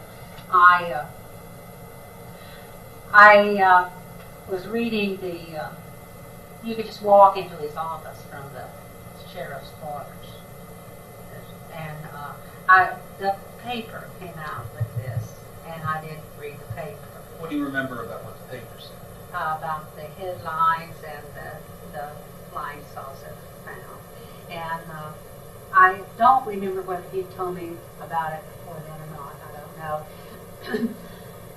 But I was so interested, and it some way inside of me, and I loved it, and I wanted it to be true. And I went in to talk to him about it. And sometimes I talked to him in the kitchen or something, but I went into the office and talked to him about it. And he was getting all these I remember he came into the kitchen and told about that he'd been up all night with the phone calls, and that he had just talked to London, England, and he was very excited about that because, well, the distance and the times, it's not the same as faxing something or sending it long distance now, like we. The world was a lot bigger back then. Yes, it was. So, and another thing about the world then, World War, they hadn't really rebuilt things all the things hadn't been rebuilt from World War II. Now in America, I know we weren't bombed, but we didn't have any. They didn't build any washing machines. They didn't build any new cars. They didn't build anything, dryers. Nothing, because they spent all their time on the military and weapons and those things. So there were no. So we had to wait a while to get a car, and we had to wait a while to get a washing machine because they just weren't on the market. So you read about this flying saucer incident in the newspaper. You went and talked to your father about it. Asked him about it, and what did he tell you? And I asked him, "Do you think this is true?" And he said, "I don't know why Brazzle would have come all the way in here and brought that stuff if it hadn't been something important, and that it had to be something that he thought was that." And he had sent deputies out to see about it. And he thought, so originally he thought it was true, but he didn't have any information. He was trying to send the deputies to get some more information. But the first thing he did was call the Air Force, because that seemed to be important to him. And I said, "Why did you call them?" And he said, "Because I have an agreement with them that if any airman is in trouble in Roswell, any kind of problem about any airplane or flight or anything like that, I call them immediately. We don't have room in our jail for those, and they come and take care of them. We just keep them a little while." They just held them until the MPs got there, and the flight the same, and he felt that this had something to do with the Air Force, or that was their business. He felt that was their big way. What happened? Did he say And he when sent he sent the deputies and he out? sent the deputies out. And I'm of the opinion that he sent the deputies out once, and that they saw a large blackened area, the grass, the rangeland, and that they came back because it was dark. And then when they came back, he had to wait till the next day to send them back again to find something else. And when they went back again, the Army had blocked it off and didn't let them in. And I'm talking about the Army. It was just being clarified yesterday that it was called the Army then. And see, I think Brazzle told them how to get there, but they, you know, there's a long distance between Roswell and Corona. You can't send somebody out and have them search over a large ranch or look for anything in a half a day, really. I don't know what time they went, but it takes time. So the deputies were turned away by the Army Air Force. Yes. And then I think it was then the next day that the Army Air Force all came to the office, and my sister came in. So what happened when you got to your father's office? Was the We come in, we had a small child, and Roswell was the shopping place for us to come and buy groceries, and we usually went to Roswell for once a week. Right. And when we arrived, I noticed that there were jeeps and some people, you know, from the Air Force there. And of course, I went right in with my small child, and my husband Jay went into the office, and he said to my father, "What's going on, George?" And he said, "Well, we've had a man come in saying that there is a flying saucer and bringing a piece of things," and said, "I don't know what it is," and said, "We're investigating it." And he said, "What was it?" And he said, "Well, it looked like burnt grass out there." And my husband came back into the office, back into the kitchen. My mother prepared the meals for the prisoners, and we were in the kitchen. And we didn't discuss it anymore or anything. And as the years went along, Mother would say, "Oh, remember the time when we had the flying saucer in Roswell, and the papers were out, and where I live, I'm very isolated. I go 20 miles for my mail one way and 20 miles back, so I'm not accustomed to getting a newspaper very often, and I have no telephones, I have no electricity at that time, because we're in the rural area.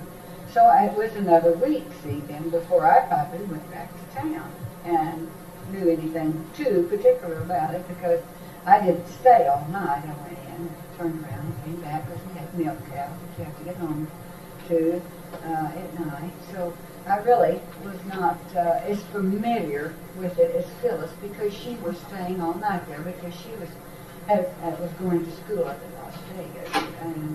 But as the years went along, Mother would always say, and I also know of an article that she wrote that said, we do not, as to this day, know that whether it was a flying saucer or what, because they told my husband, Mr. Wilcox, what she would say, "Don't you say a word."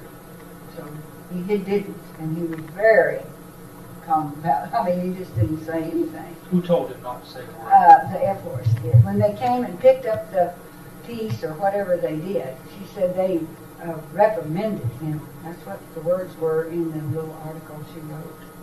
And I had it because she wrote a great deal, and she wrote an article on their 4 years at the county jail. They were not in the county jail, but that's what she said, 4 years in the county jail, but they were there as working people in the jail. And so on the very back page of her article, she wrote the day the flying saucer was in Roswell, New Mexico. Do you remember what that day, what she said that day was? Now, the date was not on the paper. That's the reason I don't.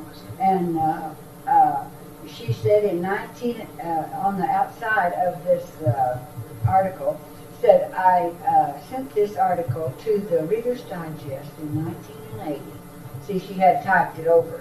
She had a whole bunch of typewritten things, and but they did not accept it. That was written on the outside. She also said that she, I don't know whether she took the article or she spoke to the Historical Society in Roswell. It said, Roswell Historical Society in Roswell, New Mexico in 1980. So she might have taken the article over to the historical site. I do not know. Did your father describe to either of you what this material that Mac Brazzell brought in looked like? Not to me. He said he brought some material with him, some junk. Like, I don't know what it is. That's the best I can do about what his words were, just that briefly. And about the Air Force warning, there also, my mother had written on there, this is a real and true story. And she had spoken about it some after, that, and I think, she had talked to different members of the family that there was a crash and there were bodies but that they could not say anything about it. She told my daughter. She had told people, and I think maybe I had one conversation with her about it, but I could not recall it well enough to. But she talked about bodies? Yes. That she had heard that there were bodies recovered? Yeah. What about Mac Brazzell? What happened to him during this period of time? Well, the Air Force took him right away, and he really never came back to the sheriff's office. And the material was left there, and the Air Force picked it up and took it away. And then that was the end of it. And my father said, I said, well, what are you telling the people on the phone? He said, I don't have any information. I have to tell them. I don't know that it is died. I don't really know. I haven't seen it. I can't get in there. And the Air Force is handling it. And I'm referring calls to the Air Force. So that's right. He But said they didn't even answer, I don't think, out there, according to some of the witnesses here. He said that he had calls from all over, from England, Germany, I believe. I can't imagine. She wrote it in this article, the names of place where they had the calls from that morning when we got to town. And it was quite exciting, rushing around there a little bit, but we just didn't go in. I just didn't go in the office. I just stayed back in the kitchen with Mother, and then she told us what my father said, but she said that he was not to say one word, and she didn't say anything either for years and years. I'm not talking about years. I think it was 4 years in the county jail, so she had to write this article after 1951. So since she usually wrote things down sometimes fairly soon after they happened, so I'm guessing it's in the 50s, 55 that she wrote it. But we don't have any. We don't have any date. We don't have any proof. I would guess it was the late 50s too myself. That's just what we had talked about guessing it to be. Late 50s or late 40s? No, well, see, this happened in 47. Okay. And then they were still in the sheriff's office until, I believe it was 49. It may have been. Okay, so we're just adding some years onto that and saying that the title of the article is 4 years in the county jail, so they had to be out of there. So the only question really is, when did your mother write the article, Well, not when this incident happened? Well, I know that, and we're trying to say we think that it was in the 50s. We think it was in the 50s. My father became very ill right after he came out of the sheriff's office. And she was traveling around trying to find the best doctors and everything in the world to help him. And she was very, very busy. And she had not started a business or had anything, because she had just come out of this job. And he didn't have a job. So then she became a real estate agent in Roswell. And she did the work, and my father then passed on. And he died in 64 or something like that, or 16. I can't remember what year. Oh, 58. No, it was at 60. We decided, I think the other day it was 62, we think. Yeah, we're pretty close to that. What did you all hear about Mac Brazzell's being detained by the Army Air Force? I didn't hear. Phyllis, did you? Well, I don't know when I heard it. I know he was detained by the Army Air Force. And I know he was out there. But after all, you know, we had just been through all this business here, plus we had been interviewed before, plus I had read the Roswell incident, the MJ-12, listened to Stanton Friedman talk. Okay, So you learned a and lot of so stuff. I have, the last 2 years. You're not, what I heard So is I- you're not absolutely sure what you knew when you knew it. This is true. I don't know what I knew about Brazzle until after I read the book and after. That's why I'm not saying When I anything, talked to because my I don't father, know he what said, it I is. don't know why Brazzle would have brought that stuff in. And some way he indicated that he trusted Brazzle. And it's probably because he was New Mexico ranch, came all the way trying to tell somebody, you know, I found something unusual and someone help me. And so I think I did get that impression then. I know I did. But what else I know about Brazzle's internment, I know nothing. Would your father have known a weather balloon if that's what it was? I mean, recognized it? Oh, I think so. Yes, we I think have all all of on our ranch. They're little square boxes, and you can the balloon just deflates. It's just, and you pick them up. There's been a number of them. They have a place that you can send them back to the Air Force, and But they father do said- that now.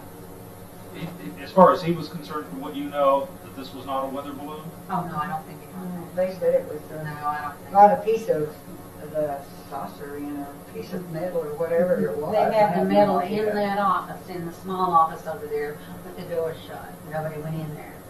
It was locked.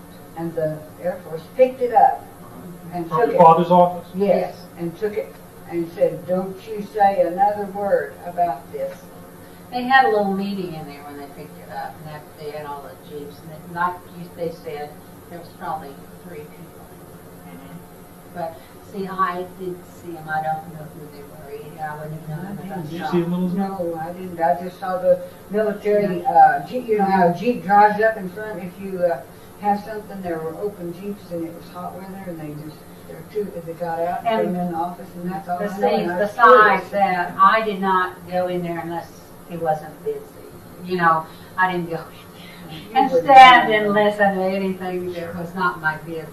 You My know. husband went in there and visited all the time because he was a man. Yeah. Women wouldn't go in there. And mine did too, I'm sure. But I just, you know, I went only when he was by himself or when I really needed to go something. Did your father ever name any of the military people who were involved with taking this material out of his office? No, not to me either. What happened after the Air Force said this was a weather balloon, as far as the calls? Well, then they just went down because the Air Force says it's a weather balloon, it becomes a weather balloon. Right. Everybody just accepted that. That's right. They may have known, and I remember distinctly thinking, this isn't right. I don't believe this. You know, you're busy in your own life, and what you I didn't dream. I never had an idea about investigating anything like these guys. Doesn't sound like your mother was convinced. No, she was not. No, I think she knew very, that. very brilliant, and she was. She didn't have all of the responsibility my father had with all the prisoners and all the deputies and all of the jail and all of the things. And so she began to be real curious. But she said he told her the story, and then she kept it as long as she possibly could. And then she thought, well, she could tell our children because there it would be her grandchildren. And so she had to talk to them and you know, kind of come forth. But you can't. If they say, don't say anything, and you live right there in a military town, and it was very important to Roswell to have that base there. Really, it was important. And they were in the public eye. Like, you conform to things. It's not that you're put in prison or you're that, but it's just a part of nature that you do it. Someone asks you not to do something, and you say, yes, we I do will. what we can for our country, and you just do that because we thought it seemed important. And a lot of people felt that the Air Force was doing experiments, and that this was some new experiment that they were doing, and that it would be harmful to their new experiments if you told what they were. Some other country might get the plans, you know, or some kind of thing like that. So if they were doing experiments with things, then I think that I thought that was a We possibility. were all so patriotic, everybody was doing their job, and they would not tell anything because a war is a war, you know, and you believe that you should be very patriotic. Both our husbands were in the service, and we knew what that was. It's not funny to have them be in combat. Now, you both live around Roswell today. Yes. What would you say is the sense of the community there about now, 43 years later? Entirely different. A lot of people ask me about it, and a couple of my friends bought me the Roswell. And I have several people that have stopped me and asked me questions about it. And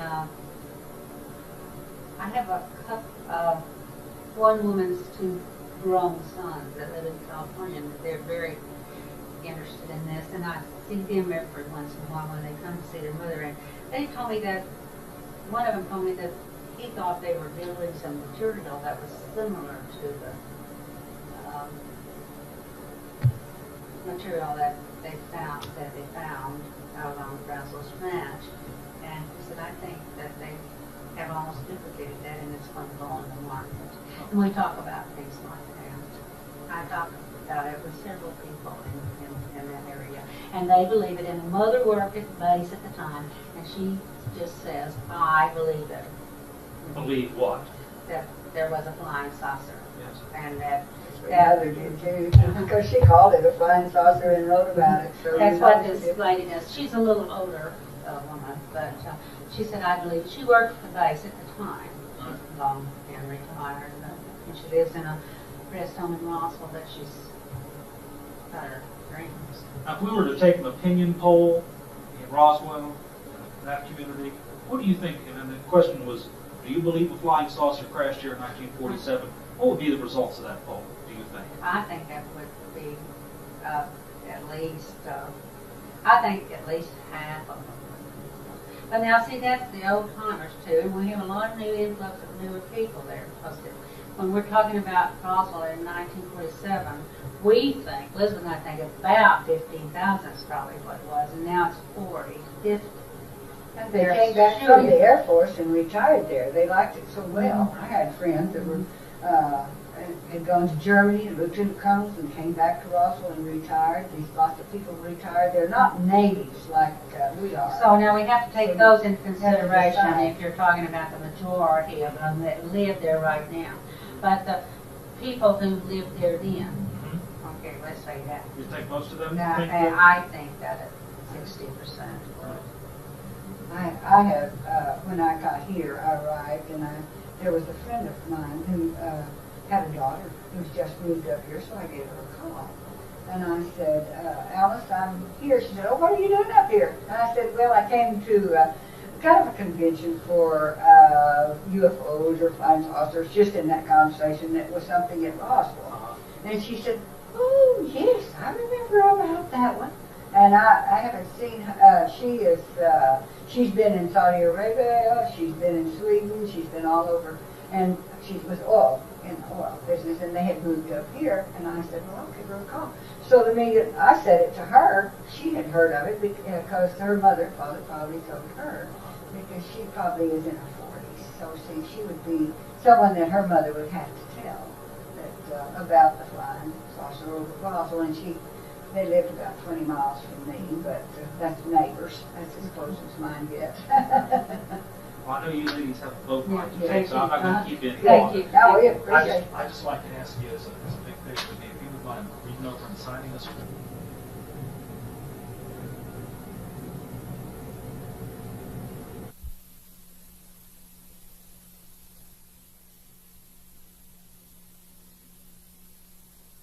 Yeah, I appreciate it. But then you come in with your questions. You bet. Okay, well, I'll just get you started. Just ask you what you were doing in 1947. How's that? Okay. Tom, we're ready. We're rolling. Okay. Do you have any introduction? No, no introduction at all. We're just rolling the tape, and I'd just like to ask you what you were doing in 1947, around July. In 1947, I was at the air base in Roswell. I was in the military, and I was first lieutenant at the time. My assignments were 3, interestingly enough. I was assistant flying safety officer, I was assistant base operations officer, and I was assistant group operations officer. Now, the group was the 509th Bomb Group, and because of the building I worked in, all 3 offices that I just told you about were contained in the same building. And for a time, it seems I was running back and forth. At that time, I was primarily in group operations. And the call came in one day to arrange to have B-29 ready to go as soon as possible. And of course, someone asked where to. I said, just get a crew on board and have the airplane stand by, and we're going to go to Fort Worth. And that was Colonel Blanchard's directive. So I was out in the operations office. I have to explain to you, the building is an H-shaped building. And the vertical part of the H is where the 2 hallways were, one on each side. But the one on the right side ran directly from the parking area out front and went straight through the building and out to the ramp of the aircraft. The cross of the H, half of it was the base operations office, where the base pilots came in, filled out their flight plan, and stepped to one side and obtained their weather briefing and read notices to airmen and got all the material ready to go. And the flight clearance then was taken and submitted to the tower to let them know something was going to happen, and to air traffic control and so forth. As I explained last night, yesterday afternoon, late, trying to clarify a point, each squadron also have their own operations set up, and they could release their aircraft without going through base operations. They would let us know that a group was taking off and just how many airplanes it were. But they had already handled all their arrangements with air traffic control and with the tower and so forth. At any rate, I was in that operations office, and Colonel Blanchard drove up and came in and asked, is the aircraft ready? And I and one other fellow there, who was now dead, said, yes, it's sitting right out front, ready to go. And with this, he turned, stepped out back into the hallway, and waved to some people outdoors and still sitting in the automobiles. And I suspect, trying to recall now, there were 4 or 5 or 6 people. And I'll say 5. Doesn't really matter, but they came in the front door, straight down the hallway, and right out onto the ramp to climb into the airplane. And these were the people that were carrying parts of the crashed flying saucer at that time, UFO today, that I got to see. And that was the only thing I got to see. And very short, very quick. Colonel Blanchard, in order to get out of their way, had backed into the doorway of the ops office. And I stepped up to him and I said, Colonel, turn sideways, I want to see too. Maybe if I hadn't said that to him, made it obvious that I was there, I would not have been shipped out 2 weeks later. What was his immediate response to your request? Well, he just turned, and if you knew Colonel Blanchard, and when he went on to become 3-star general and vice chief of staff, he was a very commanding presence, and he was a good officer, a real leader. And when he said he wanted something, people said yes, sir, and it wasn't just because he was the military. So he just turned and looked at me, and he did turn sideways so that I could half step into the doorway and watch the fellows go through. And thus I saw them carrying certain pieces of these metals, items, and as I've described to other people, when asked, they had one piece that was, I like to say, 18 by 24 inch or coffee tabletop size, brushed stainless steel in color. Maybe if you think of a common aluminum foil roll today, when you pull it out, one side's real reflective, but that's not what it was. It was like the opposite side, which is rather dull. Doesn't have great reflective power. And I've heard it mentioned now for so many times about the I-beam with the markings on it and so forth. And I actually saw that piece of I-beam being carried through and saw the markings. But it was a case of here it was and there it went. And, very quick. That was all I got to see. They went out, got on board the aircraft, went to Fort Worth. And Major Marcel went with them, of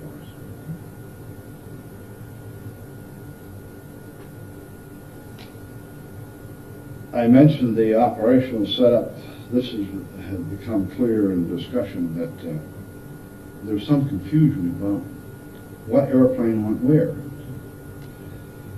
One of the first interviews I did, they asked me about a B-29, and I said, oh, there was a B-25 also. Well, a couple of days later, we had occasion to set up a B-25, do something and take something to Fort Worth. Then there was a third flight, and this was the B-29 that Pappy Henderson was the pilot, and he flew to Wright-Patterson Field in Dayton, Ohio. Directly from Roswell? Yes. No stop off? No. I say that, not really knowing that answer, but going back to the time element involved, I sensed the other day that everyone got the impression that Major Marcel went out to the crash site, picked up this material, brought it on base, showed it to the colonel, and it was flown out. Mm-hmm. And at the same time, Walter Haut had made this newspaper release, public relations release, and within 12 hours, it was all squashed and killed. And I picked up that everyone was thinking that everything went out on that flight. That they went to Fort Worth and then they went on to Wright-Patterson. I'll have to jump now 40 years. Feel free. Because something that happened in our house. There was a couple we had in for dinner, and I knew he was a mortician, retired. On the 40th anniversary, the local paper in Roswell reprinted the story of the flying saucer and the pictures or the sketches. And they had a couple sketches of what the aliens were supposed to look like. These alien bodies that were claimed to have been found. As we were walking to the front door down our hallway, this fellow turned to me and said, "Did you see yesterday's paper?" And the article on the Roswell incident. I said, "Yes, I did." And shock number one comes when he said, "That's what they look like." thus we stopped and talked a little bit, and I come to find out, and he has since been interviewed by Stanton Friedman. He was a mortician on duty that received a phone call from the air base asking for child-sized caskets and body bags that night. Or say the night after the first airplane flew out. It develops that this individual was driving an ambulance for the mortuary, which was a service they provided the Air Force, and he had gone to pick up a sick airman in town and took him to the base hospital. Now this is the next night, 24 hours later. And he said, I'll go over and see my girlfriend. And it happens that the nurse who handled the bodies was his girlfriend. They had even been thinking about getting married. I don't recall her last name. Her first name was Naomi. He walked into her lab area and was immediately stopped by air police and escorted out. Before he was actually taken out, she looked up and said, I will call you later. Because he said, where are you going? Well, I'm going to see my girlfriend, Lieutenant Thompson. Out. They took him out. Later they did meet, as he told me, and she sketched on a prescription pad what the aliens looked like. And he had that sketch and took it back to the mortuary and put it in a file in the drawer of his desk, where he had a series of files on the work that he handled. And that was all the records they were keeping. He delivered so many caskets, or he picked up so many airmen and took them to the hospital. So Stanton Friedman interviewed this individual, and they arranged to go to the file building that the mortuary still maintains. And they found all of the files, manila folders and so forth, that he had had in his desk during the years he worked there, except that one file with the sketches in it and any remarks. That had been picked up sometime and taken. By whom, they don't know.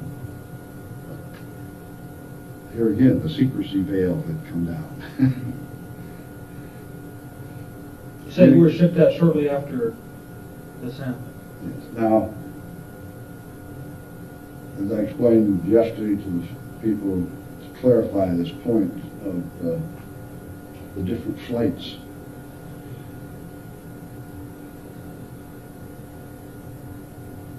I had learned, of course, that the sergeant of the guard with a series of airmen went out and they surrounded the site, and then they swept the area and picked up everything they could, and the bodies were brought in, and everything was laid out in Hangar 84.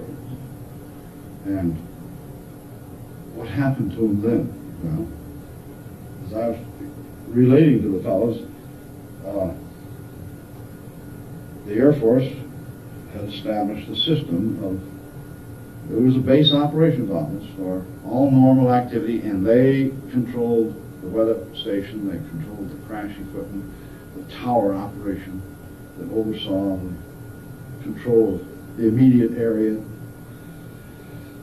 Each squadron had its own contact and own operations, and they could set up their own training flights, establish their own contact with air traffic control, tell the tower that they were going to take off tomorrow at 10 a.m., the whole 12 airplanes or however many, and all they provided to the base was the fact that 12 airplanes leaving tomorrow are going to be gone on, let's say, a 15-hour mission. That's all we needed to know, speaking in terms of representing the group ops and the base ops. And one of the squadrons this is about 3 days later now, or 4 days,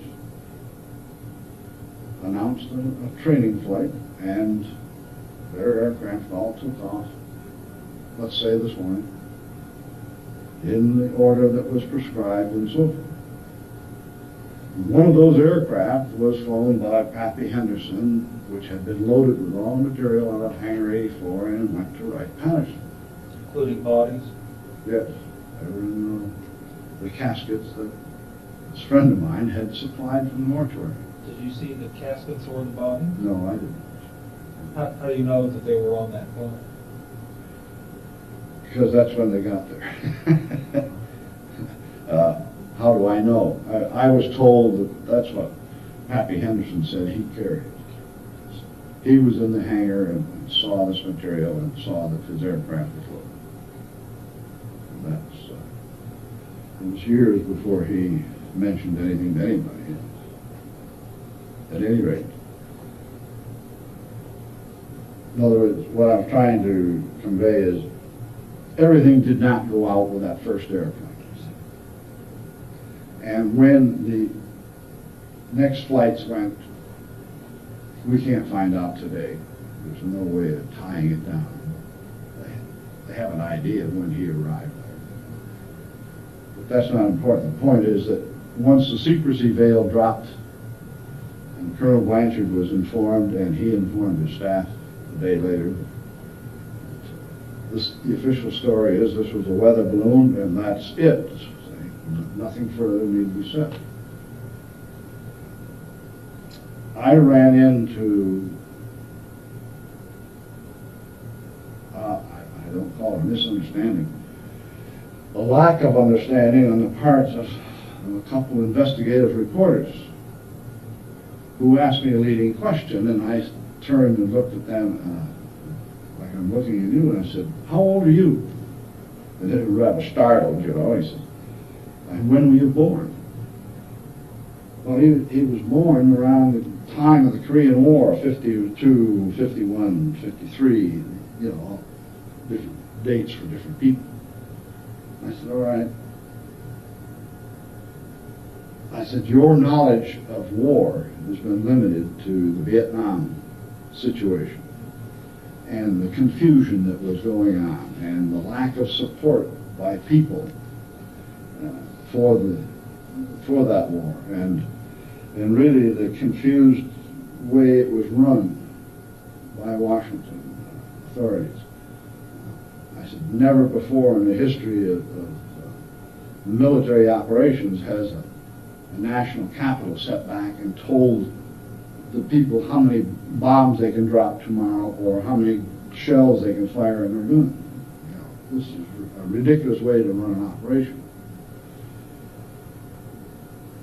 But back in, the question had evolved because of Walter Haut and myself, who knew each other at the air base, who a year and a half later, or 2 years later, shared an office for a year in town as civilians. He was running his little thing, and I was running my little operation. And we cut expenses by sharing an office. And he had raised the question with Walter and then with me, "How come you fellows never talk to each other?" And Walter had made the remark, "Well, I guess I know what I know and he knows what he knows, and that was it." "Well, how come you didn't talk to each other?" That's what I'm leading to, and why I asked him how old he was. I said, World War II. If you didn't experience it, it's very difficult to understand. But I said, someone came up and slapped the collective nose of the country. We fought back. And it was in the newspapers, it was in magazines, it was on the radio. Statements similar to loose lips sink ships. Don't talk about anything. Don't let on you know anything, because someone's going to take the information and use it to your detriment. I said college campuses got into it, but not by using signs that said minefield, don't walk here. rather than keep off the grass. Newly seeded areas, and they'd have it roped off and say, minefield, don't step here. Consequently, the entire country became, in a sense, brainwashed. Everyone was concerned with World War II.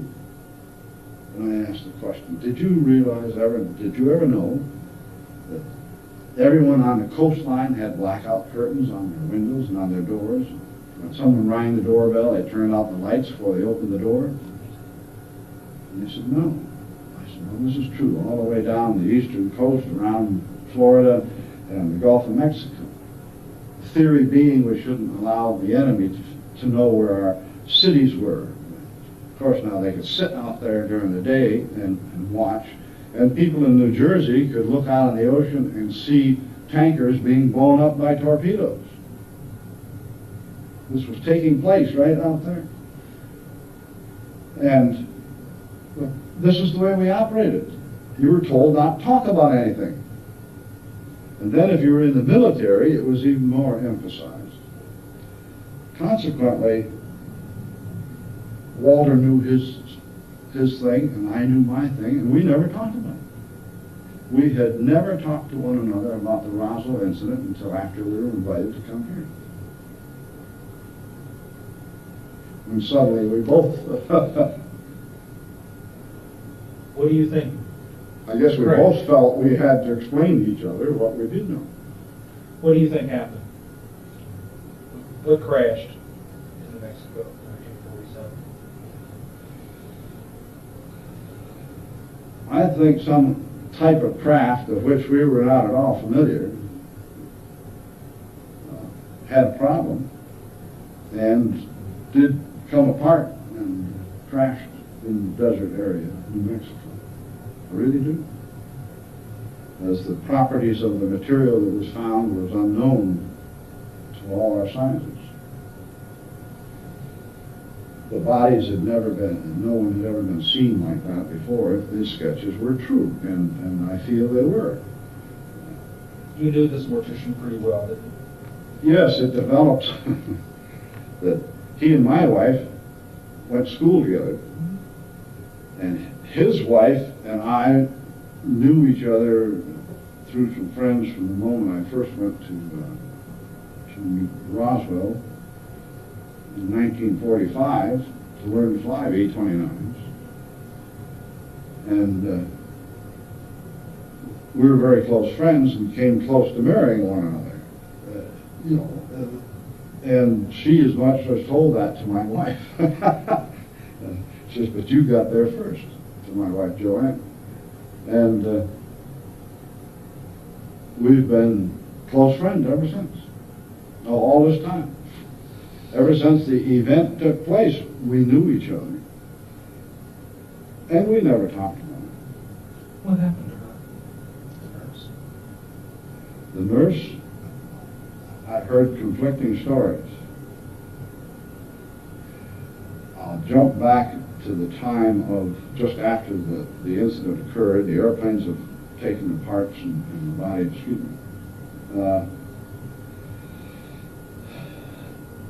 I was shipped out to the Philippines. How soon after? 2 weeks, you said? Within 2 weeks. Was that unexpected? Well, it developed, it was unexpected. These things occurred off and on to people.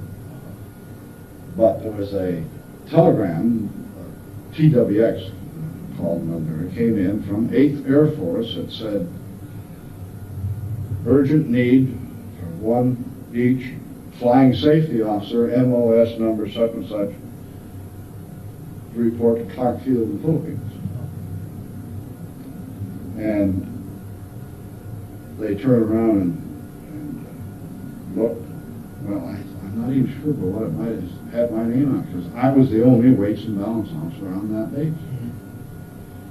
And so I was shipped out, going to Clark Field in the Philippines because of being weights and balance officer. I understand the nurse was shipped out the same week, the sergeant of the guard and the guards, all of them, who were surrounded the site, swept the area and picked the pieces up. They were all shipped out. And every one of us went to a different base someplace around the world, so that no two of us were together.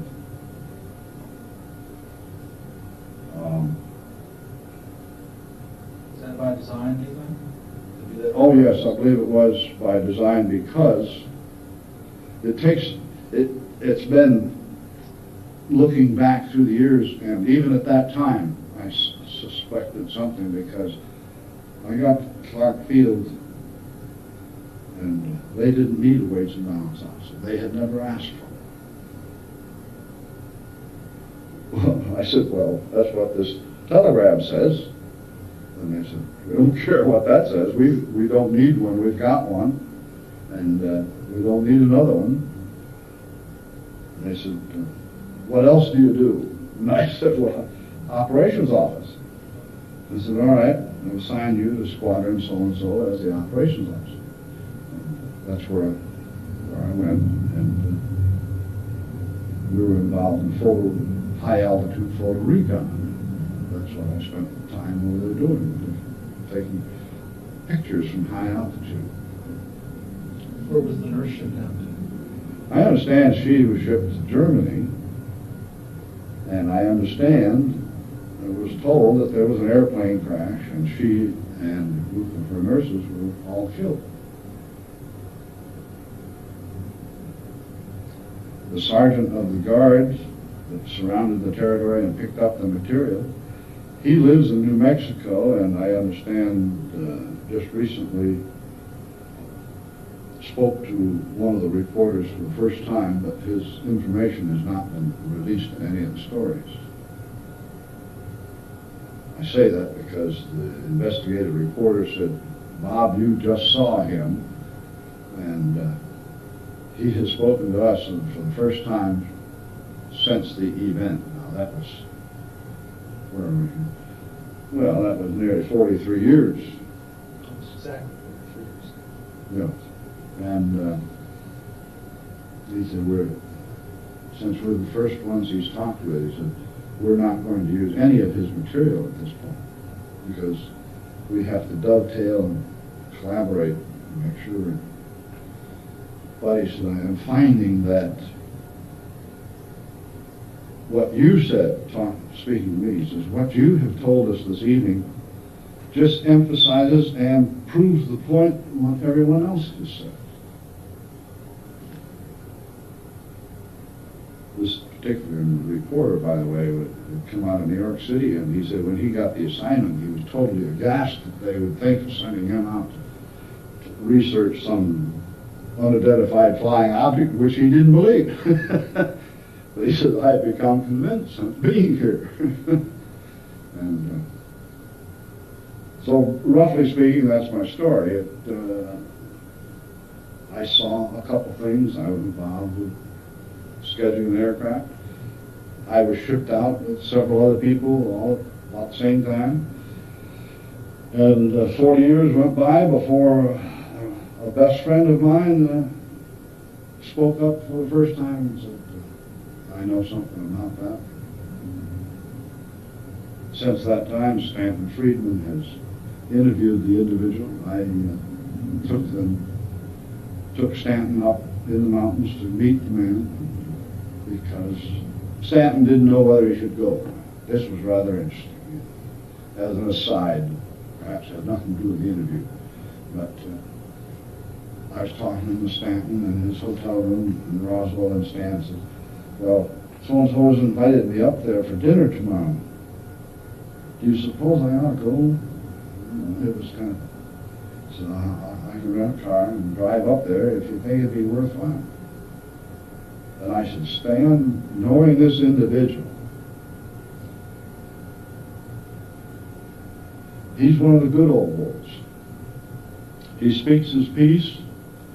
If he invited you to come up and have dinner with him, that means he wants you to come up and have dinner with him. And it wasn't a polite thing he was doing.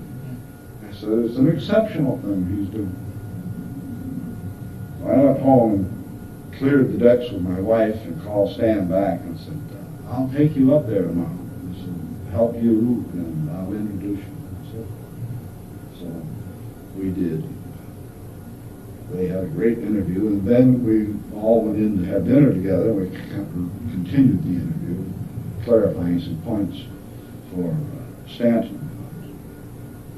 Since you and the Mortician, Brian, both had an interest in the relationship with Naomi, the nurse, I have to ask what you think about what you were told about her having been killed in a plane accident.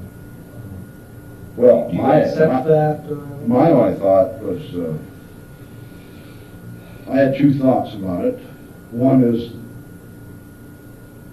gosh, what a waste, because when I was working in group operations, the colonel who sat in front of me, or I should say the colonel operations officer,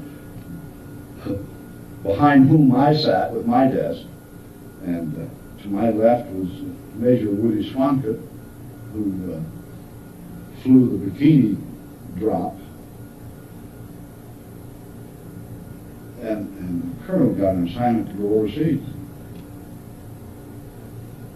And his airplane was reportedly blown up over the ocean.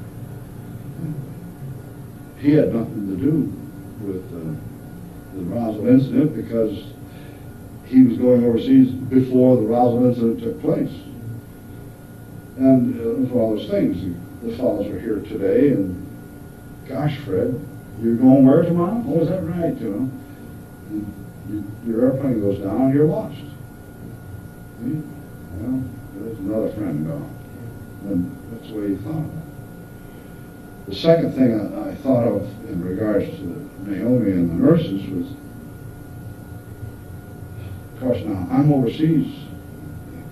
I learned this either while I was there or right after I got back that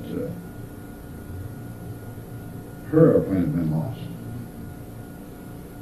So there's two possibilities. One was the normal, natural thing of some kind of airplane being lost, because it does occur. Or, boy, is the government taking that extreme to control what she knows? Because she was the one who actually worked on the bodies. And another thing was that they had called this mortician, asking him for information on taking care of the bodies, because he had just newly returned from a school, the latest methods known at that time on how to preserve the bodies. And so he had related to her what he knew, and she was trying to do that. And she had more first-hand information about the alien bodies than anyone else. What about yourself? Do you have any concern? You're a former military man. Are you drawing a pension? No. So there's not any direct hold the government has over you in terms of, did you sign any kind of secrecy oath? No, I was not told to keep quiet.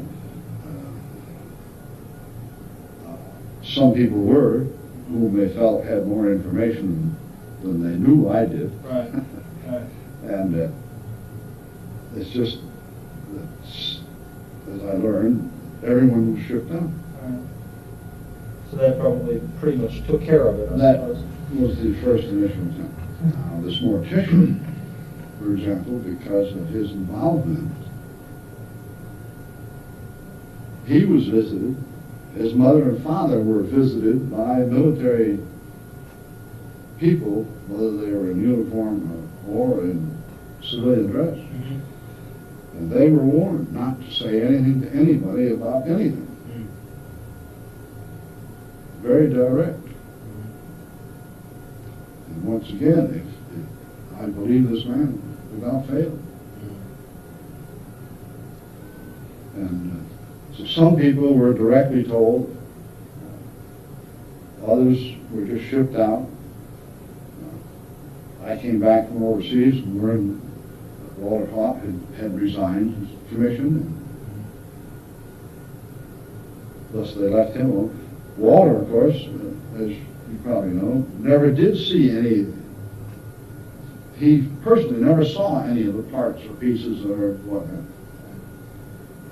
He just happens to be the guy that wrote the release that stirred everything up.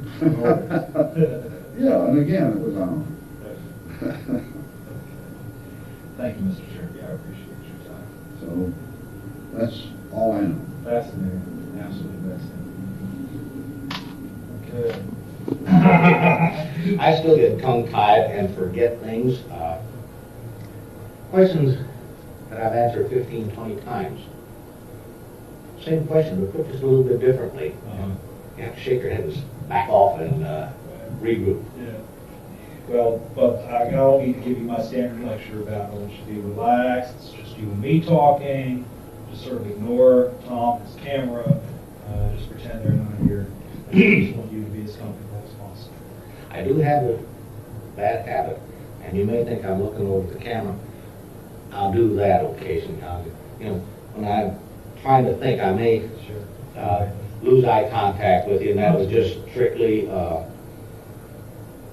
I want to break. I mean, just, that's a good excuse, and look away, and so I can stop for a tenth of a second. Okay. Tom, we rolling? Yes, we are. All right.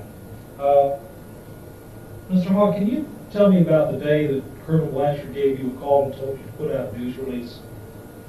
What was happening that day as you recall in that phone conversation? Basically, up until the time I got the phone call from him, I sure can't tell you what was happening. It was probably a very routine day. I was doing either some public relations work, base housing, or something else. I can't remember what it was. It was just a normal work day.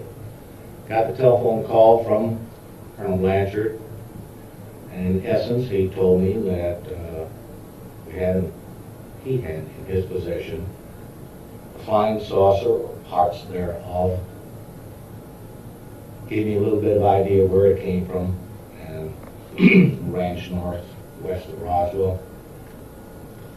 Then stated that Major Marcel, Jesse Marcel, who was our base intelligence officer, was going to fly it to Fort Worth, turn it over to General Roger Ramey, who was commanding general of the 8th Air Force at that time in Fort Worth. And what did Colonel Blanchard want you to do? He told me to prepare a release with basically the information that he gave me over the phone. When it was done, to take it into community and hand deliver it to the 4 news media we had in Roswell at that time, which is what I did. As best you recall, did that have happened, the initial phone conversation during the morning or in the afternoon? To the best of my remembrance, it would have been in the morning. And I would have to guess, somewhere I would guess around 9 o'clock. The only reason I come up with that figure is that had to be done and gotten into town so that it would have gone to the record in time for them to set it and to have gone ahead and run it in that day's evening paper. And would you know what day this happened? I would say the 8th of July, 1947. And that was the date of the Roswell Daily Record article. Okay. What, once you wrote up the news release, then what happened after that? As I said, I had to take it into town. He had told me to take it in so that if there was any validity to the fact that this was a flying saucer, and information got out to other news media other than our own, he felt that he wanted our people there in Roswell to have had first crack at it. Didn't want them to feel that he had given the information out to someone who got it to the press services outside of Roswell. So So I took it into town and delivered it to the 4 news media in town, 2 radio stations and 2 newspapers. Do you happen to recall what your itinerary was, who you went to first, for example? I'm almost certain I went to radio station KGFL first, secondly to KSWS, they were a half a block north, and then I took it to the Daily Record, which was a block further north, and then on my way back out to the base, I dropped it off at the Morning Dispatch, which was about 3 blocks from the Daily Record. What's your recollection about the reception initially when you handed out this news release to these various local outlets? Did anybody read this material and respond immediately? I don't believe they did. I believe, again, you're going back some many years. I believe the first place I went was to KGFL, and I believe I just simply left it on the desk of the receptionist. As best I recall, she was not there, and Frank Joyce, to the best of my memory, was in the studio, and he could see the reception area and also see out on the street. And I think I probably pointed at it to indicate that it was something for them. I don't remember what had happened at KSWS. The Record, I gave it to the editor because he sat close to the front door. Probably said, "Hi, Don, how are you, Dad? Might like to have this," or very, nothing fantastic, just the normal routine, what I did when I brought him the news release. Then I went down to the Dispatch. Again, I believe there, I took it into either the editor's office or the publisher's office. I know both of them real well. Occasionally I'd stick my head in and shoot the breeze with the publisher. The actual delivering of it to who I gave it, I may have seen a half dozen people in the different news media offices, and who I finally said, "Here it is." It's kind of hard to differentiate from one to the other. Nothing real remarkable. Nothing. Nobody said, "Oh, wow." I just looked at it, almost put it down. Well, most journals treat news releases. That's right, and this was not something that was unusual, because you walk into someone's office and say, "Here's a news release," which I had done many times, and nothing was that hot that they had to grab it and run back and stop presses and that type of thing. So it was just a matter of they took it and probably glanced at it and had a few words, and I went my merry way. And what happened next after you had completed your appointed rounds? I returned to the base, and when I got into my office, the phone was ringing. I picked it up, and the first call was from London, England. I answered the phone. That's how I found out it was from London, England. It was some newsman over there. And his question was, how did Major Marcel know how to fly this object?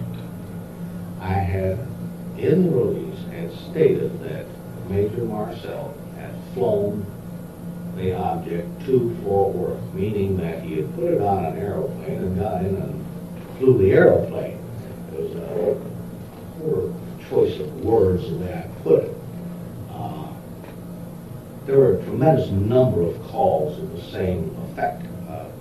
If this was an unidentified flying object, how would we have someone within our Air Force that knew how to just get in there and flip switches and run controls? Some of them, some of them were rather terse. Is this another one of those fly-by-night stories? Can you verify it? And the commanding officer is the one that stated this is what we had. That was verification enough for you, wasn't For it? me, that was more than enough verification. When he said something, that was the law.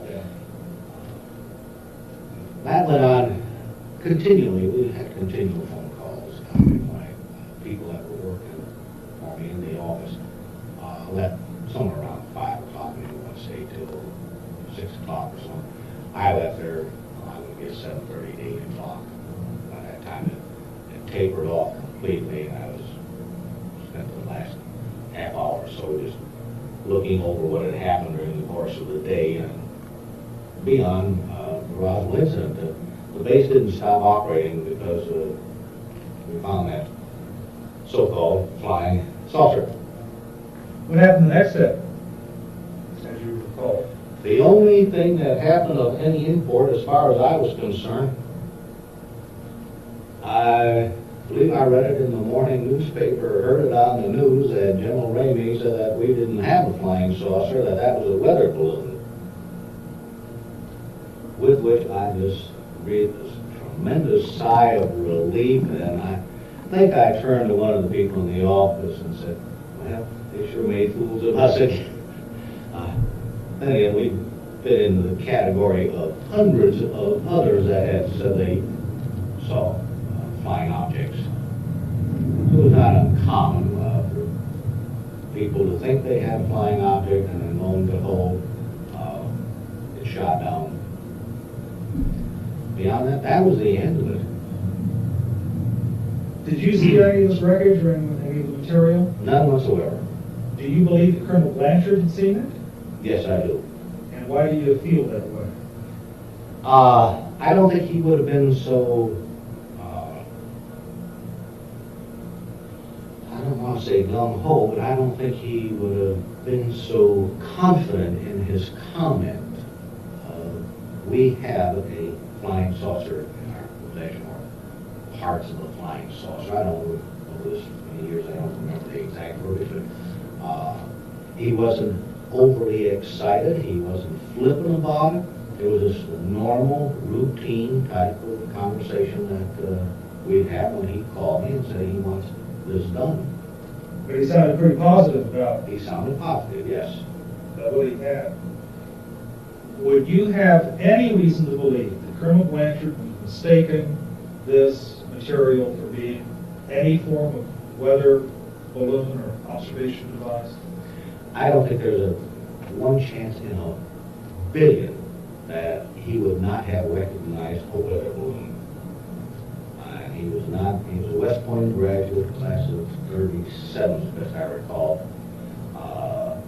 Had gone up through second lieutenant up to colonel, not too many years. Very intelligent individual, not the type to just jump off on tangents. I think he knew a weather balloon if he had seen it, and that would have been the end of that. He wouldn't have gone anywhere with it. He would have told Major Marcel, this is a weather balloon. Then again, Major Marcel would have known that it wasn't a weather balloon. That was my next question. Is it possible that Major Marcel would have been misled? No. Is it possible that Colonel Blanchard might have been misinformed by somebody who told him about what this wreckage was without having seen it for himself? I would doubt that very much. I don't think he would have taken the actions he did, like going down to operations with it. If he was there in the operations building, he certainly saw it. I'm sure that Major Marcel had talked to him and had given him some pretty sage advice as far as he was concerned. Never reviewed it. I don't know how much just Marcel knew about it, but he, again, was a very intelligent individual and not the type that would just jump at anything and try to carry it to an end. And between the two of them, I'm certain that one or the other would have called the other one's hand if it was a weather balloon. So what did you think when General Ramey said it was a weather balloon? Did you believe that? We're in 1947. When the general said it was a weather balloon, it was a weather balloon.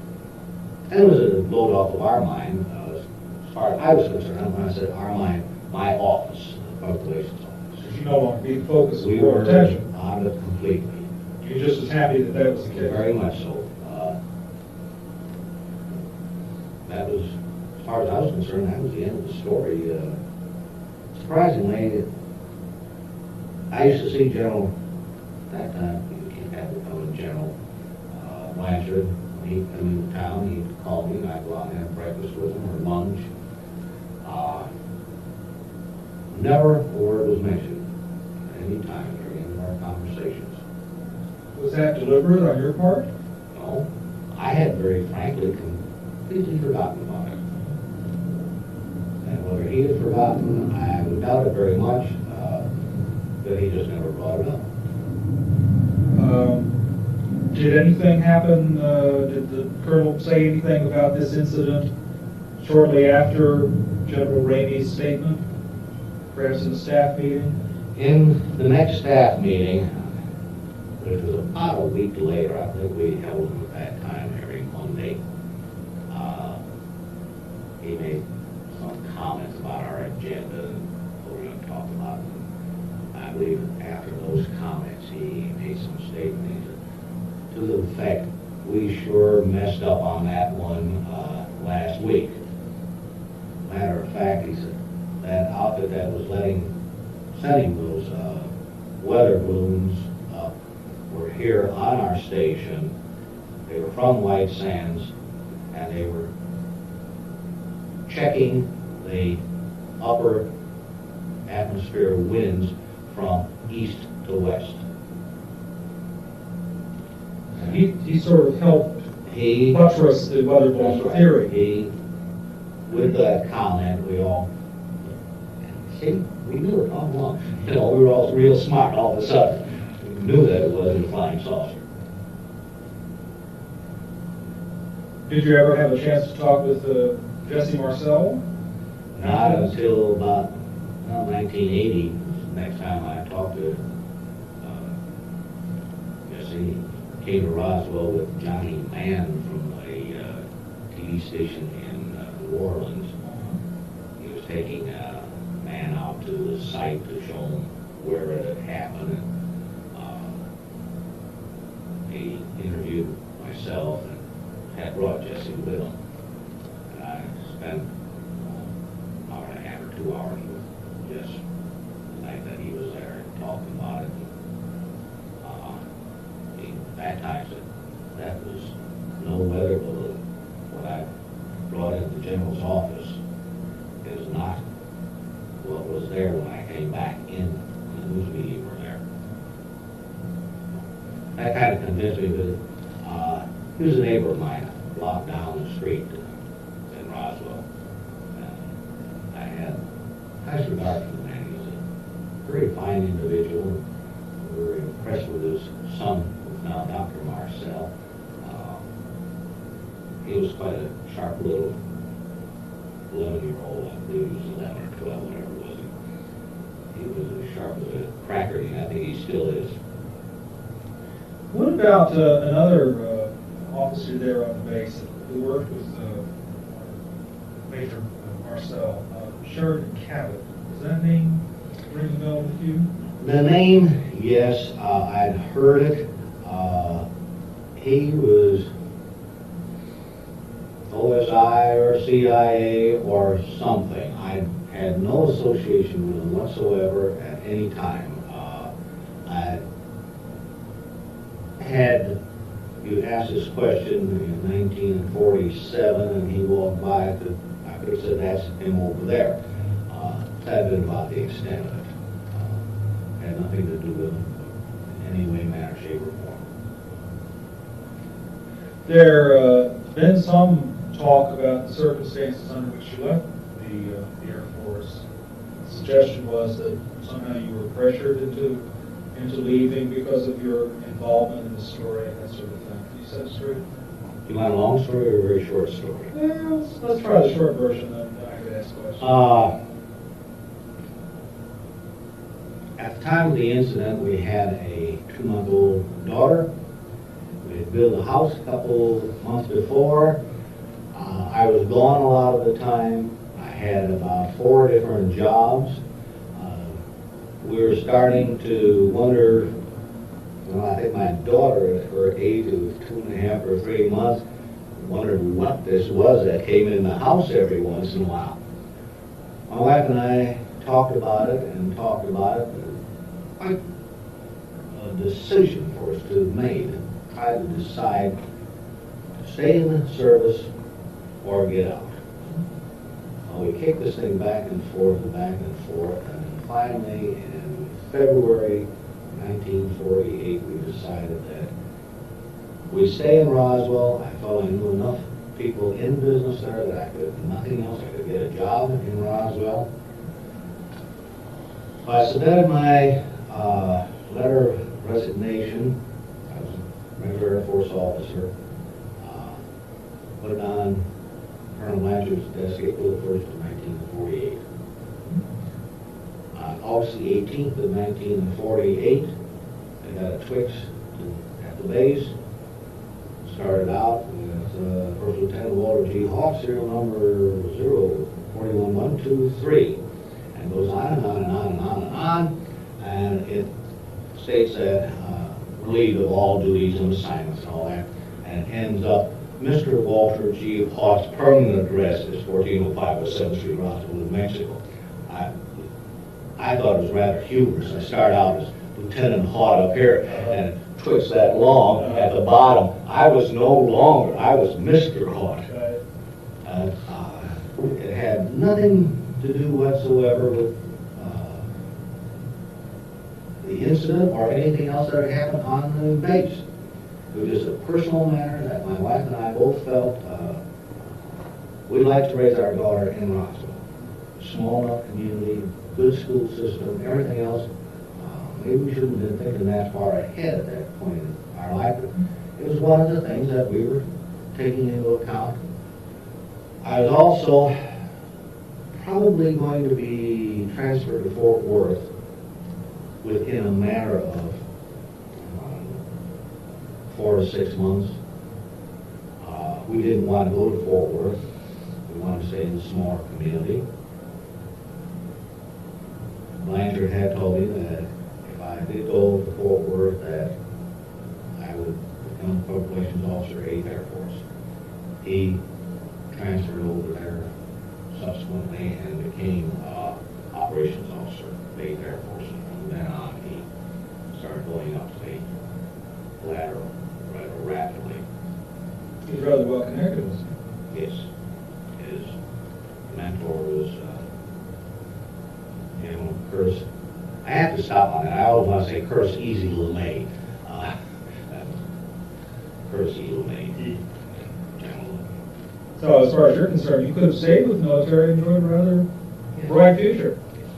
No talk about your being shipped out after the... None whatsoever. Things just went on the way they had been going on. Not the day I arrived on the station, but after we came back from Bikini, where I had become Public Relations Officer for the 509th Air Attack Unit. And when I came back to Roswell, Blanchard made me the Group Public Relations Officer and also Base Public Relations Officer. Do you have any regrets having been involved in this incident? None whatsoever. I found it fascinating. I meet so many different people. 99% are real nice, but once in a while that 1% always pops up and kind of squares you away and go on your merry way. It's been fun. In your heart of hearts, what do you think it was that was on that ranch 43 years ago? Some type of craft from outer space, from where I do not know. I talked to enough people involved in it. I talked to Jesse, Marcel Sr. and Jr., other people that had little touch with it. Bob Shirky, who still lives in Roswell. everything I've heard from the investigators, always every time they come up with something new, I'm kind of, wow, that really is a surprise. And that puts another crown, or star in the crown, or whatever you want to say about it. My feeling is that there's been so much that has been brought forward by legitimate people that there had to be something to it, and apparently that was what it was. It was something that crash landed out there in the desert. I'm a firm believer. Can I get you to express your desire about what our government should do about this point in history? Well, very frankly, I think that the government ought to take all files that they have on this subject and turn them over to a committee of legitimate ufologists, if you permit the use of that word, whether they be the ones that I'm familiar with, or a panel of scientists who are not negative, but will look at all the information with an open mind and come up with a conclusion. I think that this is censorship, pure and simple. I don't like it. We want the right for people to walk the streets with placards and protest. I don't know what would happen if a bunch of people started walking around the Pentagon, the archives, carrying signs, "We want the file." I don't think we'd get very far. That's right. Is there anything that I've missed in all of this that you feel is important to add to this record that we're trying to put together? Any experiences that you had, any thoughts, concerns? Well, all my experiences with this have been extremely pleasant. I've met some of the nicest people.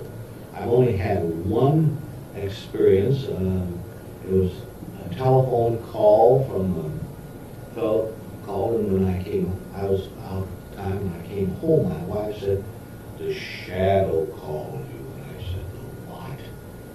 And she said, "You know, the shadow, the squeaking door." So he called me. He was a friend from my past. He spoke this very low voice and very slowly, telling me that I was going to be in trouble. I should forget this whole thing.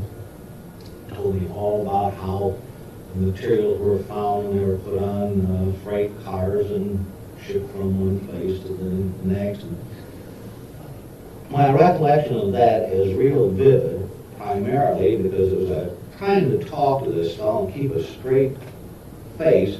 My wife kept walking near me. Creak. I thought that was really funny. He told her when she first talked to him that morning, he said something to the effect, "Well, what do you think about the UFOs?" "Oh, I think it's a lot of fun." "There's nothing funny about it." The guy was really kind of a crank. Do you know who this was? No. I tried everything I could to trick him into giving me some clue that I know him at the face, that I know him from where.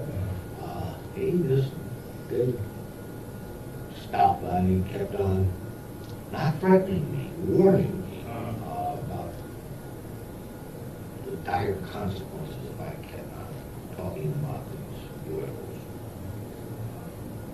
We still laugh about it. The rest of the people have just, everybody's been extremely gracious. They're very knowledgeable people. Once in a while you get someone who asks a question that kind of throws you off in the corner, but I try to answer everything as honestly as I can, and I've had no trouble with anybody. I try to keep my story straight. Let me change on that. I try to keep my story simple so that it'll be straight and I don't have to cover anything up. That's about it. Enough of that. Thank you very much. I appreciate it. You're welcome.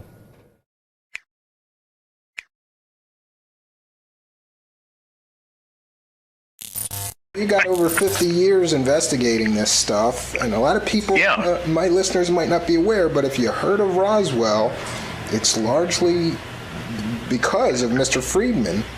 I'm the original civilian investigator, Absolutely. Yes. And I think that whole story would have just been swept under the rug, and somewhere in the secret government, there are people cursing at you. Well, probably more than one place.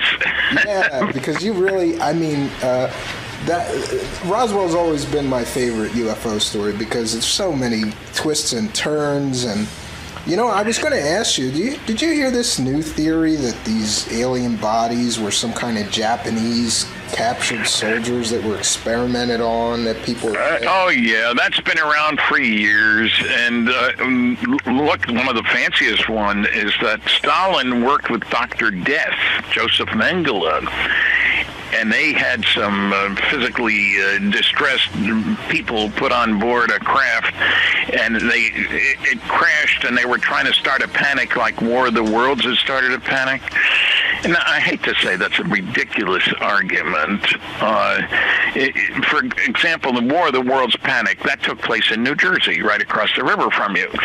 And New Jersey is the most densely populated state, more people per square mile than any other state.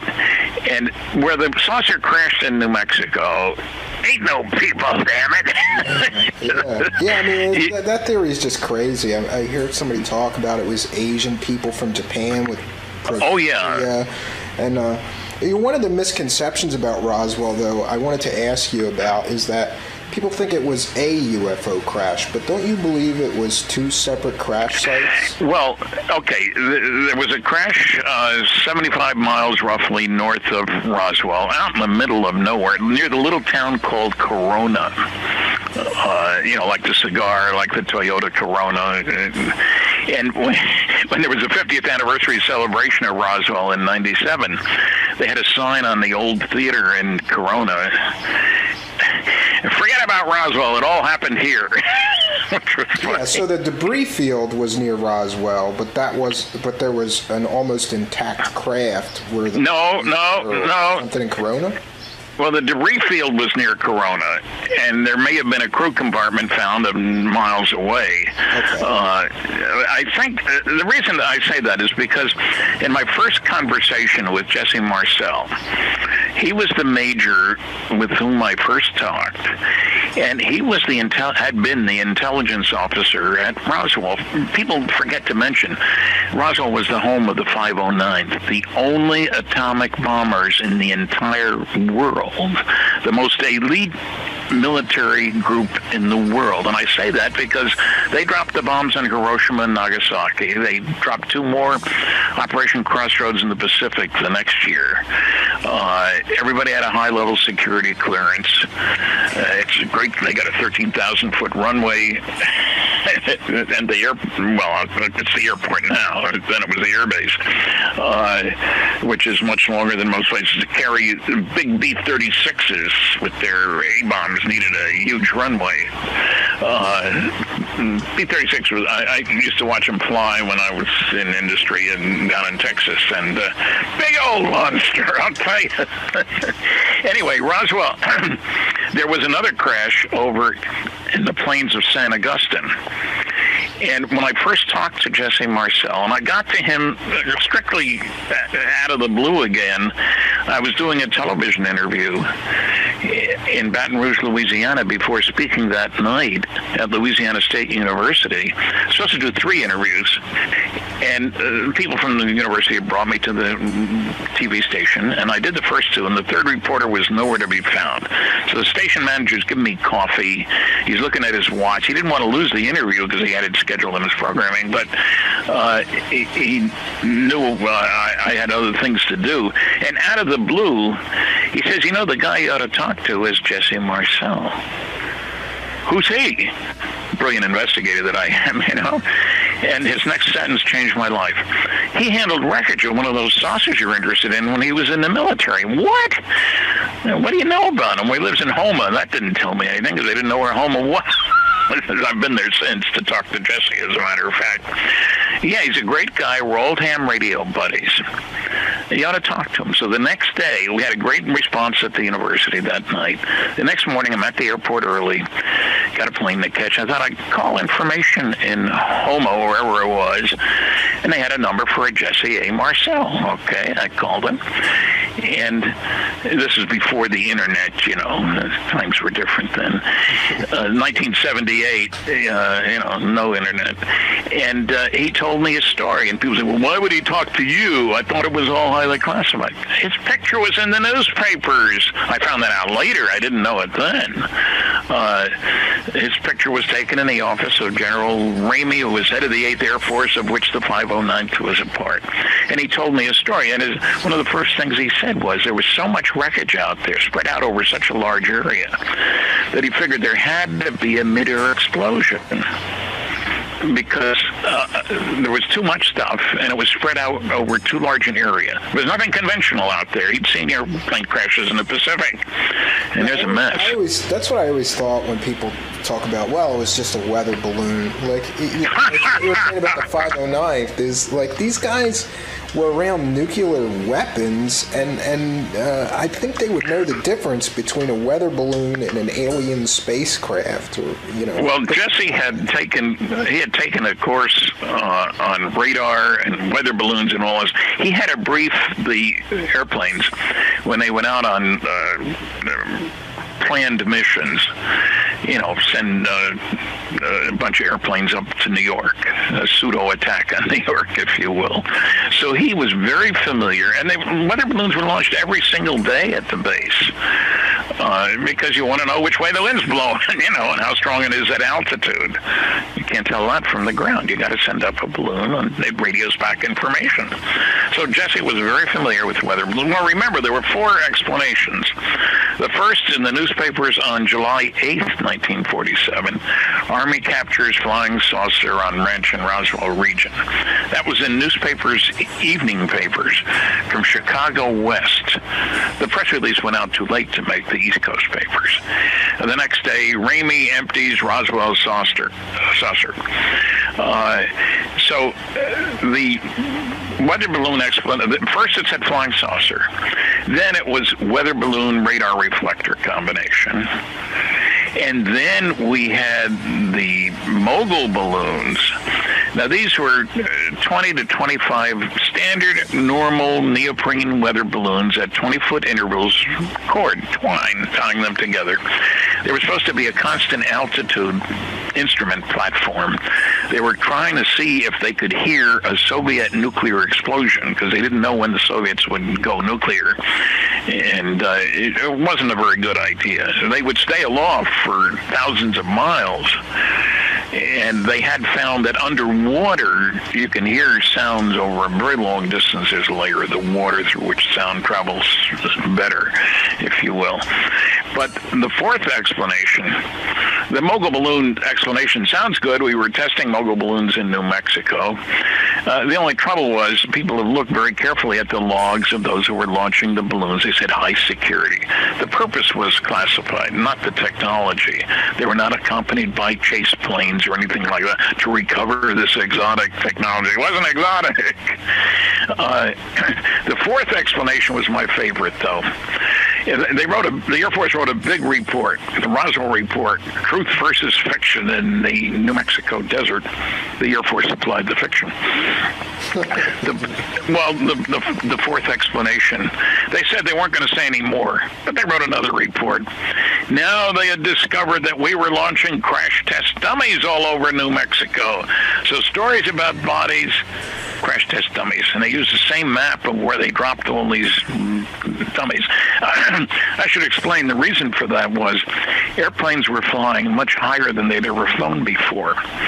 And if you were on board an airplane at 40,000 feet and you had to eject, you wanted to make the ejection safe in the first place, because you had to find out how long does it take before you come down where the temperature is reasonable. You could freeze to death. At 40,000 feet, it's very, very cold up there. And you certainly aren't going to use pilots on these ejection seat tests. And the bodies were dummies. I found the Air Force officer, Colonel Madsen, he's dead now, who had been in charge of the program. His picture is in the Air Force report. They didn't talk to him. They went back and looked at the old records. He made sure that I understood a couple of things. One, the dummies were 6 feet tall and 175 pounds. And they were in Air Force flight gear. You say, why would you do that? Because that affects the drag and the heating of the body as it comes down.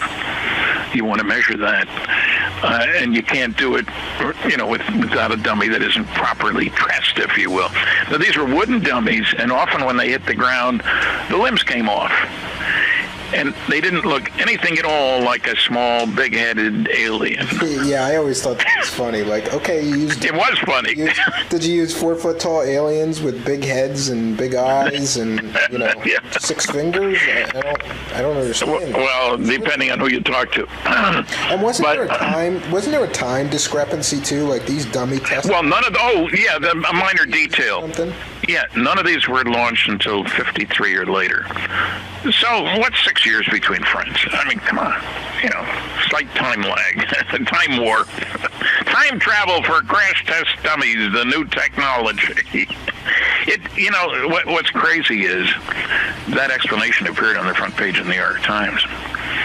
And all I can say is that at the beginning of World War II, within 2 weeks of Pearl Harbor, there was a director of censorship established. And, for example, the newspapers couldn't use the word uranium anyplace. They couldn't use Fugol balloon. The Japanese were launching these big balloons with explosives on board from out in the Pacific, and the winds blow them, and they're going to start fires all over the United States. There were a few started, not many. But you couldn't talk about that. We didn't want them to know how successful or unsuccessful those balloon launches were. One person did die. There was somebody. I've read about that. It's amazing that the government's response was to just not talk about it. They didn't want the Japanese to know that they were at all successful. So they would just let them waste their energy. Yeah. So, what I'm saying is, it looks as if the Air Force had a policy of not releasing information. That's no surprise. And that's why I mentioned that Air Force press release about Blue Book Special Report 14. It set the tone when you have your top official in the Air Force flat out lying. And then when I tried to get more from Colonel Weaver, who wrote that big fat report, he attacked the MJ-12 documents. You mentioned those. He wrote bogus on them. And when he was asked by the FBI was worried of his classified information being leaked here. What's going on? And he wrote bogus on every page of the documents. And the FBI bought it. I filed a Freedom of Information Act request for all the information, notes, memos, and blah, blah, blah. You got to write in computerese.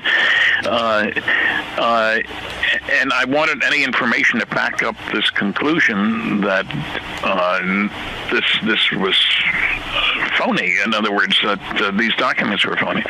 We have nothing in response to your request. Very useful. It's crazy. You can get away with it if you work at it. Secrets can be kept. And look, I'm not saying the government should never lie, which may sound a little strange, but when we tested our first A-bomb at Trinity Site in New Mexico in 1945, that was an earthquake or something? No, it was the explained it away as an ammunition dump had blown up. That's right. Yeah, I've heard that. People had seen it from 100 miles away. The skies are clear in New Mexico, and that was one hell of a big firecracker, I'll tell you. And they got away with it. And I don't blame them for doing that. Certainly, the government was very worried about if the Japanese found out what was going on and what cities were going to be bombed, if any, they would move American prisoners of war to those cities. Yeah, I agree with you that in some cases, sure, it's okay to keep secrets, but if Roswell really happened the way so many witnesses recall it, it's the most significant event in human history. It confirms that we are not alone in the universe. Yes. And I don't believe that anybody has the right to keep that from us. That's what keeps me interested in this and keep digging. I keep digging and digging and digging. And unfortunately, you got to dig through so much garbage to get to any real... You noticed that, huh? Yeah. And Mr. Friedman, I want to take the time to thank you immensely from the bottom of my heart for taking the time to talk to us tonight. It's been an immense pleasure and delight to talk to you and learn more about this incredible subject. I want to wish you the best on your continued journey to find the truth. It's good to talk to somebody who knows something about the subject. Oh, thank you. I appreciate that.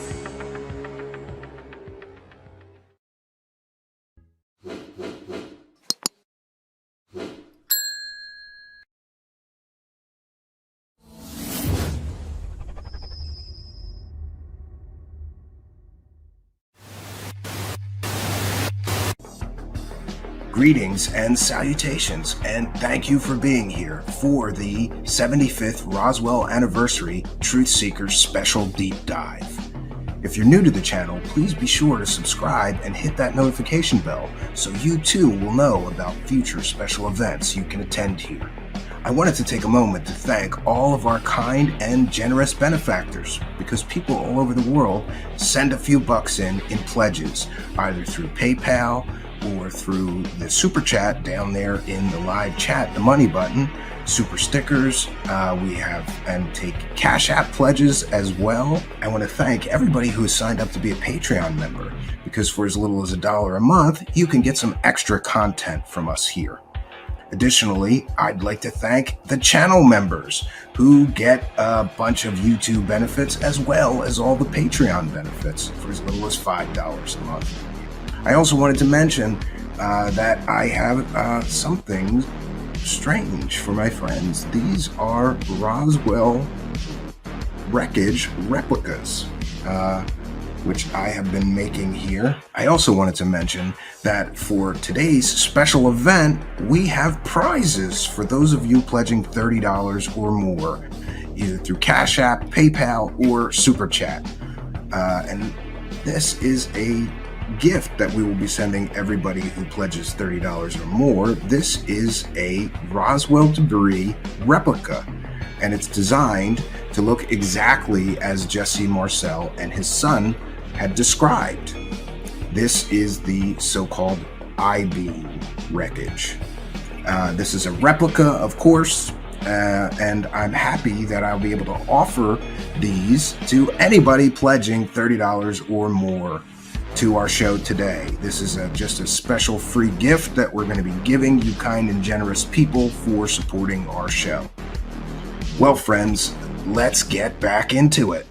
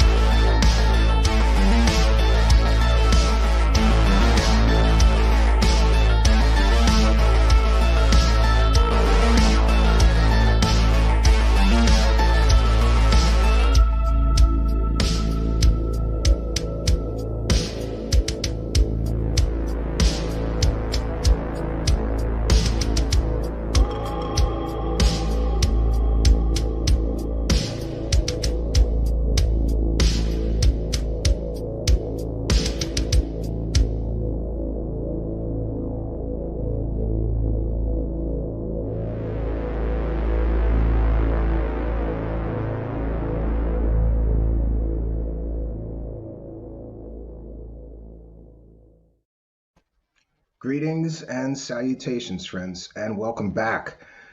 We tonight are going to finish a long-standing research project of mine. For those unaware, some time ago, I began to gather the world's leading experts, authors, and researchers into what I believe is one of the greatest mysteries on planet Earth, and that is the Roswell mystery. We are coming up right now on the 75th anniversary in July of the Roswell event.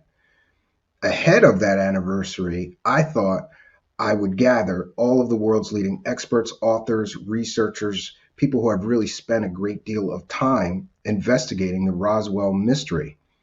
That mystery began 75 years ago, and it is one of the greatest mysteries on Earth. There is so much information to digest before you make up your mind, and I thought I would bring together all of the world's leading experts, authors, and researchers, and then on the 75th anniversary, for those unaware, we are going to broadcast the entire series in its entirety. Every author, researcher that I have interviewed, every bit of Roswell information that I can pack into that deep dive will be broadcast on the 75th anniversary of Roswell. Now, there is one person on my list that I have never been able to get to. He's one of my favorite researchers. He's an author, a UFO and aircraft historian, lecturer, and more. But I knew that he had some additional information, maybe information that none of us have heard before. And I have never heard him speak. I've heard him speak about Roswell, but it's usually part of a larger interview. You know, he'll discuss Roswell for 20 minutes and then move on to another topic.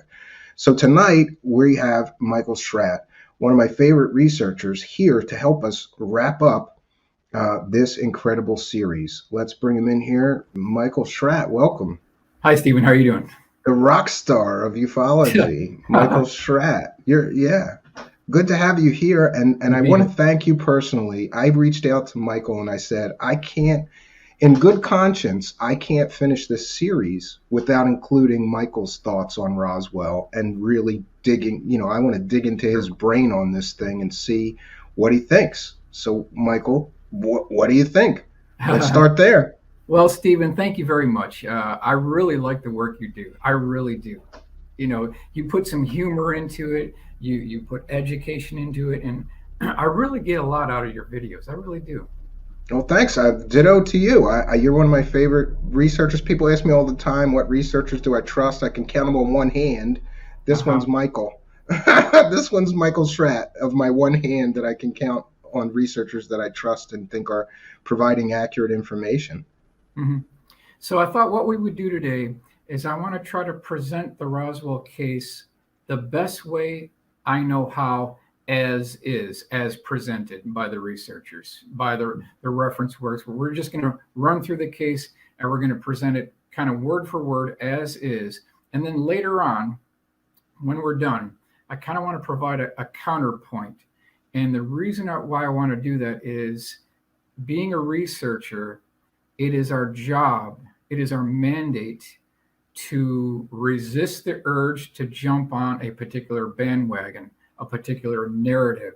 So we have to be non-biased and neutral. That's our job.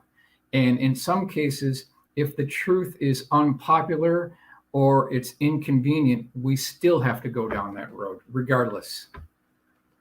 That's the goal here. I absolutely agree with you, and I've tried to keep an open mind. We've invited people who are true believers that it was an extraterrestrial event, who are convinced of it. We've invited Cal Korff, who's a huge skeptic, who says it's nothing but a weather balloon and hype. I've tried to keep an open mind, and I'm going to make up my mind after I have digested what everyone has to say. Mm-hmm, mm-hmm. Okay, so why don't we go ahead and get started, and we'll share the screen now. Let's go ahead and share screen now, and let's see if I can figure out how to do this here. Yes, the center button there says share.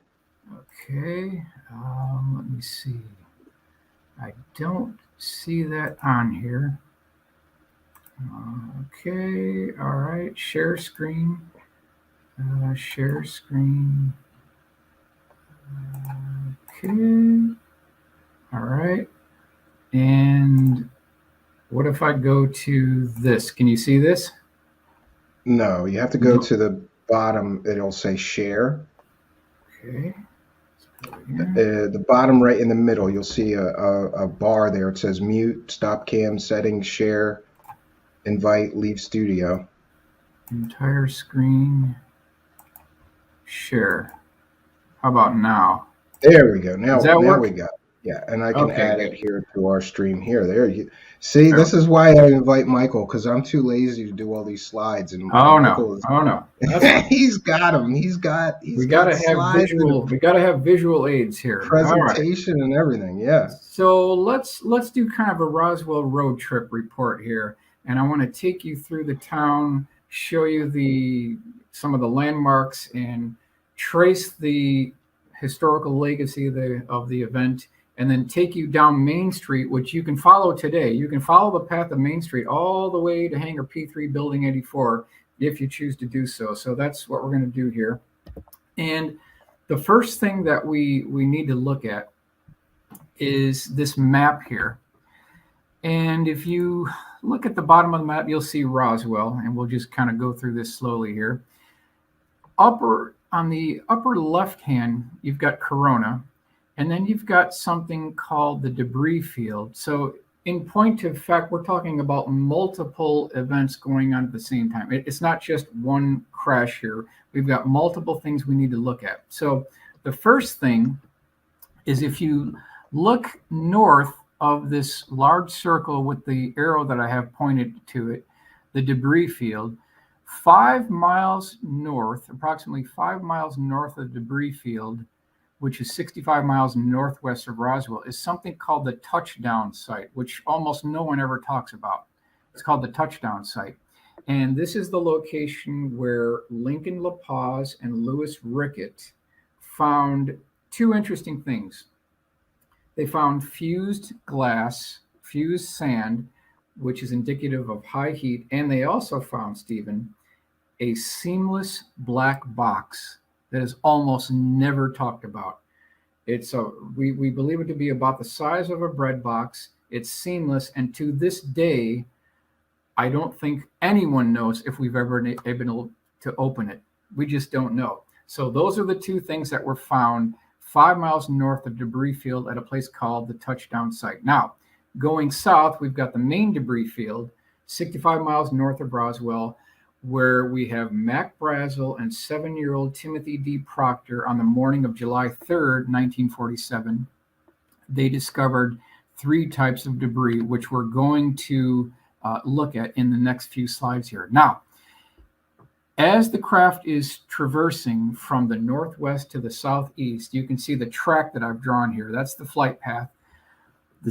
We have the main impact site. Now, there were 5 bodies recovered and 1 was still alive. And we've got the impact site, which was an egg-shaped craft the size of a Volkswagen.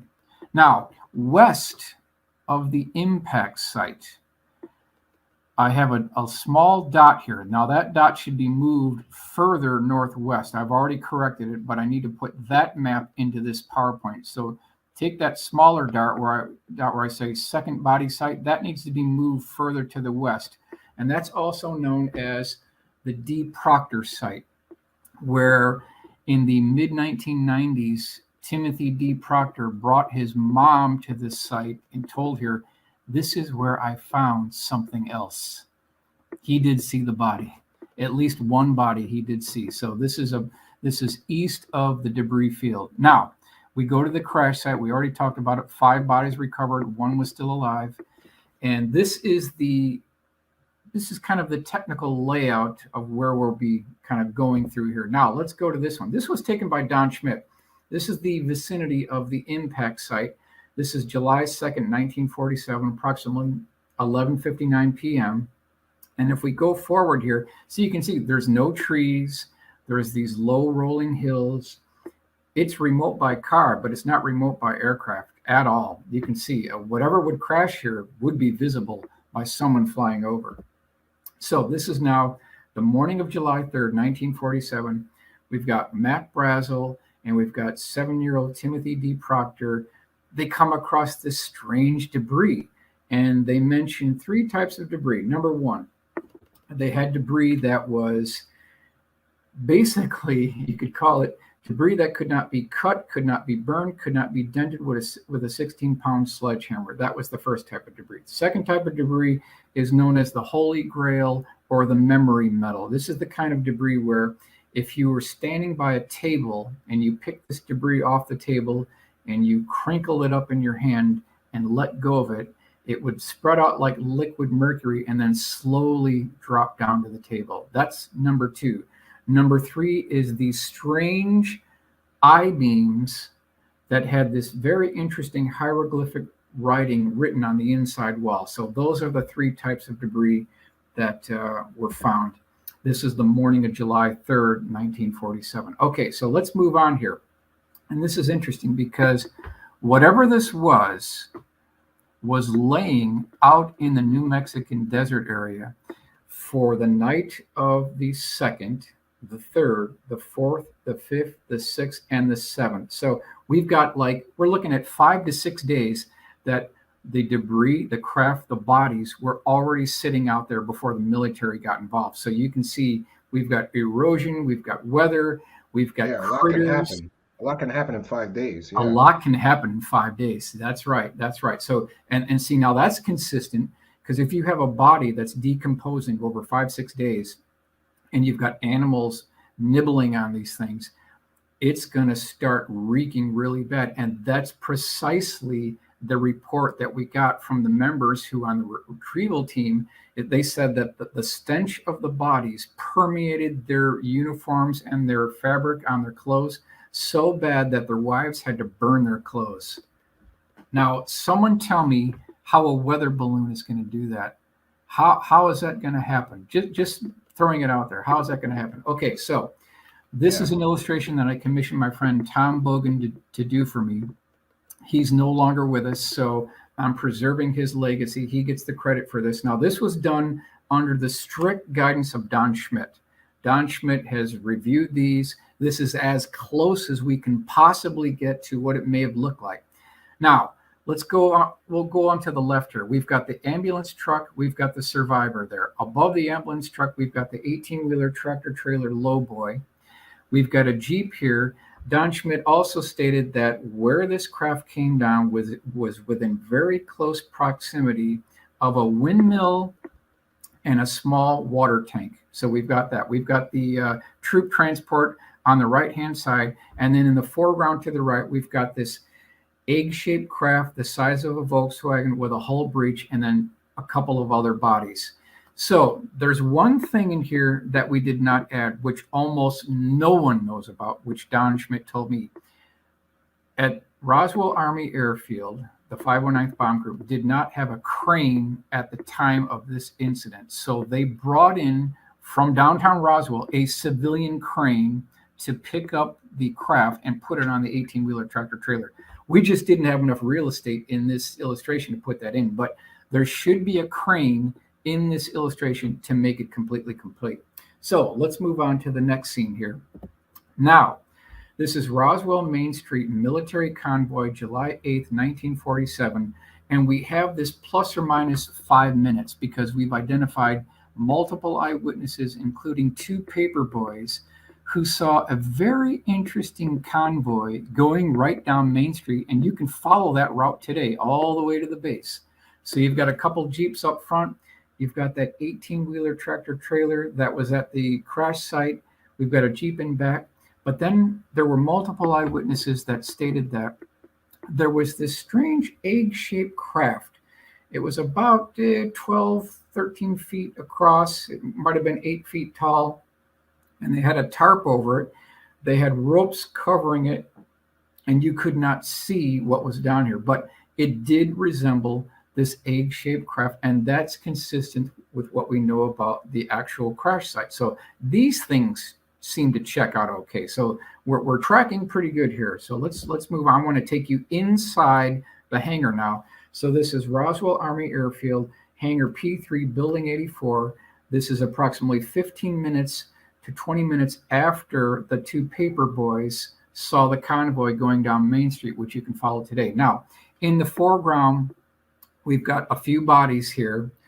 Over to the left, we've got the child-sized casket. That was confirmed by Glenn Dennis, who got the order for the child-sized caskets from the base, which is interesting. Why, if it's a weather balloon, why would you have child-sized that makes no sense whatsoever. So the weather balloon explanation is quickly deflating here. It's quickly bursting. Off to the left, we've got that troop transport with debris. And here's the other thing. If this was a weather balloon, why would you have two teams of military police from other sections as well, crisscrossing the debris field for at least 2 days on their hands and knees? If this is just a weather balloon, that doesn't make any sense. Now, in the back, I agree. you've got the wooden crate that they're building, and they're going to put the bodies in the caskets, and the caskets go in the wooden crate. Off to the right, you've got the 18-wheeler tractor trailer with the craft on there on the low boy. Now, it's interesting to keep in mind that by the time we had the retrieval operation, the civilians got to, I'm going to back up a couple here. Civilians got here before the military. And so what that means is, to this day, Stephen, I'd be willing to bet that there are still some people out here, relatives of people who got to the debris field before the military got involved and the crash site. They picked up a souvenir and they still have it today. I'm sure. I would agree with you that somebody's got to have. Stephen? What do you think? I think that somebody's got this material hidden away, and after all these years, I don't believe that they were able to get it all. And just to clear up a little bit of confusion, because people are always confused by this, there's two separate debris sites, right? There's the one where everything was destroyed and it was literal little pieces that they had to pick up, and then there was the second site with what some people believe was some sort of escape pod or, crew pod that you're describing here. But yeah, I would think that all those people involved, somebody would have put some of that in their pocket. Some of them would, spirit it away, put it away, because this was a huge event. Like, this could be alien spacecraft parts. Yeah. I would grab some. Someone's got physical evidence right now as we speak, probably in the Roswell area, or they might have handed it to a relative or a cousin and then they moved away. But you can bet your bottom dollar that somebody has something. Now, they probably won't come forward. It might be a death wish, because now you're playing with the big boys. That's how you can get in trouble, when you have physical evidence, because the way this game is played is they don't care what you know, they care what you can prove. That's how this game is played. And if you have a piece of actual physical hardware, now you're in a completely different category. So that's something to keep in mind. And so we know why people haven't come forward, because it's a very dangerous thing to do. Now, let's keep in mind, when this is all going on, it was kind of a chaotic situation. You had multiple things converging at the same time. And by this time, the first body flight had already departed Roswell. This was in a C-54 by Pappy Henderson. The other body flight that we're going to talk about later is the straight flush B-29. So by this time, we're preparing the bodies for getting out of here. First body flight is already gone, went directly to Wright Field, Dayton, Ohio.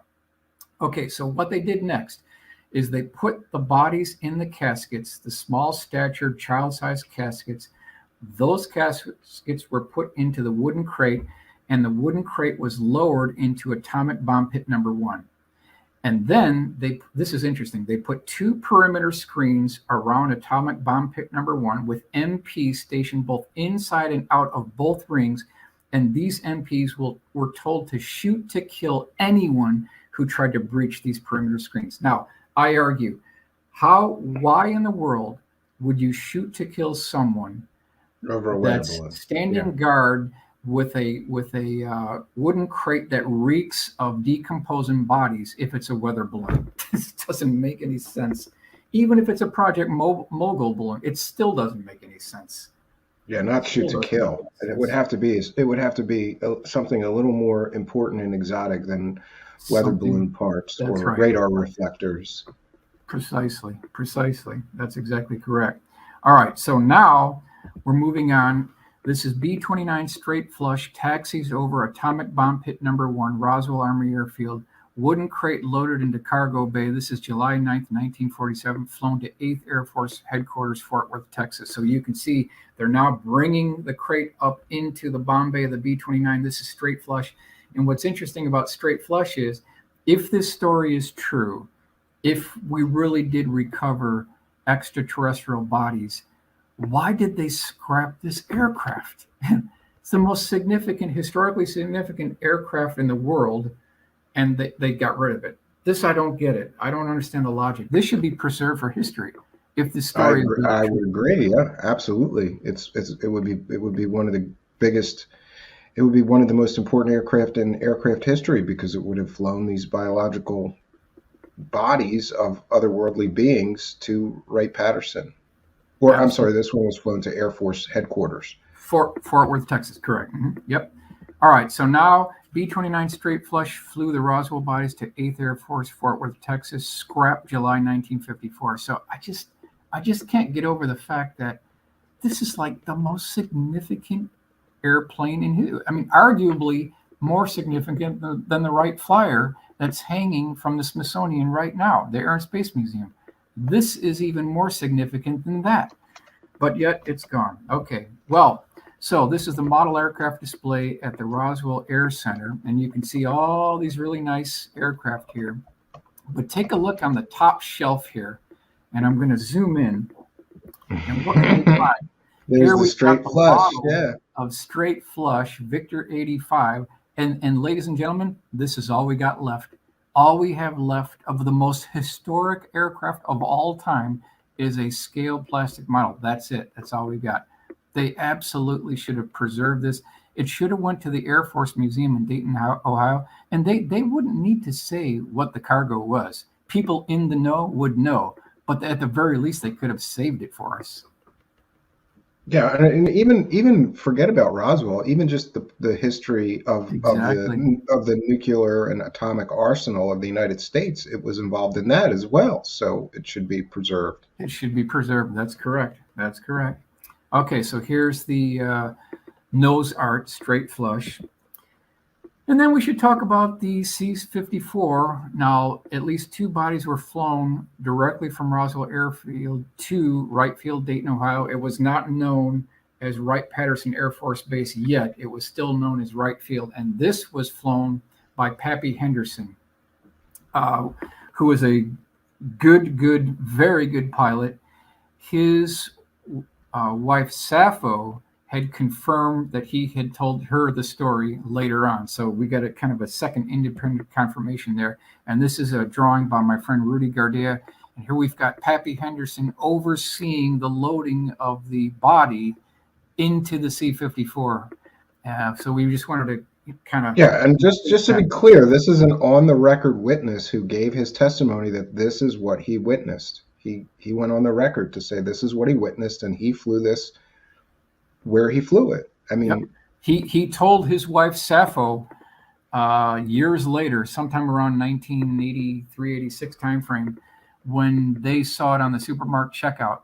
So, you know, it all really boils down to eyewitness testimony in many cases when we don't have physical evidence. How much do you trust your fellow man, your fellow woman, your fellow library research assistant, reference librarian? How much do we actually trust these people?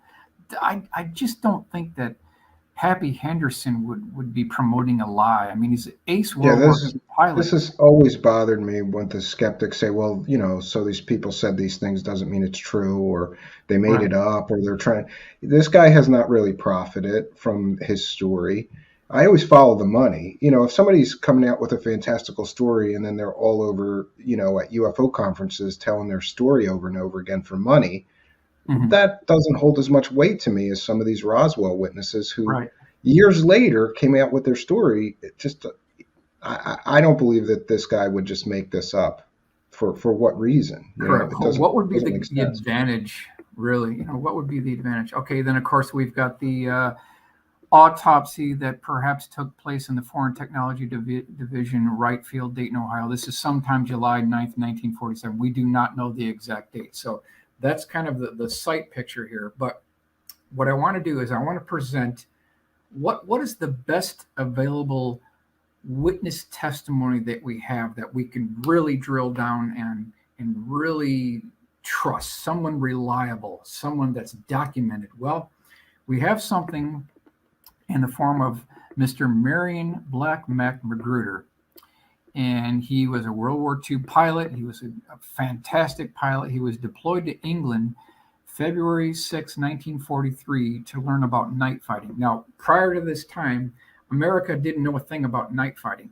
So they had sent Marion Magruder over to England to learn about night fighting, come back to the U.S., and then teach U.S. pilots and military personnel exactly how to go about night fighting. Because the Britons are the ones who invented the radar before the Germans and Americans. And so we had to get kind of an intel so that we would know how to do it. And so they and isn't it accurate that because in England there was all those German bombing raids at night, they quickly got to be experts at repelling, invading forces and dogfighting at night and these things. So it makes sense that we would send our pilots to the experts to learn it. Exactly. That's precisely correct. So here he is, Air War College, 1947, 1948. And then if I want to take you to Montgomery Field, this is Alabama. Now, he was at the Air War College in April of 1948, and a very interesting call came in, because this was about two groups of 18 World War II pilots. The best of the best went to Montgomery Field. This is April 1948. A strange call came in from Wright Field, Wright-Patterson Air Force Base, and it was urgent. They needed to go to Wright-Patterson Air Force Base immediately. So there was a plane was provided for them. They all got on the plane, and they wanted to get their quote-unquote opinion on something. Very interesting. They wanted to get an urgent opinion on something. And so here's the Air War College, Maxwell Field, Montgomery, Alabama, 1948, just to give a site picture here. And then we've got Wright-Patterson Air Force Base, April 1948, and this is the subject of where we're going to drill down now. So what happened is they were brought to Wright-Patterson Air Force Base. This is according to Mark Magruder, his son. So I did about a 2-hour interview with Mark Magruder, and he provided the notes from his father where they talked about a very interesting encounter. Now, so you can picture there's two teams of World War II pilots. They fly them to Wright-Patterson Air Force Base. They're brought into a room, and then two men come in with a box, and they start handing out debris, which they said came from the Roswell crash. And a lot of these pilots, they didn't know anything about this. They weren't even involved, but they start handing out this debris, and these pilots, they're holding this debris in their hands, and they're looking at it, they're feeling it, they're wondering where actually it came from, what its properties were. Now, when all that was done, the debris was gathered, put back into the boxes, and then this team of two teams of 18 World War II pilots, they are led down this corridor at Wright-Patterson Air Force Base. They make a left-hand turn, and they're brought into this somewhat medium-sized room with no windows, but on the back wall, there's this one-way mirror where you could look inside, but whatever was there could not look back to you. And what they ended up seeing was the survivor. So here's the survivor, April 1948, drawing by Rudy Gardea. Can you imagine seeing the survivor of the Roswell crash? They also saw debris, the survivor. There were other bodies that were deceased that they also saw as well, because I confirmed that with Mark. He saw the survivor and the deceased corpses as well. He was described as squiggly. He kind of had this Casper the Ghost look, oversized eyes, kind of a 2 little dimples for a nose, a slit for a mouth, hairless, 3.5 to 4 feet tall, and really having this squiggly, long arms, almost, you could say muscle tone was very weak, but that's what he described back in April 1948. Now, is there any evidence to back this up at all? Is there any paperwork? Well, Mark actually sent me his father's documentation for the Air War College, 1947, 1948, and it turns out, yes, he was there. He was there. Here's the actual Air University College, Montgomery, Maxwell Air Force Base, Montgomery, Alabama. We've got the date here. They talk about the seminars that they were. Yeah, we've got a seminar looking at aliens, but it's awesome that he has the paperwork back. Yeah, we've got the paperwork to prove that he was actually there. It tells you what room it was in at Wright Field, at Wright-Patterson Air Force Base, what the subject was, and we'll go down here. Here's the daily planner here. So you got Monday, Tuesday, Wednesday, field trip to Wright Field. So this is confirming evidence that Marion Mac Black Magruder was indeed there the time that he stated that he was there. This is pretty much bombshell conclusive evidence that they were actually there. Here, they even give you the names of the people involved, some of the lecture descriptions here. This is Wednesday at 10:10, lecture room number 1, current tactics of air operations. And we can go through all these. We won't read them all, but it's very good evidence. Now, here's Mark Magruder, son of World War II pilot Marion Magruder. Did a 2-hour interview with him.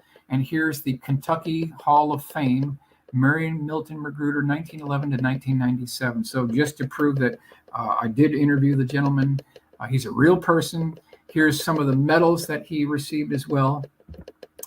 And then we want to go to this one here. So this is July 20th, 1969. Neil Armstrong is, this is Buzz, but landing on the moon.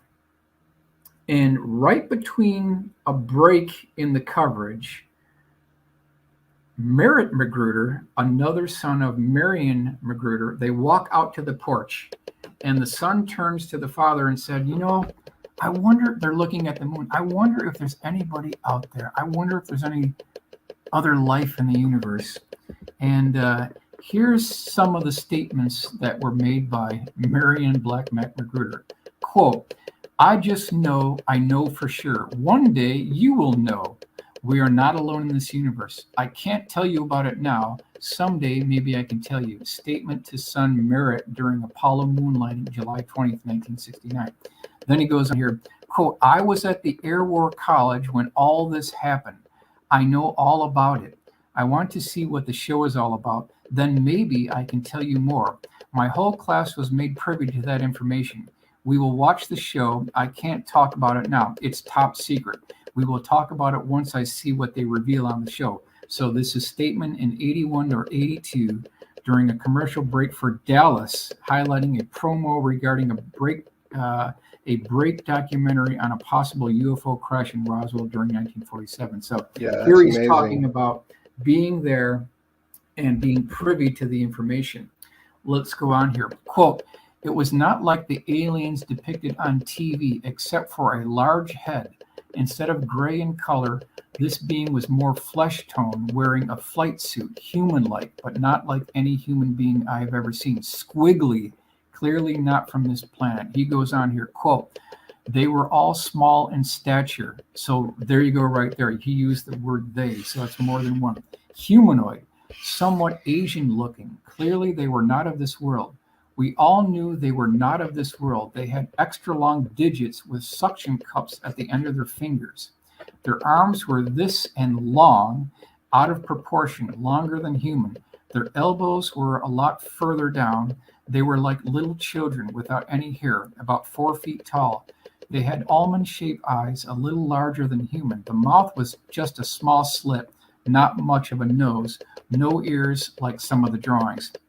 And then I thought this was very interesting. Quote, they all think the bodies are at Wright-Patterson Air Force Base, but they are at Eglin Air Force Base in vast underground cold storage vaults there. Statement after watching a documentary about Roswell. So he was privy to the fact that that's interesting. There was definitely something at Wright Field, but that's not the only location. There was something going on at Eglin Air Force Base with bodies.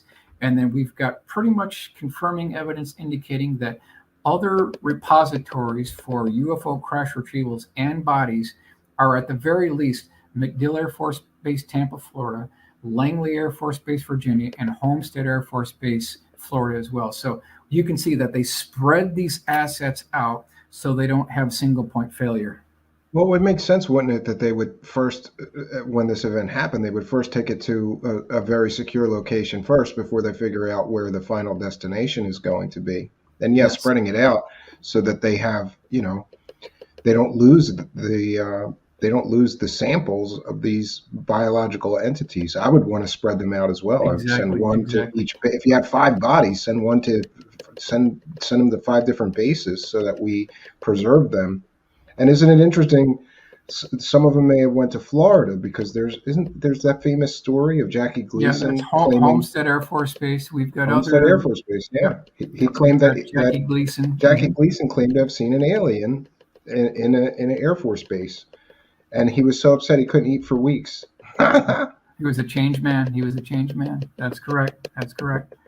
All right. So then let's go to this Southwest Soaring Museum. So if you go to Roswell, there's a couple ways you can get there. You can fly into Albuquerque and drive 200 miles, or you can fly directly into the maintenance center, the air center at Roswell, and then drive 6 miles and get there. So it's a lot easier to go the shorter route. But I took the longer route. And maybe it's good I did, because I got to this soaring museum, and I just hit you with a couple photographs here. They've got We got some kind of tapping going on. Just to be aware of that. Okay.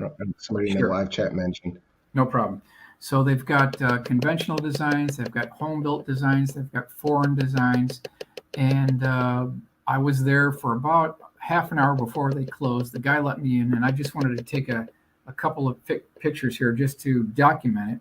But interesting that there's a very interesting antique auto and toy museum literally 1,000 feet away from this sailplane museum. And they were closing in 10 minutes. And I just said, can I look through this really quickly? I'll be very quick. And they let me go through. I'll take you through a couple of the pictures here. Here's some of the toys they had on the wall. Nothing was for sale. They had some old vintage cars on the interior. And then they had dozens and dozens and dozens of these old rusty Hulks, Model Ts, Model As. They had trucks. Some of them probably could be restored. And so, of course, since I was going to Roswell, I asked this gentleman who was kind of the curator here. His name is Archie Lewis. I said, well, are the rumors true? And he said, what rumors? And I said, well, the rumors about Roswell. What was a craft recovered? Were bodies recovered?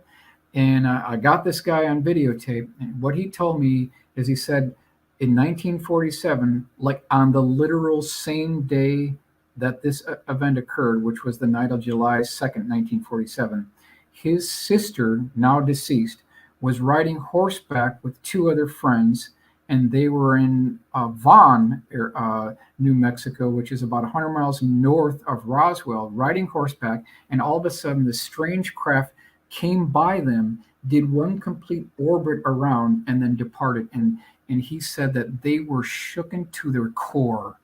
They were absolutely terrified of whatever this thing was. Now, technically, I can't prove it was the same craft, but it's going in the same direction. It's the same day.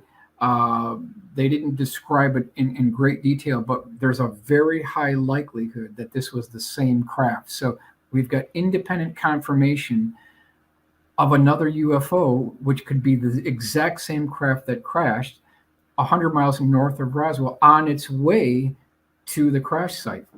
So it's just an interesting data point that I don't think most people have really heard about. And again, if this is a weather balloon, how does a weather balloon make a controlled descent in orbit around 3 girls on horseback? Doesn't make any sense. So just a little piece of the puzzle here.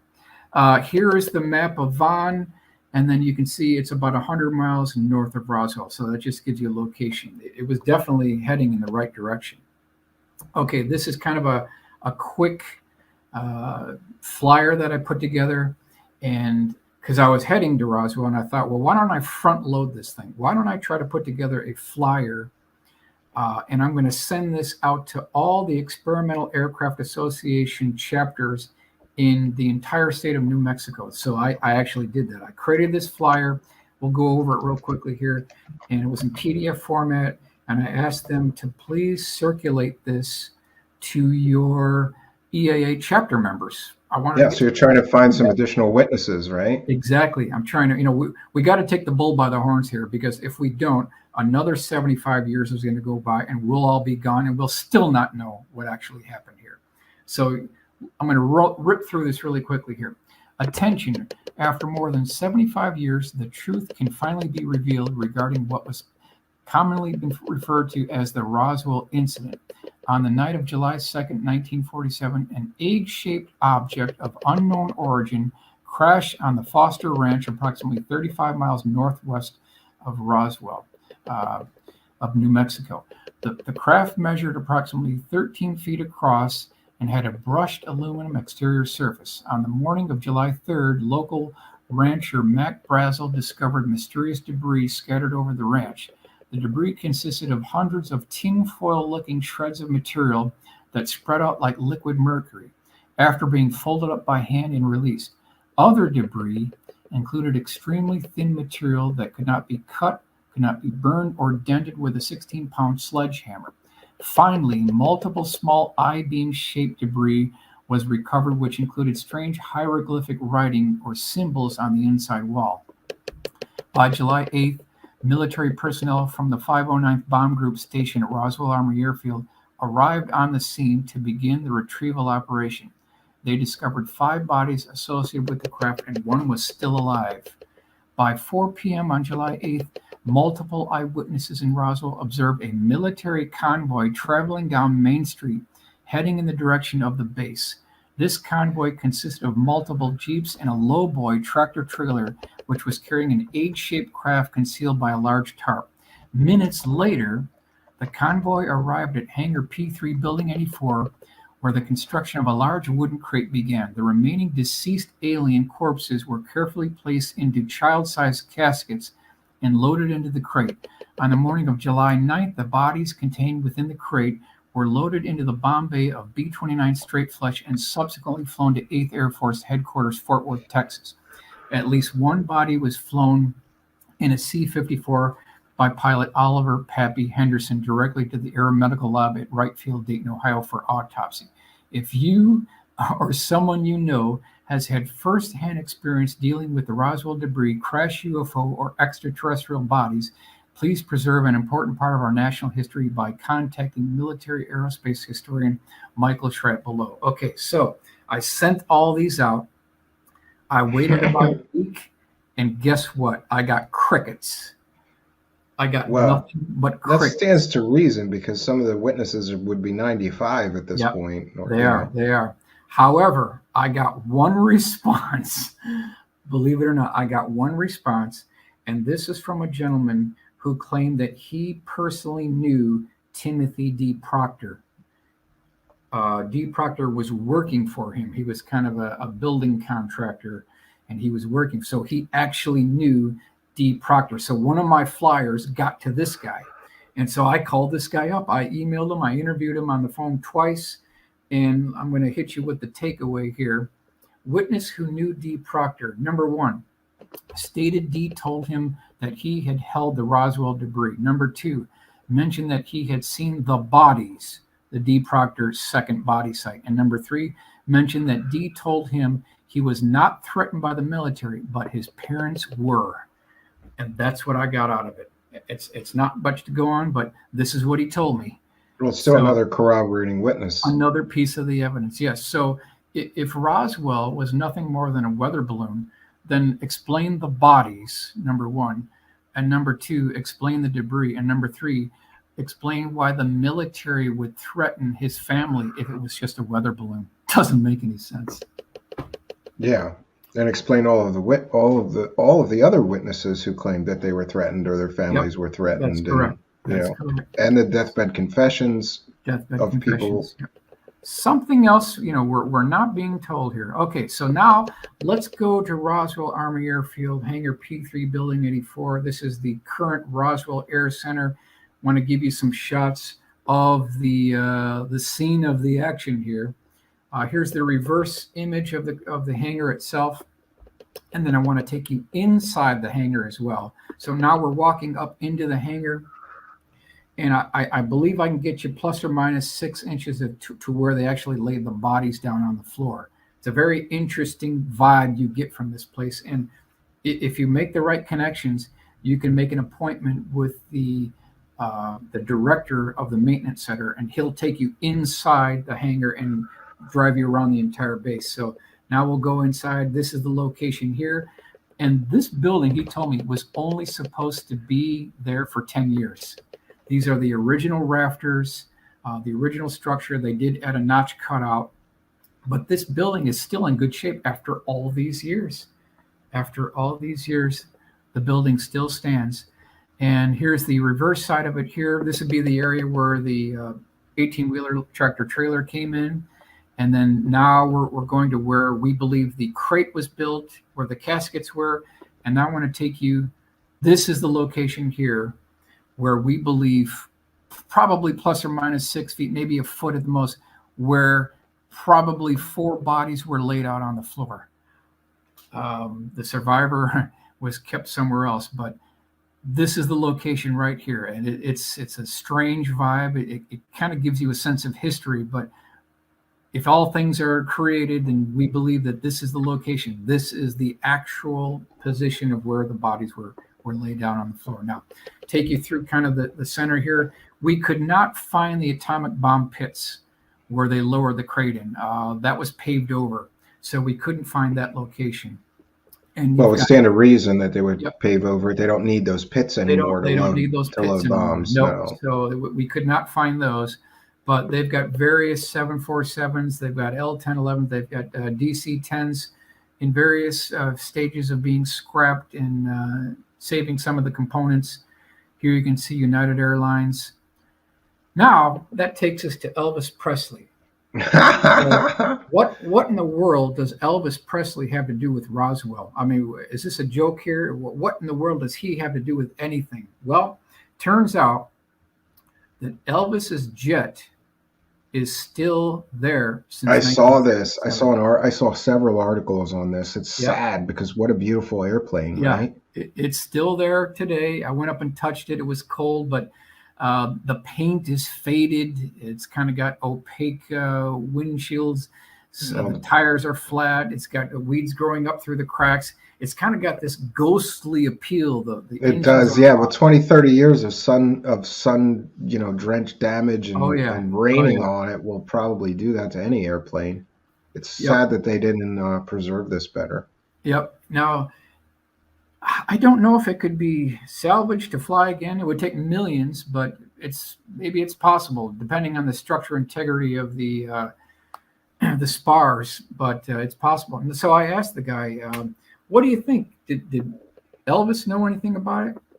And he told me that with Elvis's international connections and his very good friendship with Richard Nixon, it's possible that Elvis knew something about Roswell, but he never admitted to it. So I guess this question's still out there. He could know something about it. There might have been something there that he knew, but he certainly never told anybody that we know of anyway. Interesting. So there's a little bit of an Elvis connection here. Now, if you go to the Roswell UFO Museum and Library, this is kind of a view inside the library. And then these are the about 200 bank boxes of material. And they also have, these are kind of the shots there. They did a really good job at organizing. This is a first class operation here. And these carousels have some really nice 3-ring binders. And I only got through the top of the one on the left. There's still a lot more research to go here. So that's just kind of a highlight of the Roswell trip. Now, what I want to do now, Stephen, is I want to switch gears here, and I'm going to go through a couple of. Your desktop is worsely organized than mine. Yeah, there you go. There you go. All right, so let's go into this final revised, and I'm just going to run through a couple of points here. Now, this is kind of the questions I want to ask here. Okay, so I'm going to run through these really quick here. The Roswell why questions. This is what I've titled this here. Why were official government documents relating to Roswell Army Airfield in 1947 destroyed? That's interesting. You're Why would they right. destroy all these documents? Yeah, and I would think just the fact that they were the only military base with atomic weapons at the time, Right. everything should be preserved from that for the sake of Everything. history.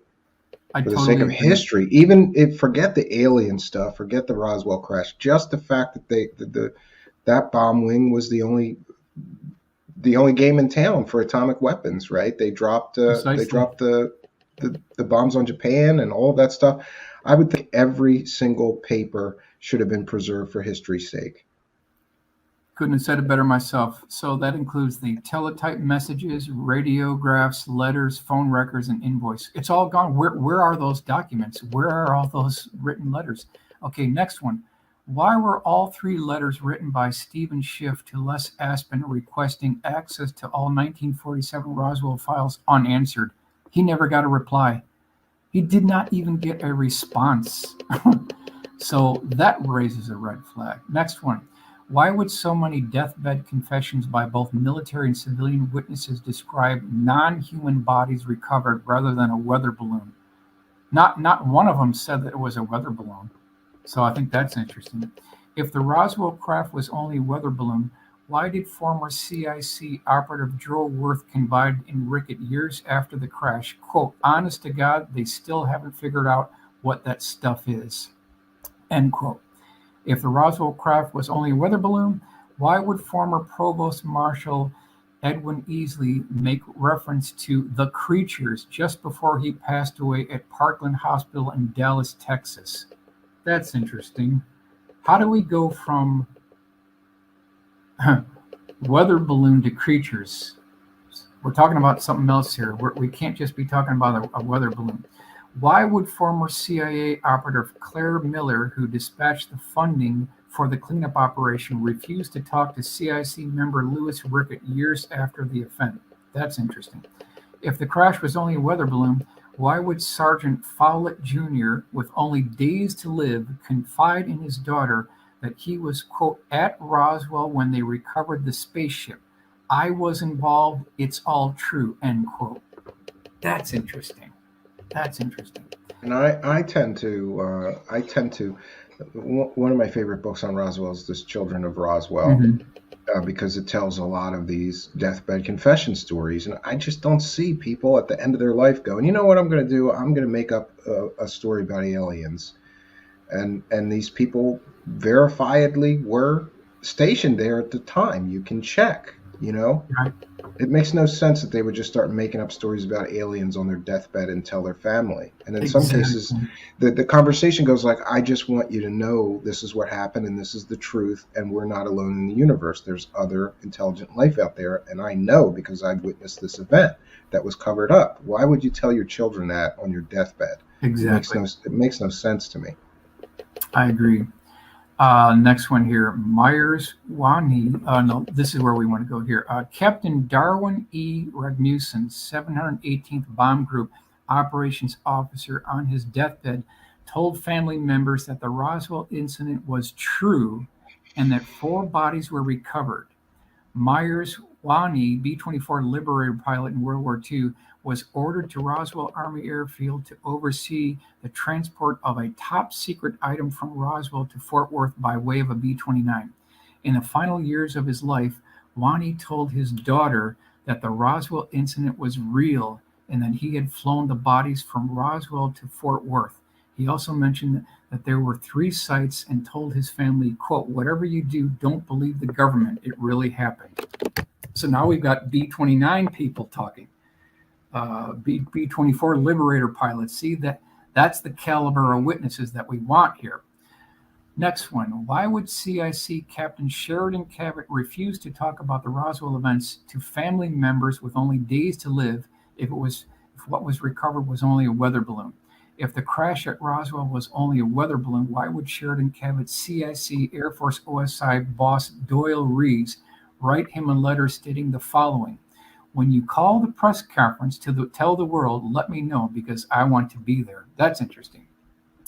If it was only a weather balloon or top secret American or German experimental aircraft, why could Werner von Braun, top German rocket scientist not identify the material when he arrived at the crash site?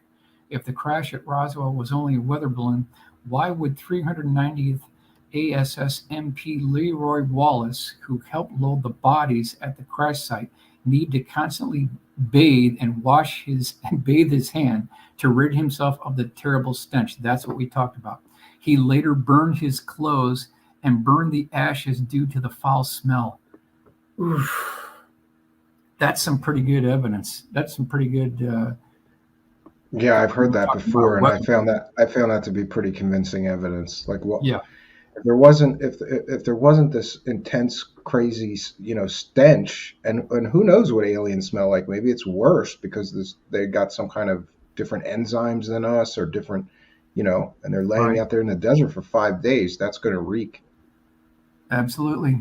Why would the U.S. military conduct a test flight of a top secret experimental aircraft at night during a thunderstorm/lightning storm? Classified aircraft are tested at Murat Dry Lake Edwards Air Force Base, not near Roswell Army Airfield. Why did special unscheduled flights arrive from Washington, D.C., White Sands, Fort Bliss, and Kirtland Air Force Base immediately after the debris was recovered? That's another good one. Don Schmidt knows about that very well. You've got immediately after this happened, you've got flights coming in from Washington, White Sands, Fort Bliss, Kirtland Air Force Base. Over a weather balloon?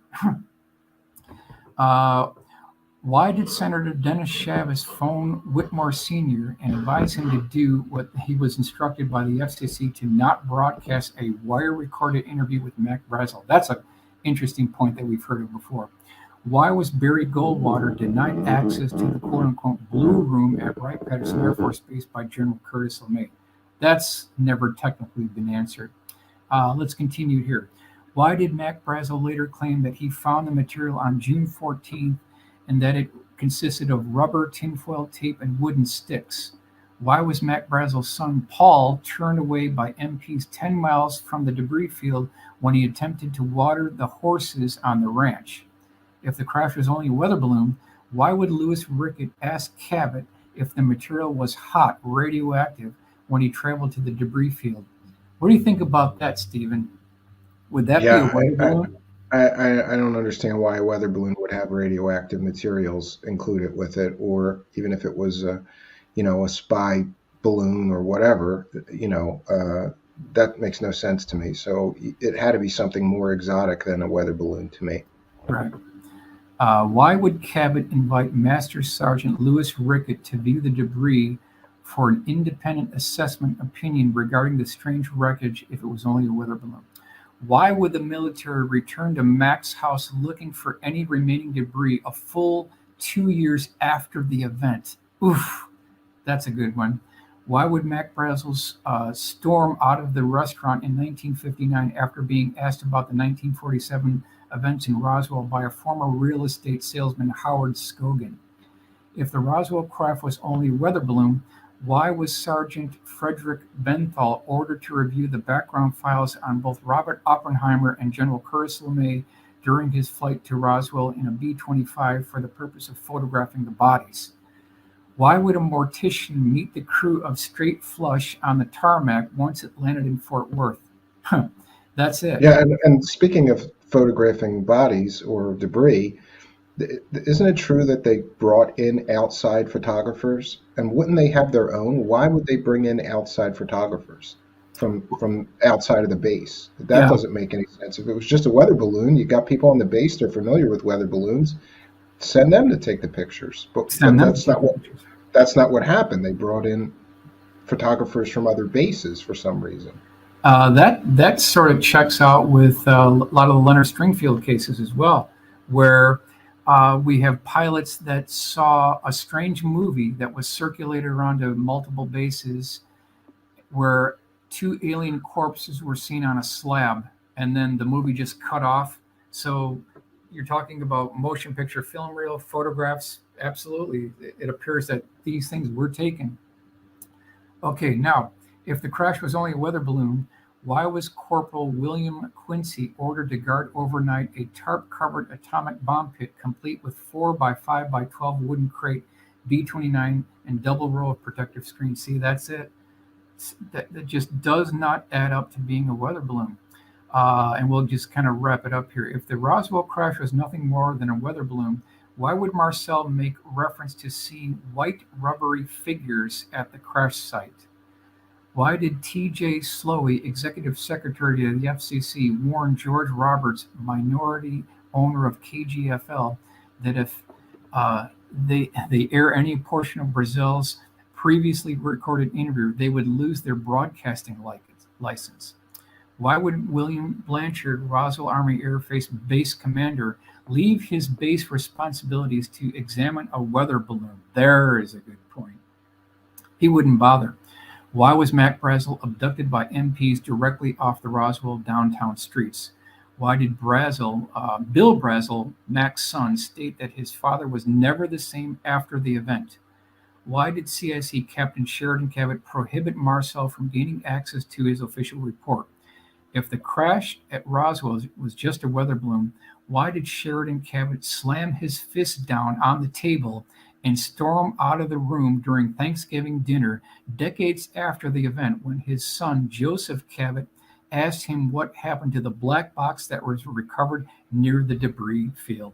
So when you put this all together, it's clear we are not talking about a weather balloon here. There's something else going on.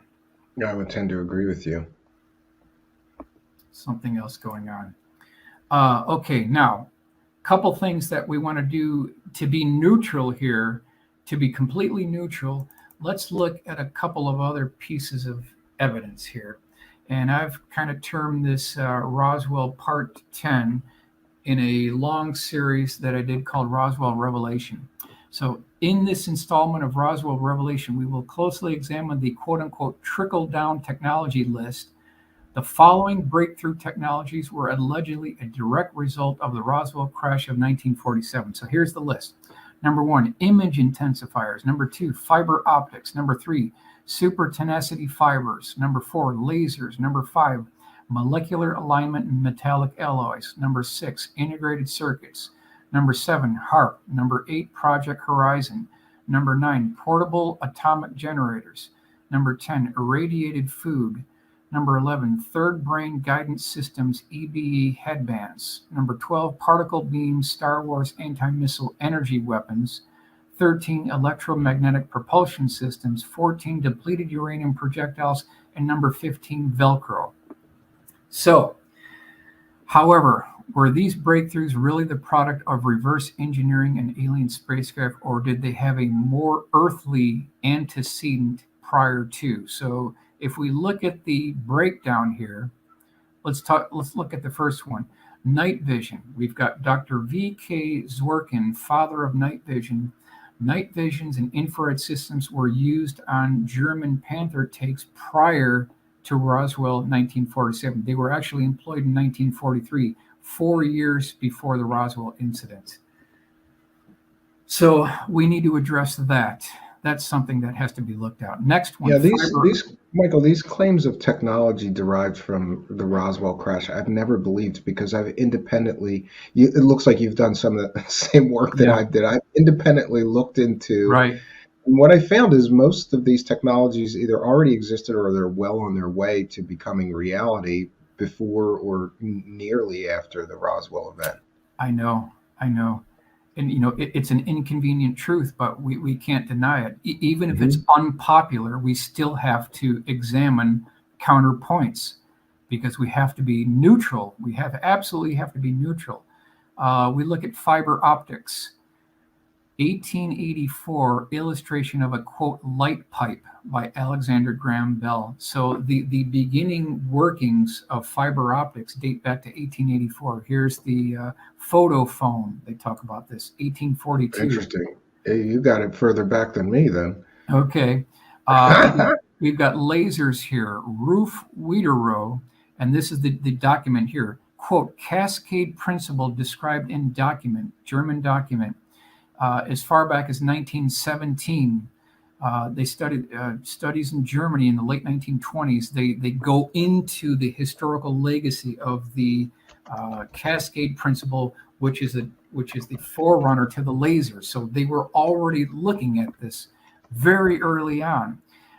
transistor and integrated circuits, German Kleinstein tube 1940 to 1941, and then photographs of German semiconductor chips. This predates Roswell by 6 years. They already had these tubes and beginning the workings of the semiconductor chips prior to Roswell. So to be fair, we have to look at this other evidence as well. And then one other quick point I want to look at as well is I have a source who I will not name, but I will give you his word for word description. He believes he knows exactly what the Roswell incident was. It was a quote unquote stovepipe operation to ferret out German spies. That's his impression of it. Now, these are direct statements. I won't name them, but this is what he said. Roswell disinfo was so successful at smoking out spies and moles that 8 months after hearing that U.S. intelligence found their spies, the Soviets created their own alien crash the following year to do the same because they feared U.S. spies. Then I asked him, I go, well, how many? He said, 12 were made, 3 were used as wreckage. 8 to 9 were used in hangars as props to test military intel and scientists. All were props incapable of flying. They sat in hangars and were moved around so that personnel and satellites in subsequent years thought they were moving since positions daily. The text is a little choppy here. Tested different incoming shifts. We built those. Stovepipe is a counterintelligence technique. It's a term. The craft were not called that. The detachment would use the fake models to test incoming guys to where intel flushed out at. Back then it was CIA, or back before then it was CIA. They used the OSS, which was the Office of Strategic Services, would have used a group called Detachment 101. This is the group that allegedly built these mock-ups and quote-unquote crashed them. When the War Department was in charge of everything, they started a foreign intelligence group called Detachment 101. So when the OSS started, they already these guys already experienced in foreign affairs and special activities. No laws and definitions back then.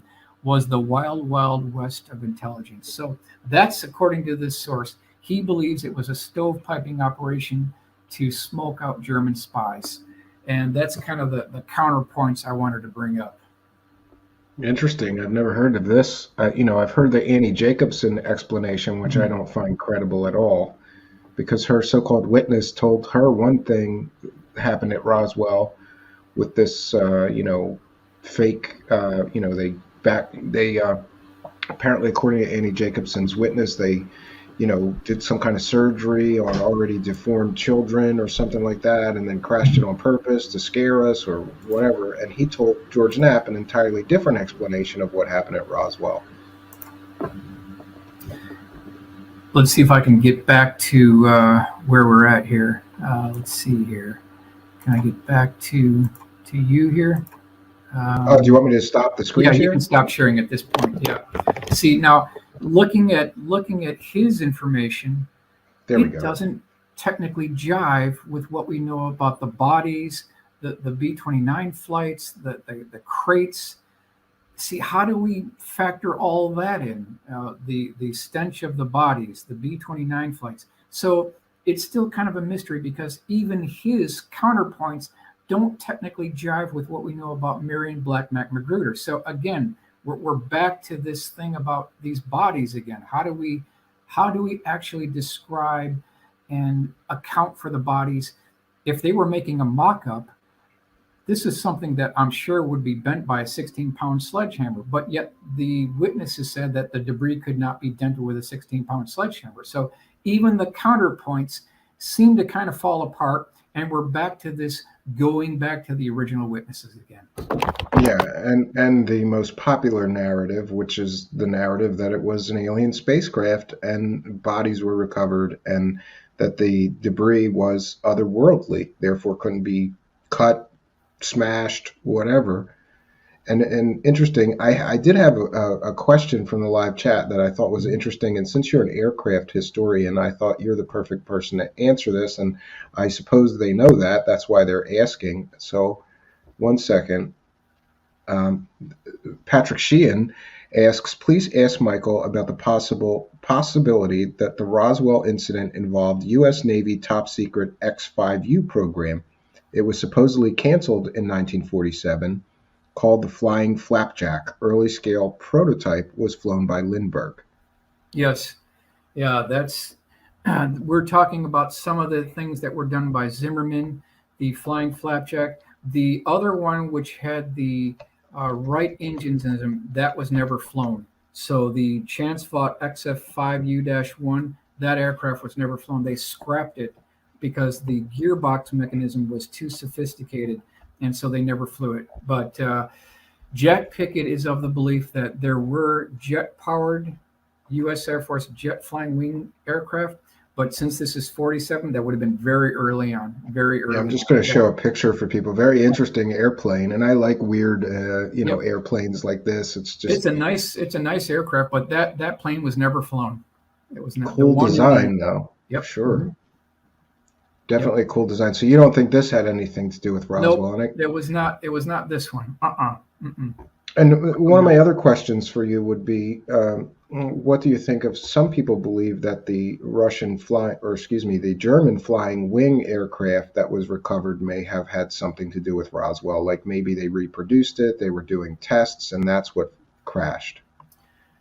Yeah, I know that Don Schmidt had gone down that road, and he's absolutely convinced it has nothing to do with a Horton 229. Because now you've got jet engines, you've got rivets, you've got sort of a composite aircraft construction.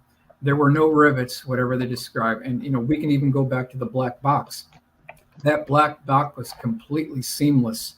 So there were no rivets, there were no fasteners, probably weren't any weld marks. And that has to be explained. If this was a mock-up, if this was a fake crash built by OSS, to ferret out German spies, then how do you account for this black box that was recovered? How do you account for the fused glass that they found indicative of high heat? So there's a lot more going on here, and I'm going to remain neutral. I'm not going to jump on you, plus or minus. I'm going to continue doing the research, and wherever the truth leads, whether it's unpopular, it's inconvenient, I'm going to go with that.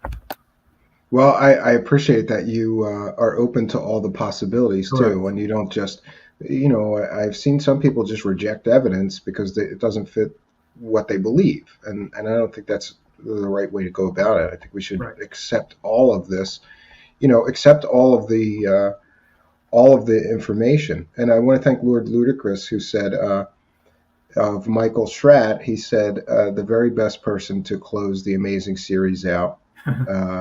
The Roswell series is one of my favorite things you have done, Stephen. And Michael, I love your work and passion. So thank you, Lord Ludicrous, for your kind. Do you got a little bit of time we can take if somebody has any questions for you in the live chat?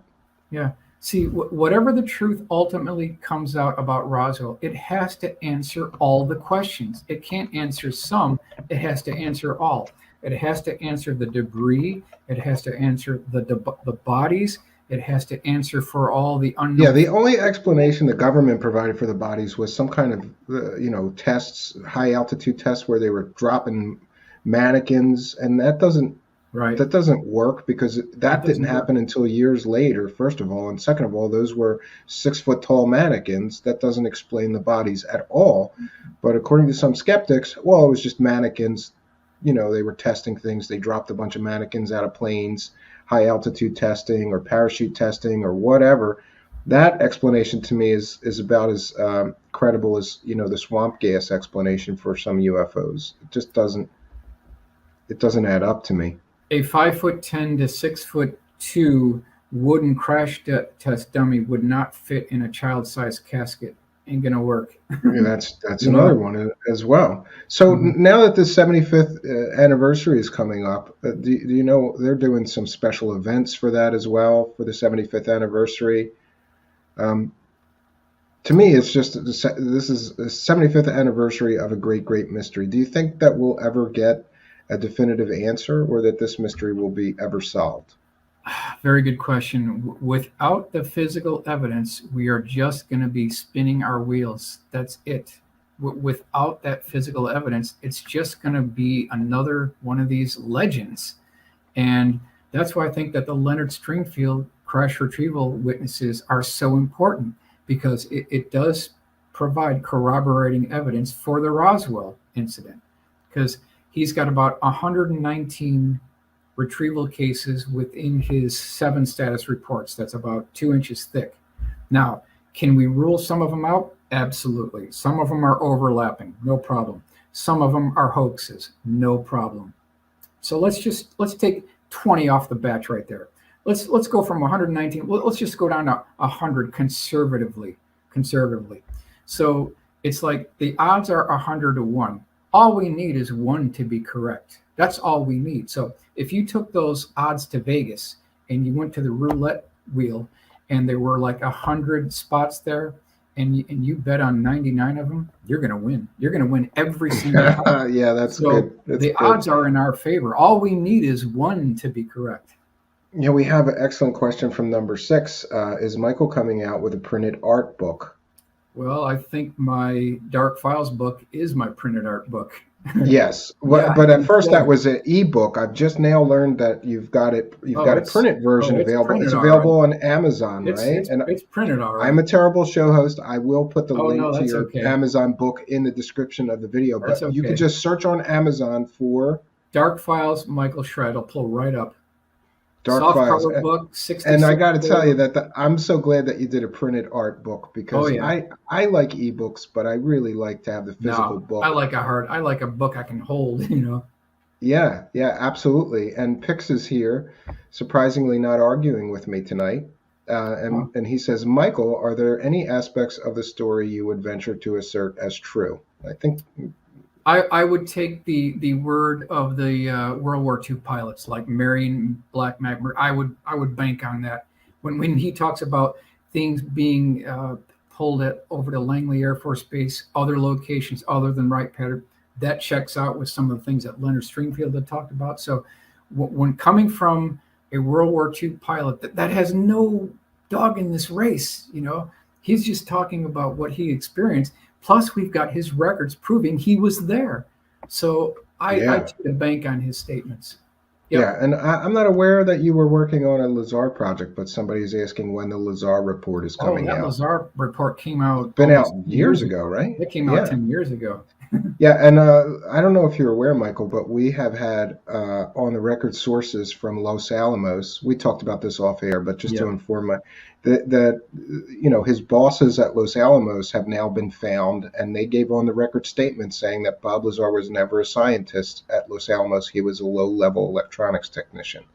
And we've also got on the record interview with an Area 51 security guard who claims that Bob Lazar never stepped foot on the base. You did such a good job on that. I know. Well, it wasn't my work, but I was able to find people who did that work and allow me to, and they came here and helped me to share it, because it would have a little bigger bullhorn, you know? The question I have is, if that story is true, why have we not heard of even one test pilot who flew out of that facility stating that they saw a remote working facility at Papoose Lake S4? Not one test pilot has ever come forward that was stationed there and flew there prior to and afterward. We don't have the testimony of even one test pilot stating that there is an active facility built into the side of the mountain. Not one has ever come forward. Yeah, and that Area 51 security guard also said that he'd been all over the base, including Papoose Lake, and there's nothing there that Bob Lazar described. No roads, no guard shack, no hangars in the mountain, and he was right next, you know, he drove right next to that. Yeah. And we have member Frapsap who says, with a great question, I'd like to ask Mr. Schratt about the black and white film showing supposed flight panel with identifications shaped like hands with 6 fingers and the 3 fingers description of the EBE. I think you're referring to the alien autopsy film that came out decades ago. That was just a tiny portion, but people have cut that out and re-uploaded it. So I don't believe that is credible, Frapsap. Thank you. I would agree with you, Stephen. I would agree. Thank you for being a member, Frapsap, and thank you for your excellent question. And I want to remind our viewers that we're a viewer-supported show. You can now become a member, or you can join our Patreon. And either of those two things, you get all of the extra goodies. So I've now finally figured it out. And if you're a YouTube channel member, you get all the Patreon benefits as well. So thanks to our kind and generous benefactors, Michael. People all over the world are sending me money to keep doing this, and that's Good. that's a great thing. They It's should. good. Yeah. And Mark Tarana with a great question who says, if this debris was indestructible, how large must the explosion have been to create it? I know. Don Schmidt had questioned that too, and his answer to that is, we don't know exactly how or why it crashed, but the lightning that may have struck it during the electrical storm exceeded the tensile strength of the material. So Well, that that's makes the sense. possibility. You know, a lot of people are very critical, saying they came all the way here from another world, but they somehow crashed when they got here.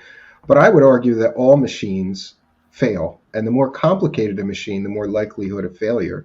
So, you know, I get that argument, though, right, Michael? Like they came from, 20 light years away, and then they crashed. But atmospheric flying and flying in space is two different things.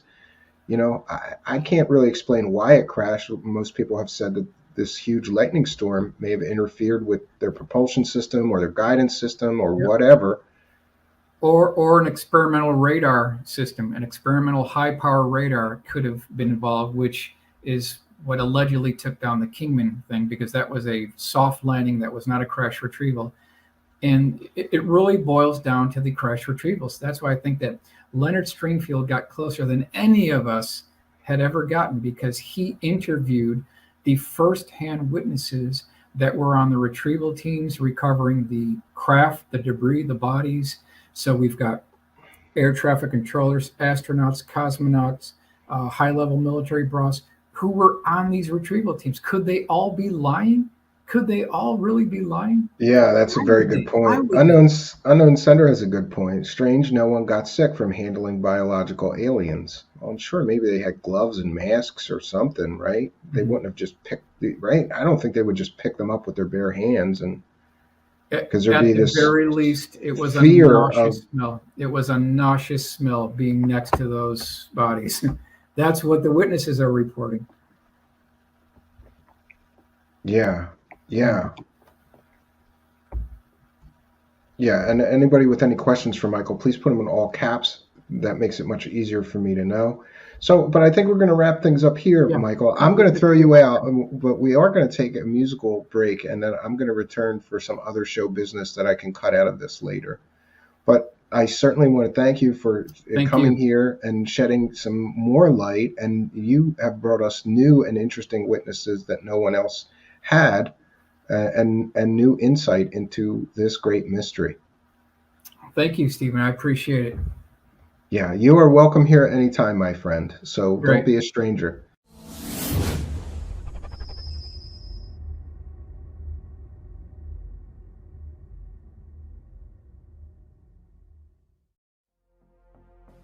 The government's explanation into what happened at Roswell, in my view, is laughable at best. First published in 1997, the Air Force published their findings, called the Roswell Report, Case Closed. And in their report, a very skeptical report, I might add, they completely and totally dismissed almost all the witness testimony. They made wackadoo explanations for what really happened, conflating people seeing alien bodies with some kind of top secret high altitude tests where they were dropping dummies from high altitude balloons. And importantly, those tests didn't occur until 1953, some years after the event in 1947. The Air Force offers no explanation other than to say that people conflated times and dates and different events somehow. I'm not buying it. I believe that the Air Force largely tried to explain away all the evidence, ignored an incredible amount of eyewitness testimony, or simply tried to explain it away with no justification for explaining it away. This government explanation, Roswell Report, Case Closed, I believe is laughable in its attempt to explain away what happened in Roswell in 1947. I also found a laughable video explaining away the entire Roswell mystery that was put together by government sources in order to let the public know that Roswell was nothing special, just a weather balloon. I don't buy it, friends, but I'm presenting their explanation here in our Roswell Deep Dive for the purposes of education and history. You decide. Is the government being truthful here, or are they trying to continue a decades-long cover-up?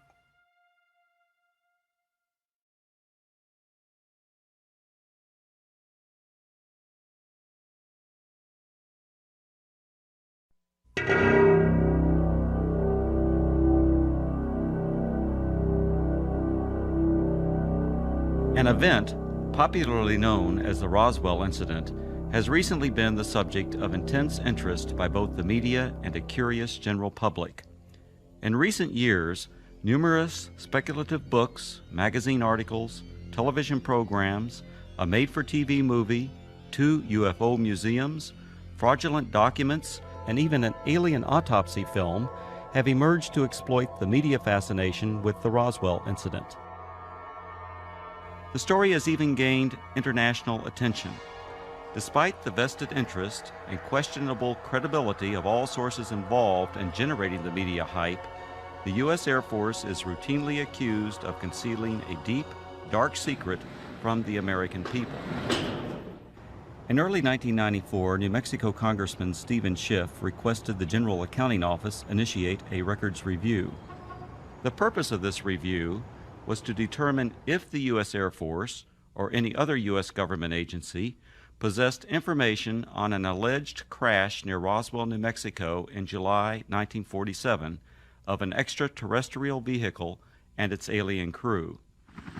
In response to the GAO probe, the Secretary of the Air Force directed a comprehensive search for records.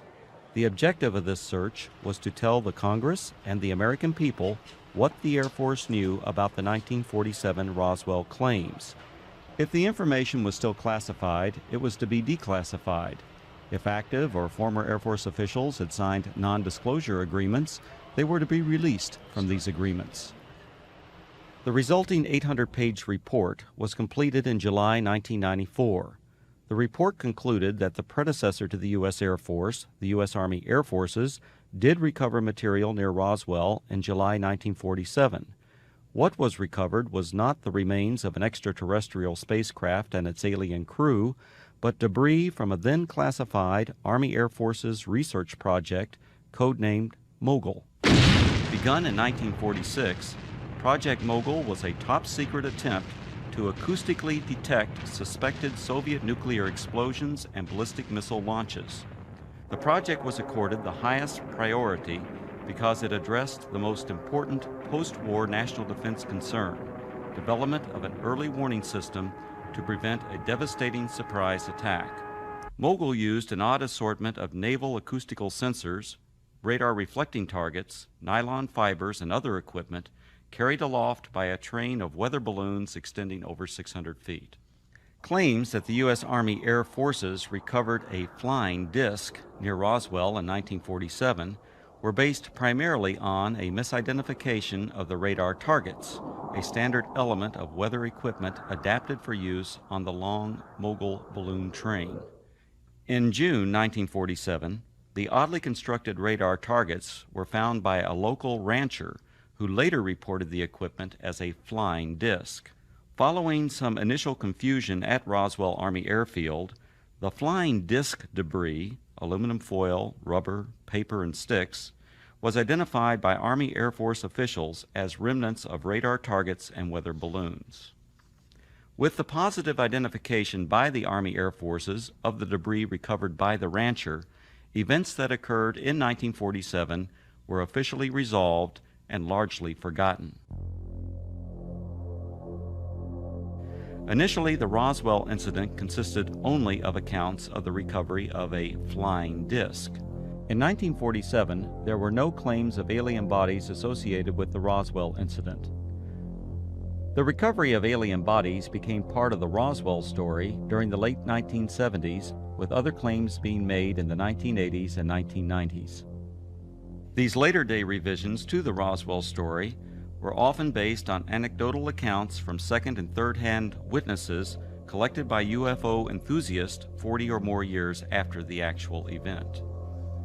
The same anecdotal accounts that refer to bodies also describe large-scale field operations conducted by U.S. military personnel using an assortment of military vehicles and aircraft to recover crashed debris, supposedly from an extraterrestrial spaceship. Military personnel were allegedly led by an angry, red-headed captain, threatening those who witnessed the operation with imprisonment or death if they revealed what they observed. The popular Roswell story contends that the bodies, once recovered, were allegedly transported under tight security to the base hospital at Roswell Army Airfield for autopsy. At the hospital, the angry red-headed captain was again allegedly observed threatening civilians. Following the purported autopsies, the alien bodies were supposedly transported to Wright Field, Ohio, now Wright-Patterson Air Force Base, for further processing and storage. This summarizes the Roswell incident scenario as presented by UFO enthusiasts. On the surface, this explanation may appear plausible to some. However, things are not always as they appear. The reports of bodies were only briefly discussed in the 1994 Air Force report because the search for records from 1947, the year of the alleged incident, did not yield any data to support a 1947 claim of alien bodies. However, following the release of the 1994 report, additional research uncovered information which explains some of the claims of alien bodies associated with the Roswell incident. From the additional research, a second report was written which critically examined the anecdotal claims and descriptions of flying saucers, aliens, and reports of unusual Air Force activities in the New Mexico desert. This in-depth examination revealed that many of these claims were reasonably accurate descriptions of Air Force activities.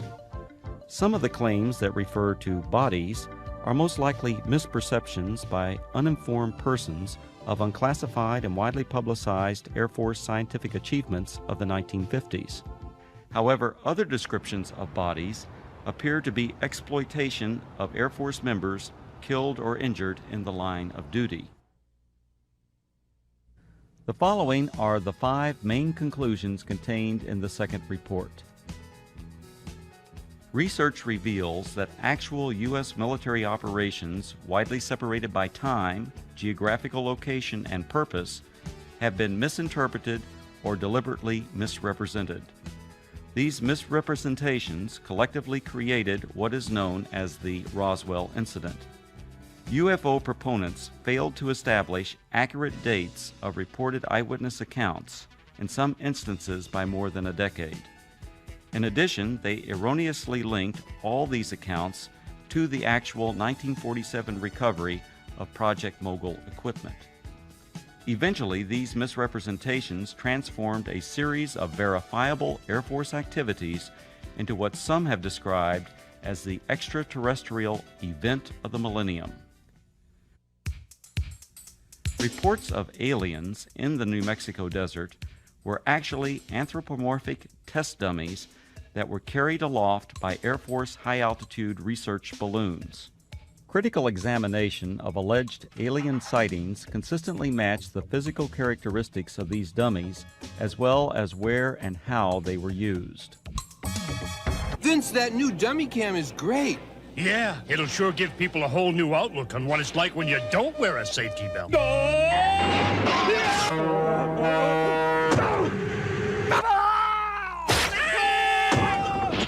I think they'll get the picture. You could learn a lot from a dummy. Buckle your safety belt. Anthropomorphic dummies, also known as crash test dummies, are today easily identifiable and are even stars of their own successful auto safety advertising campaign. However, during the 1950s, public awareness was still decades away for these important scientific tools. From 1953 to 1959, anthropomorphic dummies were used by the U.S. Air Force Aeromedical Laboratory in projects High Dive and Excelsior. The project's main objective was to study methods for returning a pilot or astronaut safely to Earth by parachute if forced to eject at extremely high altitudes. For these tests, dummies were transported up to 98,000 feet by high-altitude balloons.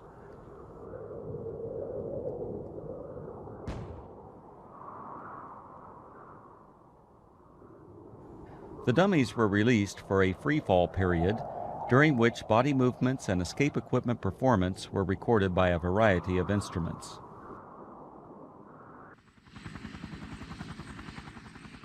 Many of the dummies landed outside the confines of military reservations and were regularly observed by local civilians. Following a series of dummy tests, a human subject, Air Force test pilot Captain Joseph W. Kittinger Jr., now a retired colonel, made 3 bailouts from high-altitude balloons. These and other aeromedical projects that used both dummies and human test subjects were unclassified and widely publicized in the press and other media. In 1956, 20th Century Fox released On the Threshold of Space, a feature-length motion picture based on these projects and filmed on location at Holloman Air Force Base.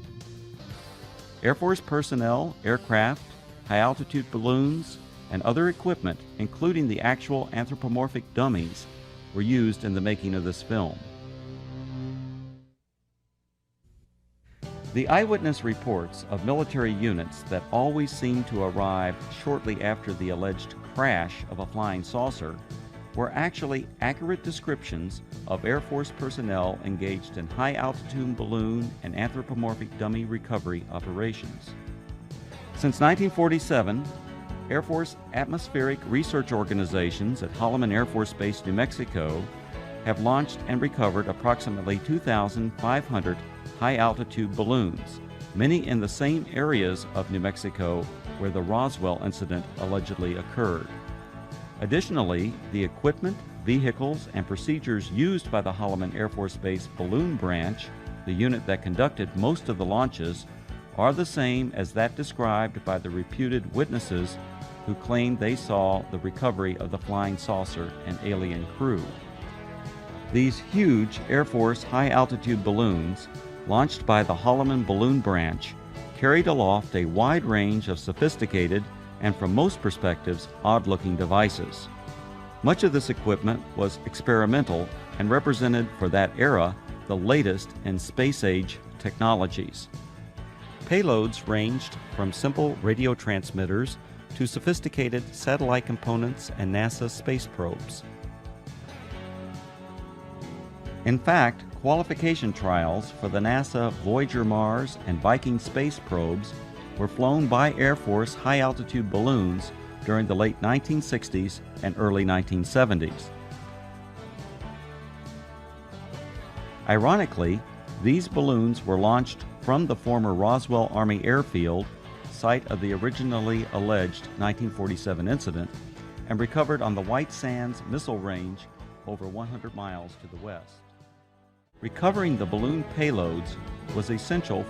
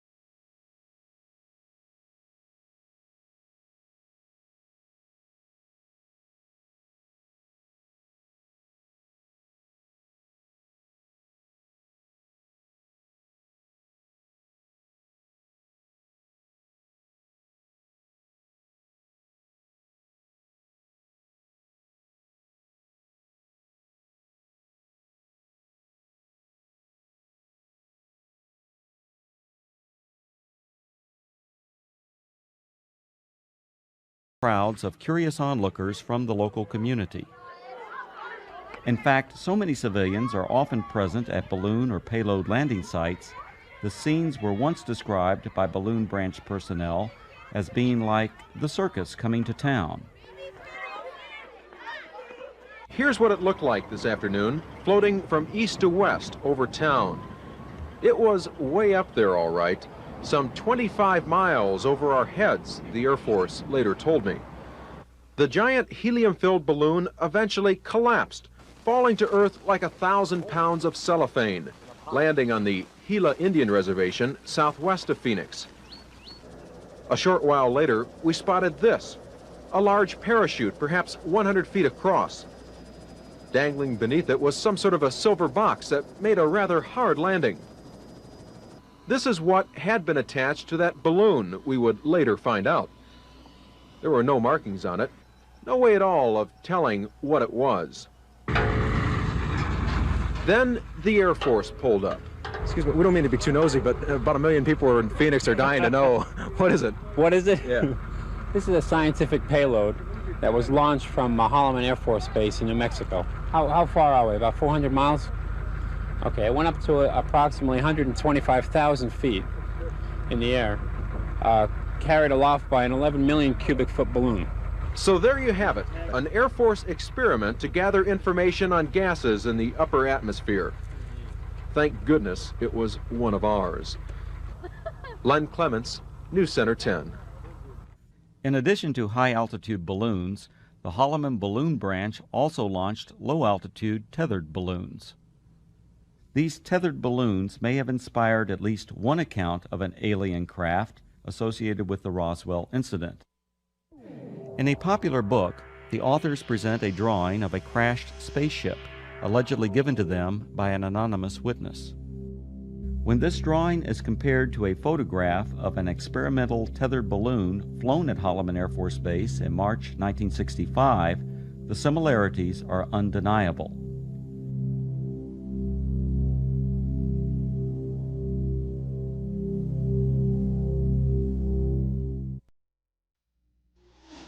The red-headed captain was probably Captain Joseph W. Kittinger, Jr. Captain Kittinger served as the project officer or pilot in all three of the Air Force's manned high-altitude balloon projects, Man High, Excelsior, and Stargazer. Captain Kittinger was present at many balloon and dummy launch and recovery sites throughout the southwest United States during the 1950s and early 1960s. However, other than the allegations made by UFO proponents, there is no evidence of any kind that Kittinger confronted or threatened civilians. Colonel Kittinger's achievements as an Air Force test pilot are legendary. He has the standing world record parachute jump from nearly 20 miles.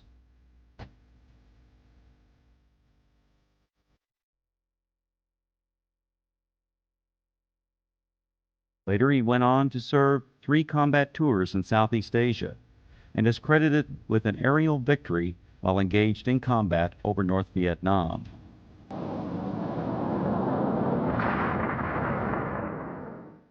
After over 480 combat missions, Colonel Kittinger was shot down over North Vietnam and spent 10 months as a prisoner of war in the infamous Hanoi Hilton before being repatriated in March 1973. Colonel Kittinger made history again after retiring from the Air Force. In 1984, he accomplished the first solo crossing of the Atlantic by balloon. The final and most disturbing conclusion of the second Roswell report is the apparent exploitation of Air Force members killed or injured in the line of duty to perpetuate the alleged sightings of alien bodies.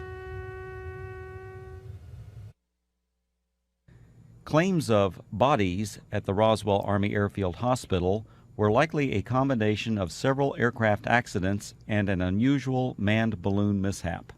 One aircraft accident occurred on June 26, 1956. 11 Air Force members died when their fully loaded KC-97 tanker aircraft experienced a propeller failure 4.5 minutes after takeoff. The crash site was approximately 9 miles south of the former Roswell Army Airfield, renamed Walker Air Force Base in 1948. The badly burned bodies of the 11 crewmen were identified and processed at the Walker Air Force Base Hospital. The alleged claims of bodies at the base hospital can be traced to a single witness whose descriptions closely matched the condition and the circumstances under which these victims were identified. Furthermore, claims of bodies attributed to specific Air Force personnel are unsubstantiated. Some of these individuals were not even present at Roswell Army Airfield in July 1947. The balloon mishap occurred during a low-level training mission for backup pilots in the Project Excelsior high-altitude manned balloon program. This unusual accident occurred approximately 10 miles northwest of Walker Air Force Base on May 21, 1959. One of the 3 crewmen, Captain Dan D. Fulgham, now a retired colonel, was injured during landing. Following the mishap, Captain Fulgham and the other balloon crew members were transported to the Walker Air Force Base Hospital via a chase helicopter that followed the training mission for emergency purposes. Upon arrival at the highly secure Strategic Air Command base, the balloon crew was met by armed Air Force security personnel who remained with the crew until their identities were confirmed. As the Excelsior project officer and instructor pilot for this mission, the red-headed Captain Kittinger accompanied the balloon crew to the hospital. At the Walker Air Force Base Hospital, Kittinger and Fulgham were apparently observed by individuals who later related this unusual incident. Elements of this actual event now appear to be part of the Roswell story. Captain Fulgham was treated for an injury that caused his head to swell beyond its normal size. The injury, described as a traumatic hematoma, was not serious. On a specially arranged flight several days after the accident, Fulgham returned to Wright-Patterson Air Force Base, Ohio, where he made a complete recovery. Fulgham went on to distinguish himself as a test parachutist and physiologist for the space program. He later flew F-4s in Southeast Asia, adding to his combat record as a fighter pilot during the Korean War. When critically examined, the Roswell incident is exposed as a conglomeration of many events, including aircraft accidents, that occurred over several decades. Misidentification of anthropomorphic dummies and experimental balloon-launched devices, combined with Air Force balloon operations portrayed as mysterious flying saucer and alien recovery teams, transformed verifiable events into what is now known as the Roswell incident. The U.S. Air Force and its predecessors have been the unsurpassed innovators in aerospace technology. Legendary Air Force leaders throughout this century have used technological advances to establish the U.S. Air Force as a premier military service.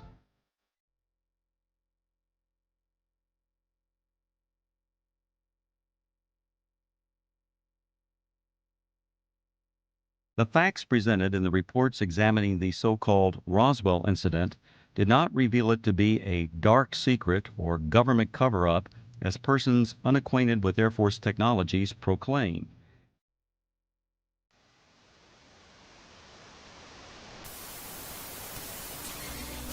Greetings, friends. Well, for today at least, we have made it down to the bottom of this Roswell rabbit hole. This is a mystery, an incredible mystery, that I have been interested in all my life. I thought if I could gather all of the world's leading experts and interview them, that I would know for sure, for certain, what it is that happened on July 7th, 1947 in Roswell, New Mexico. But I've got to tell you, I'm still torn. I, for one, refuse to believe some of the skeptics who simply discount all of the eyewitness testimony or attempt to explain it away with no real justification for explaining it away. Those deathbed confessions that many people gave about seeing debris and even bodies weighs very heavily on my decision-making process. And the truth is, I'm still on the fence. I have my own theories and my own beliefs, but I didn't want to influence you. I wanted to bring you with me down this deep rabbit hole and go as deep as I could. I think we accomplished that today.